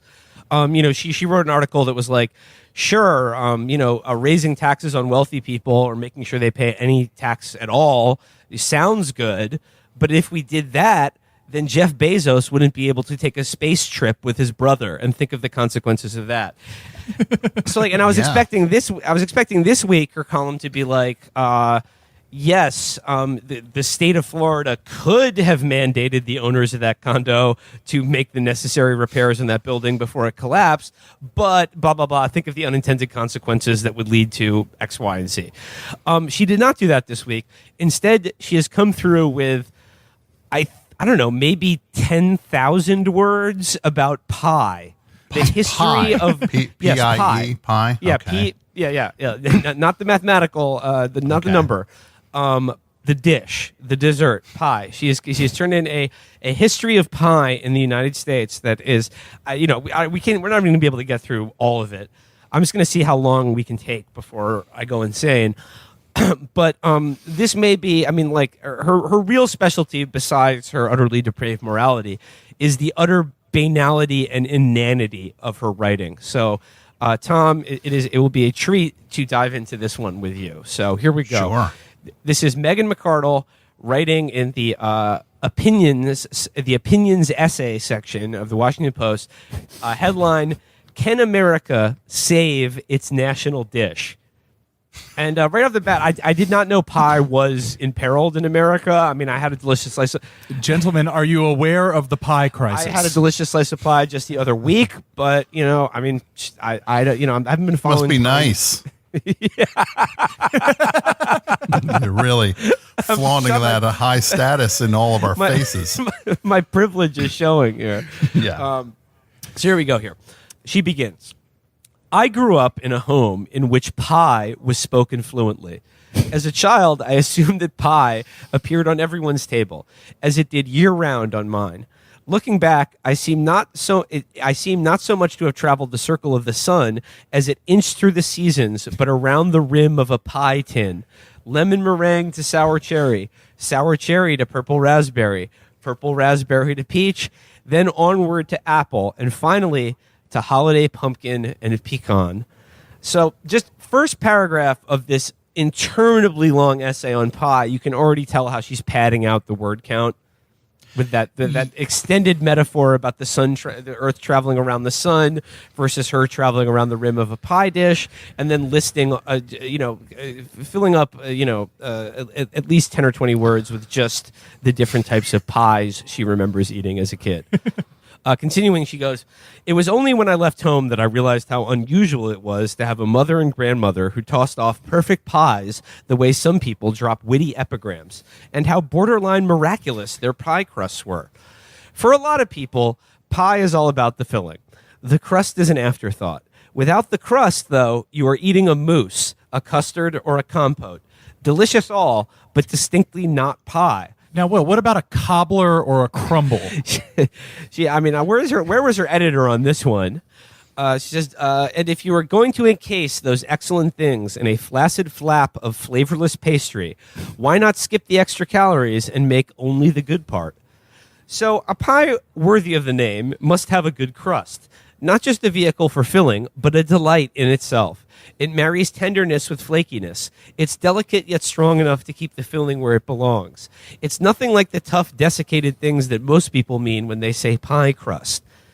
Again, if you're the Washington Post and you're paying this person, Christ knows how much money, and they were like, yes, I'm going to need to take 4 weeks off from my regular column. I'm going to do a slightly longer one in the essay section, and it's just going to be describing pie and what's good about it. And then they're like leaning forward, waiting for the other half of that, and be like, "No, that's it. It's like an episode of Seinfeld if there's like a carbon monoxide leak or something, where it's just like going into minutia on something that you don't even have a grip on, and it's not going anywhere. Talking about, I don't know. There's just a point when you just got to say, I don't have anything this week. Yes. But no, Megan, it's almost like she has a heroic ability to never, ever come to that point, that realization. Whenever we read things like this, I also have to imagine like the human and capital hours and value that goes into sending this to a printing press, putting rolls of newspaper print into the printing machine, the value of the ink rolling over thousands of copies of the paper to put this list of pie fillings into the hands of subscribers around the country. Yeah, it's just a point where it's like, guys, it's just pie.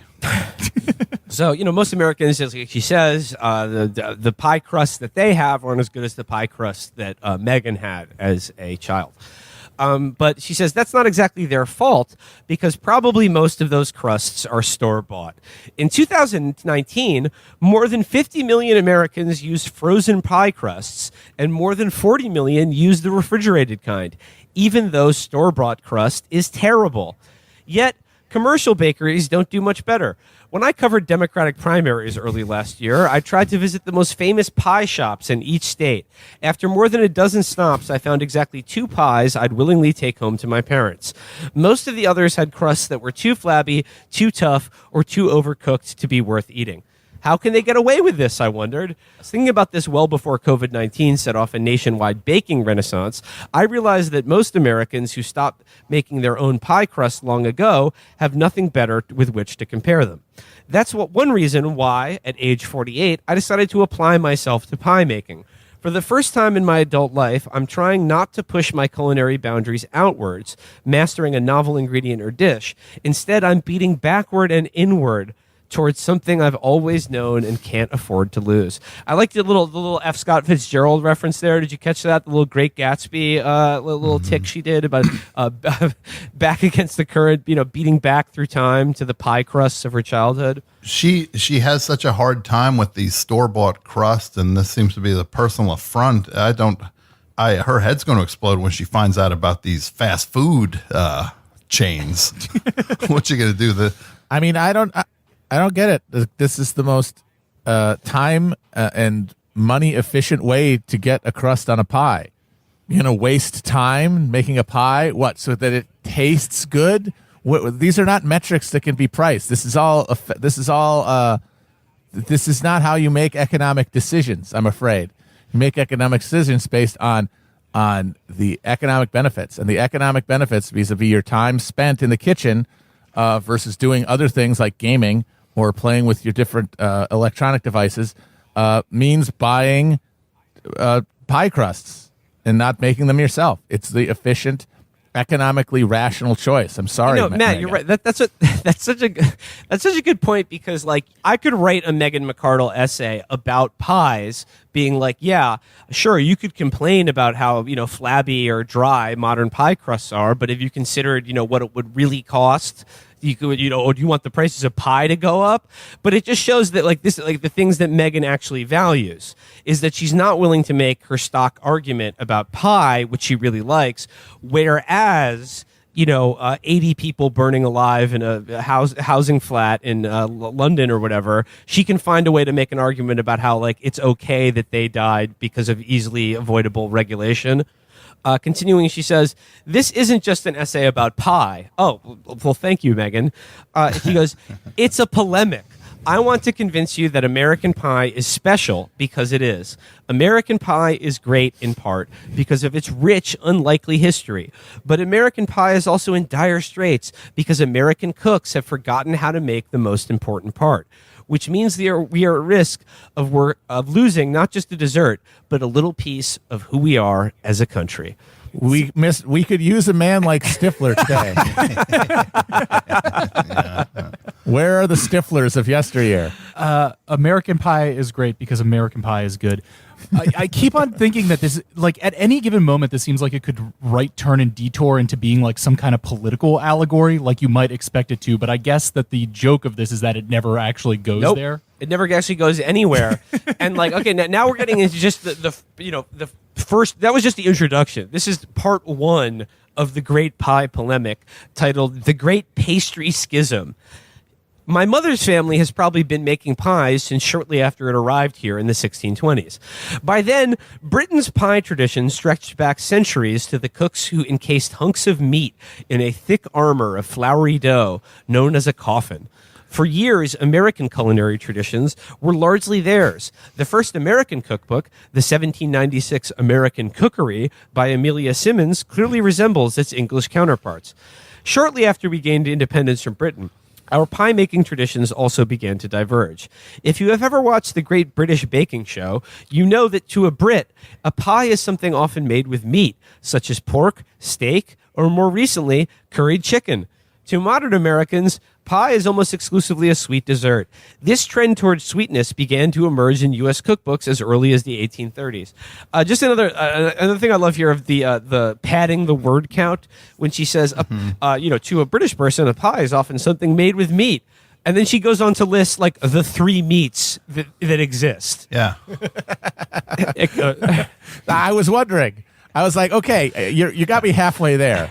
A pie with meat in it. But which ones? meats? Which ones? I don't know. I need to know. The pie is an English institution, Harriet Beecher Stowe wrote in her 1869 novel, Old Town Folks, which, planted on American soil, forthwith ran rampant and burst forth into an untold variety of genera and species.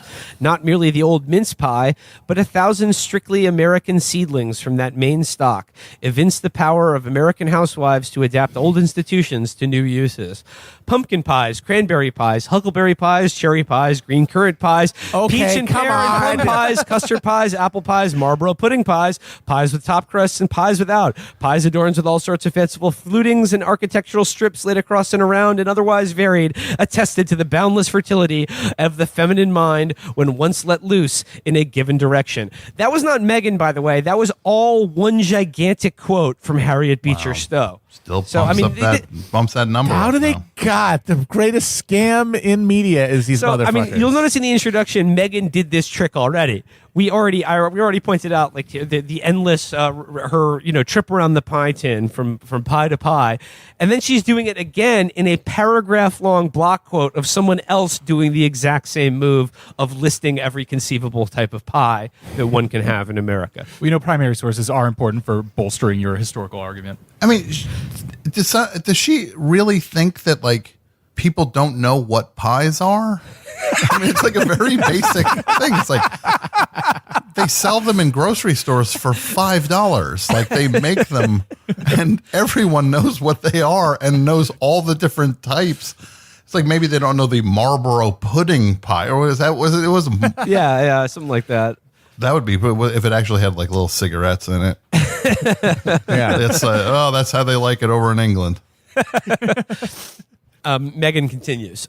American cookery includes a number of savory pie recipes, but only 3 for fruit pies. By 1896, Fanny Farmer's famous cookbook almost exactly reversed this. There is an entire chapter on sweet pies, but only 2 recipes for meat pies, beefsteak and chicken. It seems natural that America, with its proximity to Caribbean sugar plantations, would end up making more sweet things. Even now, we like to slather meat with sweet ketchup, sugary barbecue sauces, or mustard dips with rich in honey. But that doesn't explain why we abandoned meat pies. I like Megan's just like that the one actually like maybe interesting detail about American pie development is that she just glances over is our proximity to Caribbean sugar plantations, but not seeking to investigate that any further. She just goes, it led to so many sweet things here in America. Just imagine that you were hearing what you're reading if you were stuck on like a plane or a bus and the person next to you was just saying this to you. Like, what would you do? Would you ask the flight attendant to just move? Would you be just like, no, they're telling me everything about pies. They're now talking about Caribbean sugar plants made things sweeter for the Fanny Farmer cookbook in the 30s. In her 2009 History of Pie, Janet Clarkson suggested this reflects a shortage of wheat, which remained relatively scarce in the United States until settlers moved to the Great Plains. Housewives might have saved their flour to make sweets, which tend to be eaten in smaller quantities than the main course. 2, as settlers moved west, Eastern orchards supplied dried apples for the journey. These apples were, Clarkson said, inevitably used to make pies, which perhaps firmed up the association of pie with sweet. God, this is fascinating. It's also possible that the meat pie disappeared early in American. It is also possible that the meat pie disappeared because early American health reformers fixated on it, if for reasons that remain obscure. I mean, I don't know. Upton Sinclair blew the whistle on the meat pie industry. The author of one mid-19th century cookbook practically berated her readers for such an unwholesome interest. This is another quote that takes up an entire paragraph. I'm just going to skip over it. This seems practically sane compared with Mrs. E. Kellogg, wife of John Harvey Kellogg, a health fanatic who is better known to modern Americans as the father of breakfast cereal. In the December 1883 edition of their newsletter, Mrs. E. printed the claim that pie causes alcoholism. Little interesting fact about John Harvey Kellogg. He is probably most known as the inventor of breakfast cereal. What he should be known to most Americans for is that he was the inventor of male circumcision for anyone who wasn't Jewish in America. My eternal enemy. He popularized it as a hygienic way of preventing boys from masturbating. This is true fact. This is historical record, not rumor. Did not work. I'll say that. Well, it is a delicious historical irony, literally delicious historical irony, that the wife of one of America's greatest anti-masturbators would be decrying pie, arguably one of the most iconic tools of masturbation in American pop culture history. Yeah. So, it comes back around. Need an American Pie Road to Wellville crossover. Settle this once and for all. American Pie versus Road to Wellville. Like a real world road rules challenge type situation. This is really funny. After she talks about the Kellogg family, she says here, space constrains me from laying out the argument in its full glorious delirium. Really? Really? This Really? I'm scrolling down my laptop right now. Like this goes on and on and on. But like, she's going to be constrained now. This is like the one interesting thing she brought up here. This might be of interest to someone reading it. But she goes here. But it's roughly summed up in this section where the author chides pie proffering mothers from driving their children from improper food to dyspepsia, from dyspepsia to bad medicine, and from thence to strong drink.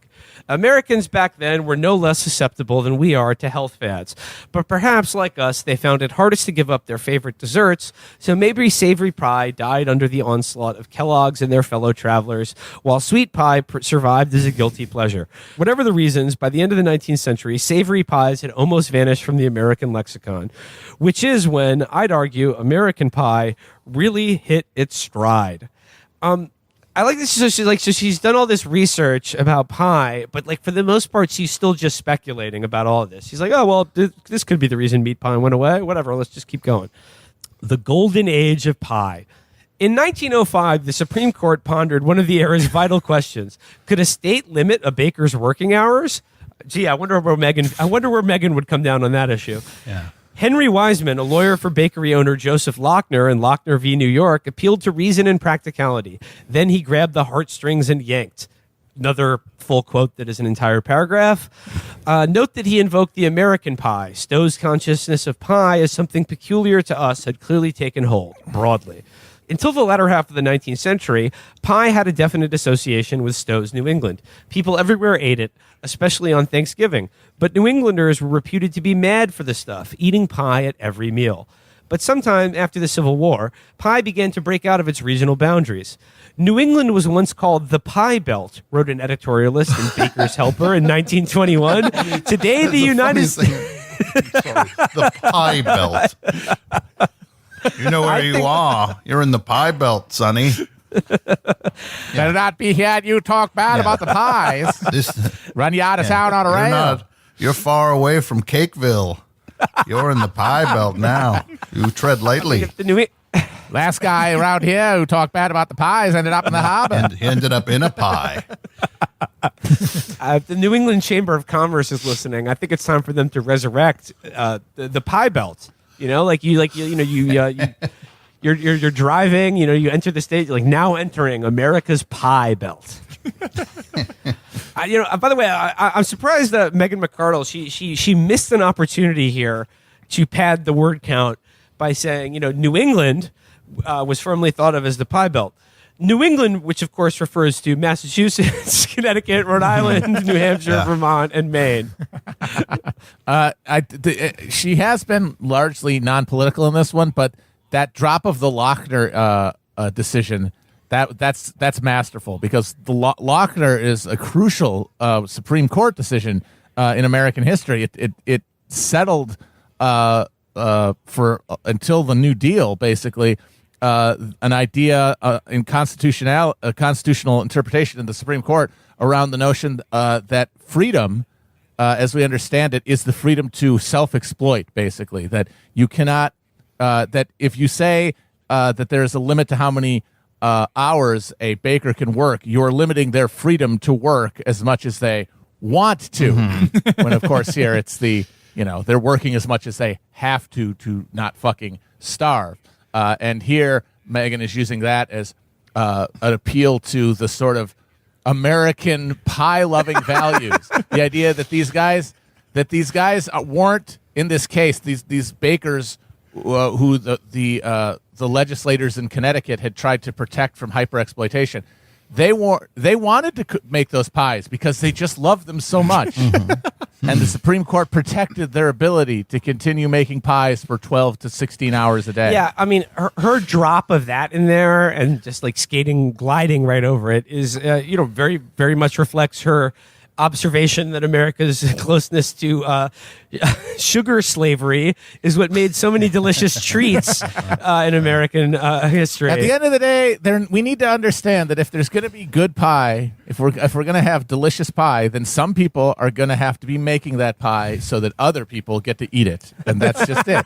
And what's this? What's this? Oh, I'm hearing here that Megan McArdle, get to eat the pie. Oh, interesting. Oh well. I guess that's how the pie crumbles. Megan, wouldn't it be very funny much. to go? I was gonna say, wouldn't it be funny to go over her house and have pie the way she wants it, and if it was just like awful, like she's like, oh, I'm sure. I mean, this woman, she's the descendant of fucking pilgrims. I'm sure that pie is dog shit. The pie that she's like in her mind, her having Proustian reveries on is probably fucking like sawdust. And brambleberries and sawdust. And it's like, oh, you don't put sugar in this. Yeah, now the secret ingredient is saltpeter. Well, I don't know. I mean, like from our previous investigations into Megan and her life and writing, I would estimate conservatively that she has probably $40,000 to $50,000 worth of kitchen equipment, like a kitchen gadgets in her house. So, I mean, I don't know what kind of pies that gets you, or how flaky a dough a mixer that costs as much as a car will produce for you. But Megan continues, the pie chest was common. A cupboard with perforated tin door panels to let pies cool in safety. Yeah, because hobo theft was a big problem in the early 20th century, which suggests how many pies Americans were cooking. Americans who ventured far from their pie chests wrote from abroad, lamenting their inability to procure a decent pie.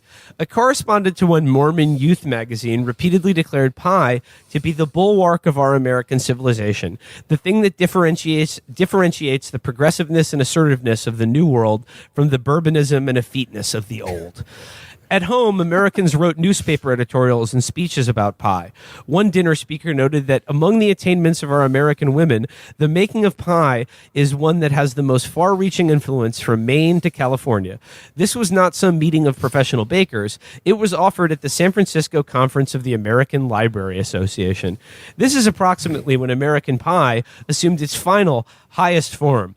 Having mastered the crust, American cooks then started, like jazz musicians, there we go, can you dig that? Dig that? To play variations.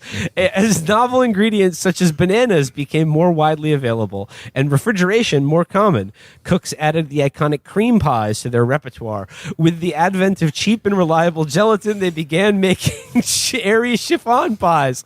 Not all their inventions were a good idea. You wouldn't believe or eat what some of them got up to with marshmallows. But enough were sound that I feel confident in labeling the first... fuck it! Oh!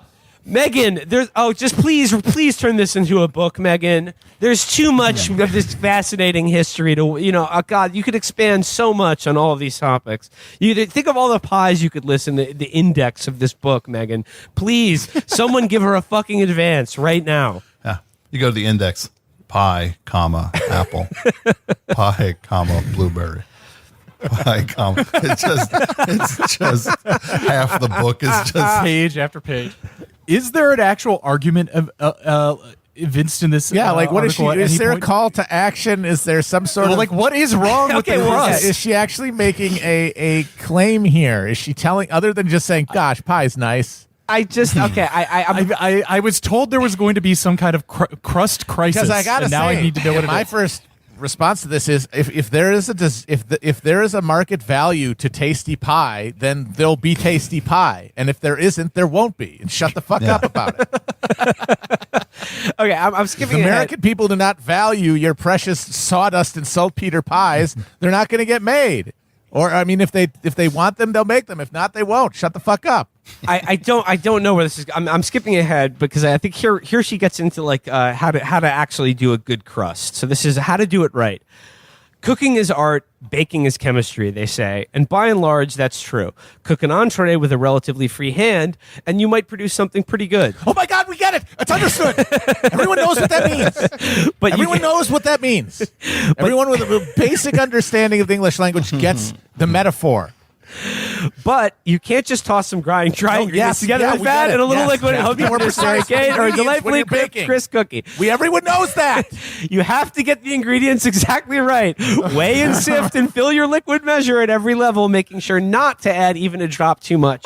Preheat your oven and butter and flour in your pans. Add the ingredients in order. If you do all that, you will likely produce something tasty. Oh my God. I watched the show. You just have to say the thing. You just have to. It's implicit. You ever watch the show Ink Master? You ever watch the show Ink Master? Oh yeah, I love Ink Master. Ink Master is my favorite. But like every single episode, one of the two dumb judges will always be just like, the difference is this tattoo, one wrong line, and you could be out with that. It's just like, why do you keep saying that over and over? Just like. Yeah, just when you're making these pies, my other favorite thing you get one ingredient wrong. That's bad. It's gonna be a bad my pie. other thing, the favorite. What I love they do on Ink Master too is each tattoo for the week has a certain skill set that's supposed to be tested. Oh yeah. So Dave Navarro will go, today we're testing your artistry. Yeah. And then they'll cut to one of the contestants who will say to the camera, artistry means how much art you're putting into the tattoo. Yeah. Yes. And then they would cut to the thing where they'll cut to the Chris Nunez just saying like, look, artistry is a major part of tattooing. You get one line wrong and you're either in the top, you're in the bottom, you're out the door. And it's like, but that's like this pie thing, just being like, and just so you know, if you get ingredients wrong when you're making a pie, even a little bit wrong, that pie might not be as good as it would have been if you got them right. It's like, what? It's like, that's everything. Like, everything works that way. If you get something wrong, it's not as good as if you got it right. Okay, maybe she's going to tell you how to do a good pie crust. Okay, here we go. But pie crust is not quite art and not quite chemistry. It is a bit of magic, too. Well, then why did you talk about that distinction? Why did you even bring it up? To make pie crust, as my grandmother did, you take cold fat and cut it into flour until the pieces are roughly the size of a small pebble. Then add water, cold water, so the shortening won't melt until it hits the oven. And work it in until the dough is just wet enough to hold itself together. Finally, you press it together just enough to create a weak network of the protein called gluten before putting the dough in the refrigerator to chill for several hours. The network that forms the scaffolding within the chunks of fat will melt when baked, creating the characteristic flakes that distinguish pastry from a flour tortilla. If you add too much water or work in even a little too much, if you add too much water or work it even a little too much, the gluten will get overexcited and you will end up with something chewy and listless rather than flaky and tender. Unlike most traditional recipes, you can't know in advance exactly how much water you will need. That depends on your flour, the ambient humidity, and I believe whether the pie gods are feeling vengeful. So you must add a little bit water a little bit at a time until it looks and feels right. Those last steps cannot be subcontracted out to children, as my mother once. This is the first time ever Megan has argued against subcontracting out labor to children. as my mother once assigned me to measure the flour and my sister to work the mixer for her cakes. Pie crusts require the judgment of an experienced pastry maker because they can't be precisely timed or measured. It's all in the cook's hands, literally. They work by feel at least as much by eye. There is a moment when the magic happens, or it doesn't, and seizing it takes practice. If you use a food processor, as most people do these days, you can't explain the moment to take your finger off the button. You just know. You must apply even pressure to achieve the same thickness. Oh, fuck. This goes on and on and on. It goes, okay, last section. Can we save our pie? All right, here we go. All of this, okay. All of this helps to explain why no one makes a good pie on the first try and why year after year at Thanksgiving, so many families decide to buy the pie crust or the whole pie. Or perhaps we'll just buy a nice pumpkin cheesecake. Every time families make those choices, they break a chain that had stretched across centuries from mother to daughter and oven to oven. You mean they make an economically rational determination? And re-knitting the links in this is exceedingly difficult because the children and grandchildren of those who incrementally abandon pie don't know what to aim for. Novice pie makers, no matter how careful, are apt to make something tough and not particularly appetizing. This is the 10th time she's mentioned making a God damn it. Oh. See, again, I keep on thinking that maybe she's going to go into like some kind of weird like trad, like we have to embrace tradition and return like America to the roots of like ancestral memory, or even like we have lost some kind of core about this, but it really is all the way through just about pie. Yeah, because then at least you could. There is no just metaphor. disagree with it then, but now you're kind of like, yes. It's like, look, I like pie too. I don't know what to tell you. I like it. Am I doing it wrong? By enjoying pie, I'm doing that wrong somehow. This is another article that vaguely feels like you're being held up by.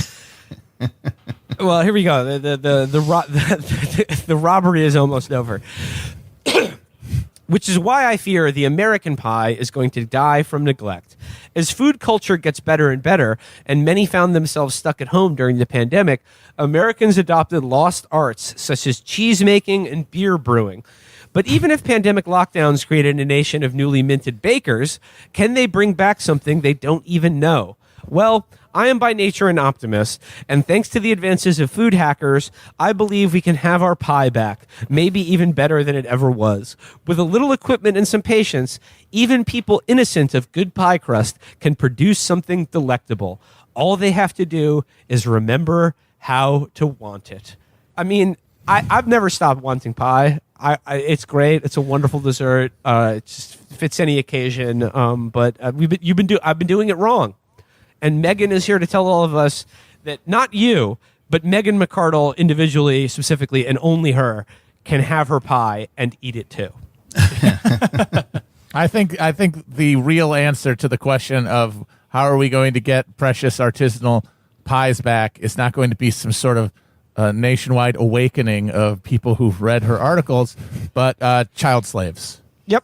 Gonna guess that's how it's gonna end up being, and then she'll have an article saying, yes, child slavery, very, very disturbing, but the pie is really, really good. You have to give it to them. just think, they're adults just can't. They can't crimp. They don't have the fingers are too big. They're little hands. Their little hands get all the flakiness on the crust. Yeah.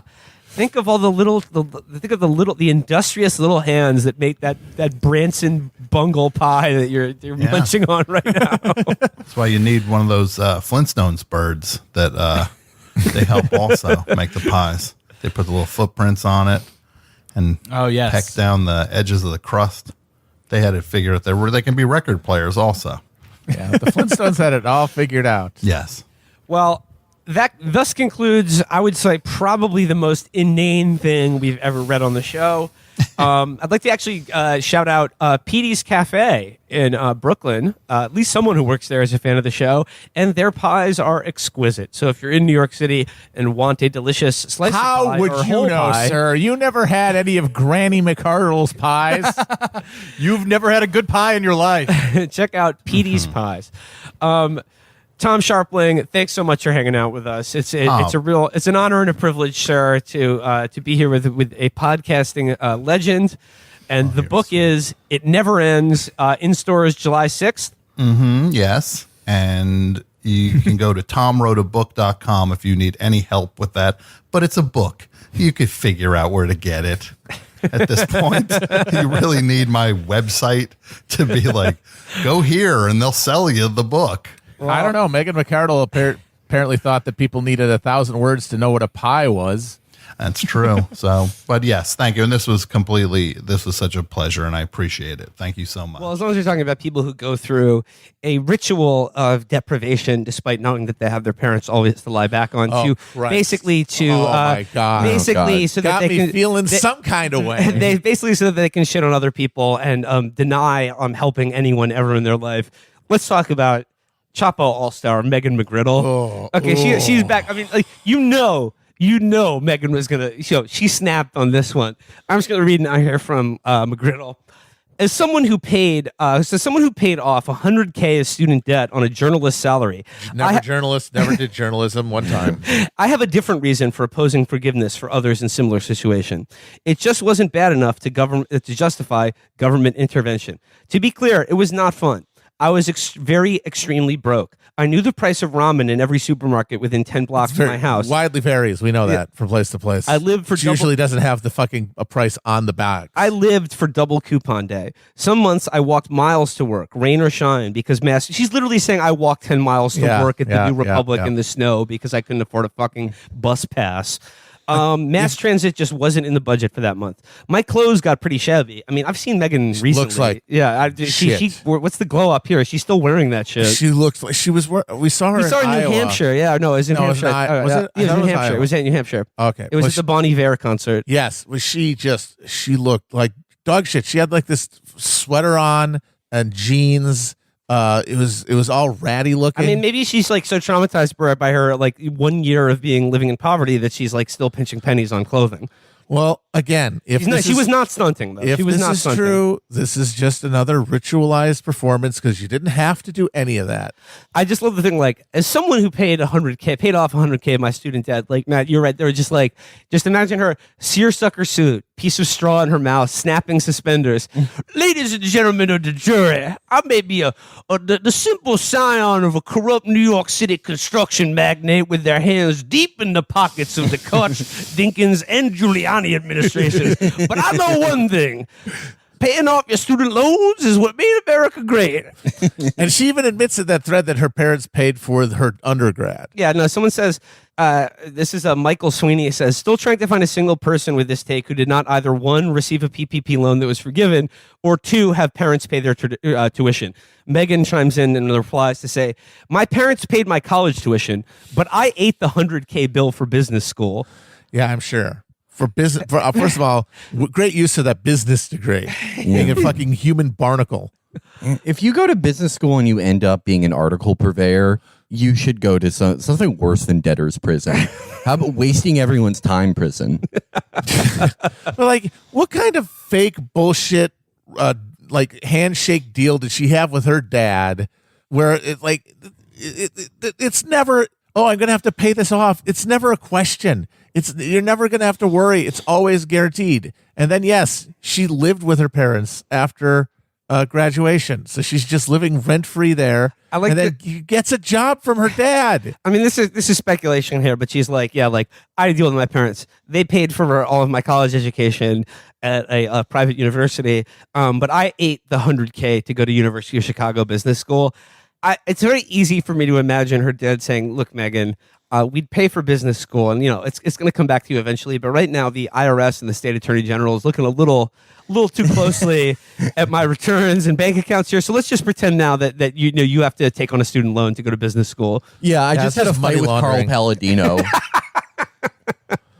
This is unrelated to the matter at hand, but like Megan McArdle always looked to me like she had twice as much spit in her mouth as a normal person. You know what I mean? Just like her teeth are always just seem like they're coated. Like an alien. They're a xenomorph. Yeah. So there's this special tax loophole that is only really useful if you make a ton of money, shockingly, that allows you to store an insane amount of tax-free cash for the education of your children. Mitt Romney has like hundreds of millions of dollars in that for his kids. Well, he's got a lot of kids. He does. Yeah. And any anybody who's rich enough to have to be able to access that kind of account, if their kids are taking out student loans, that's essentially money laundering. Yeah. That's it. Yeah. Mm-hmm. It is not anybody shouldering the accountability of adulthood and going out there and trying to make it. There's no risk involved here.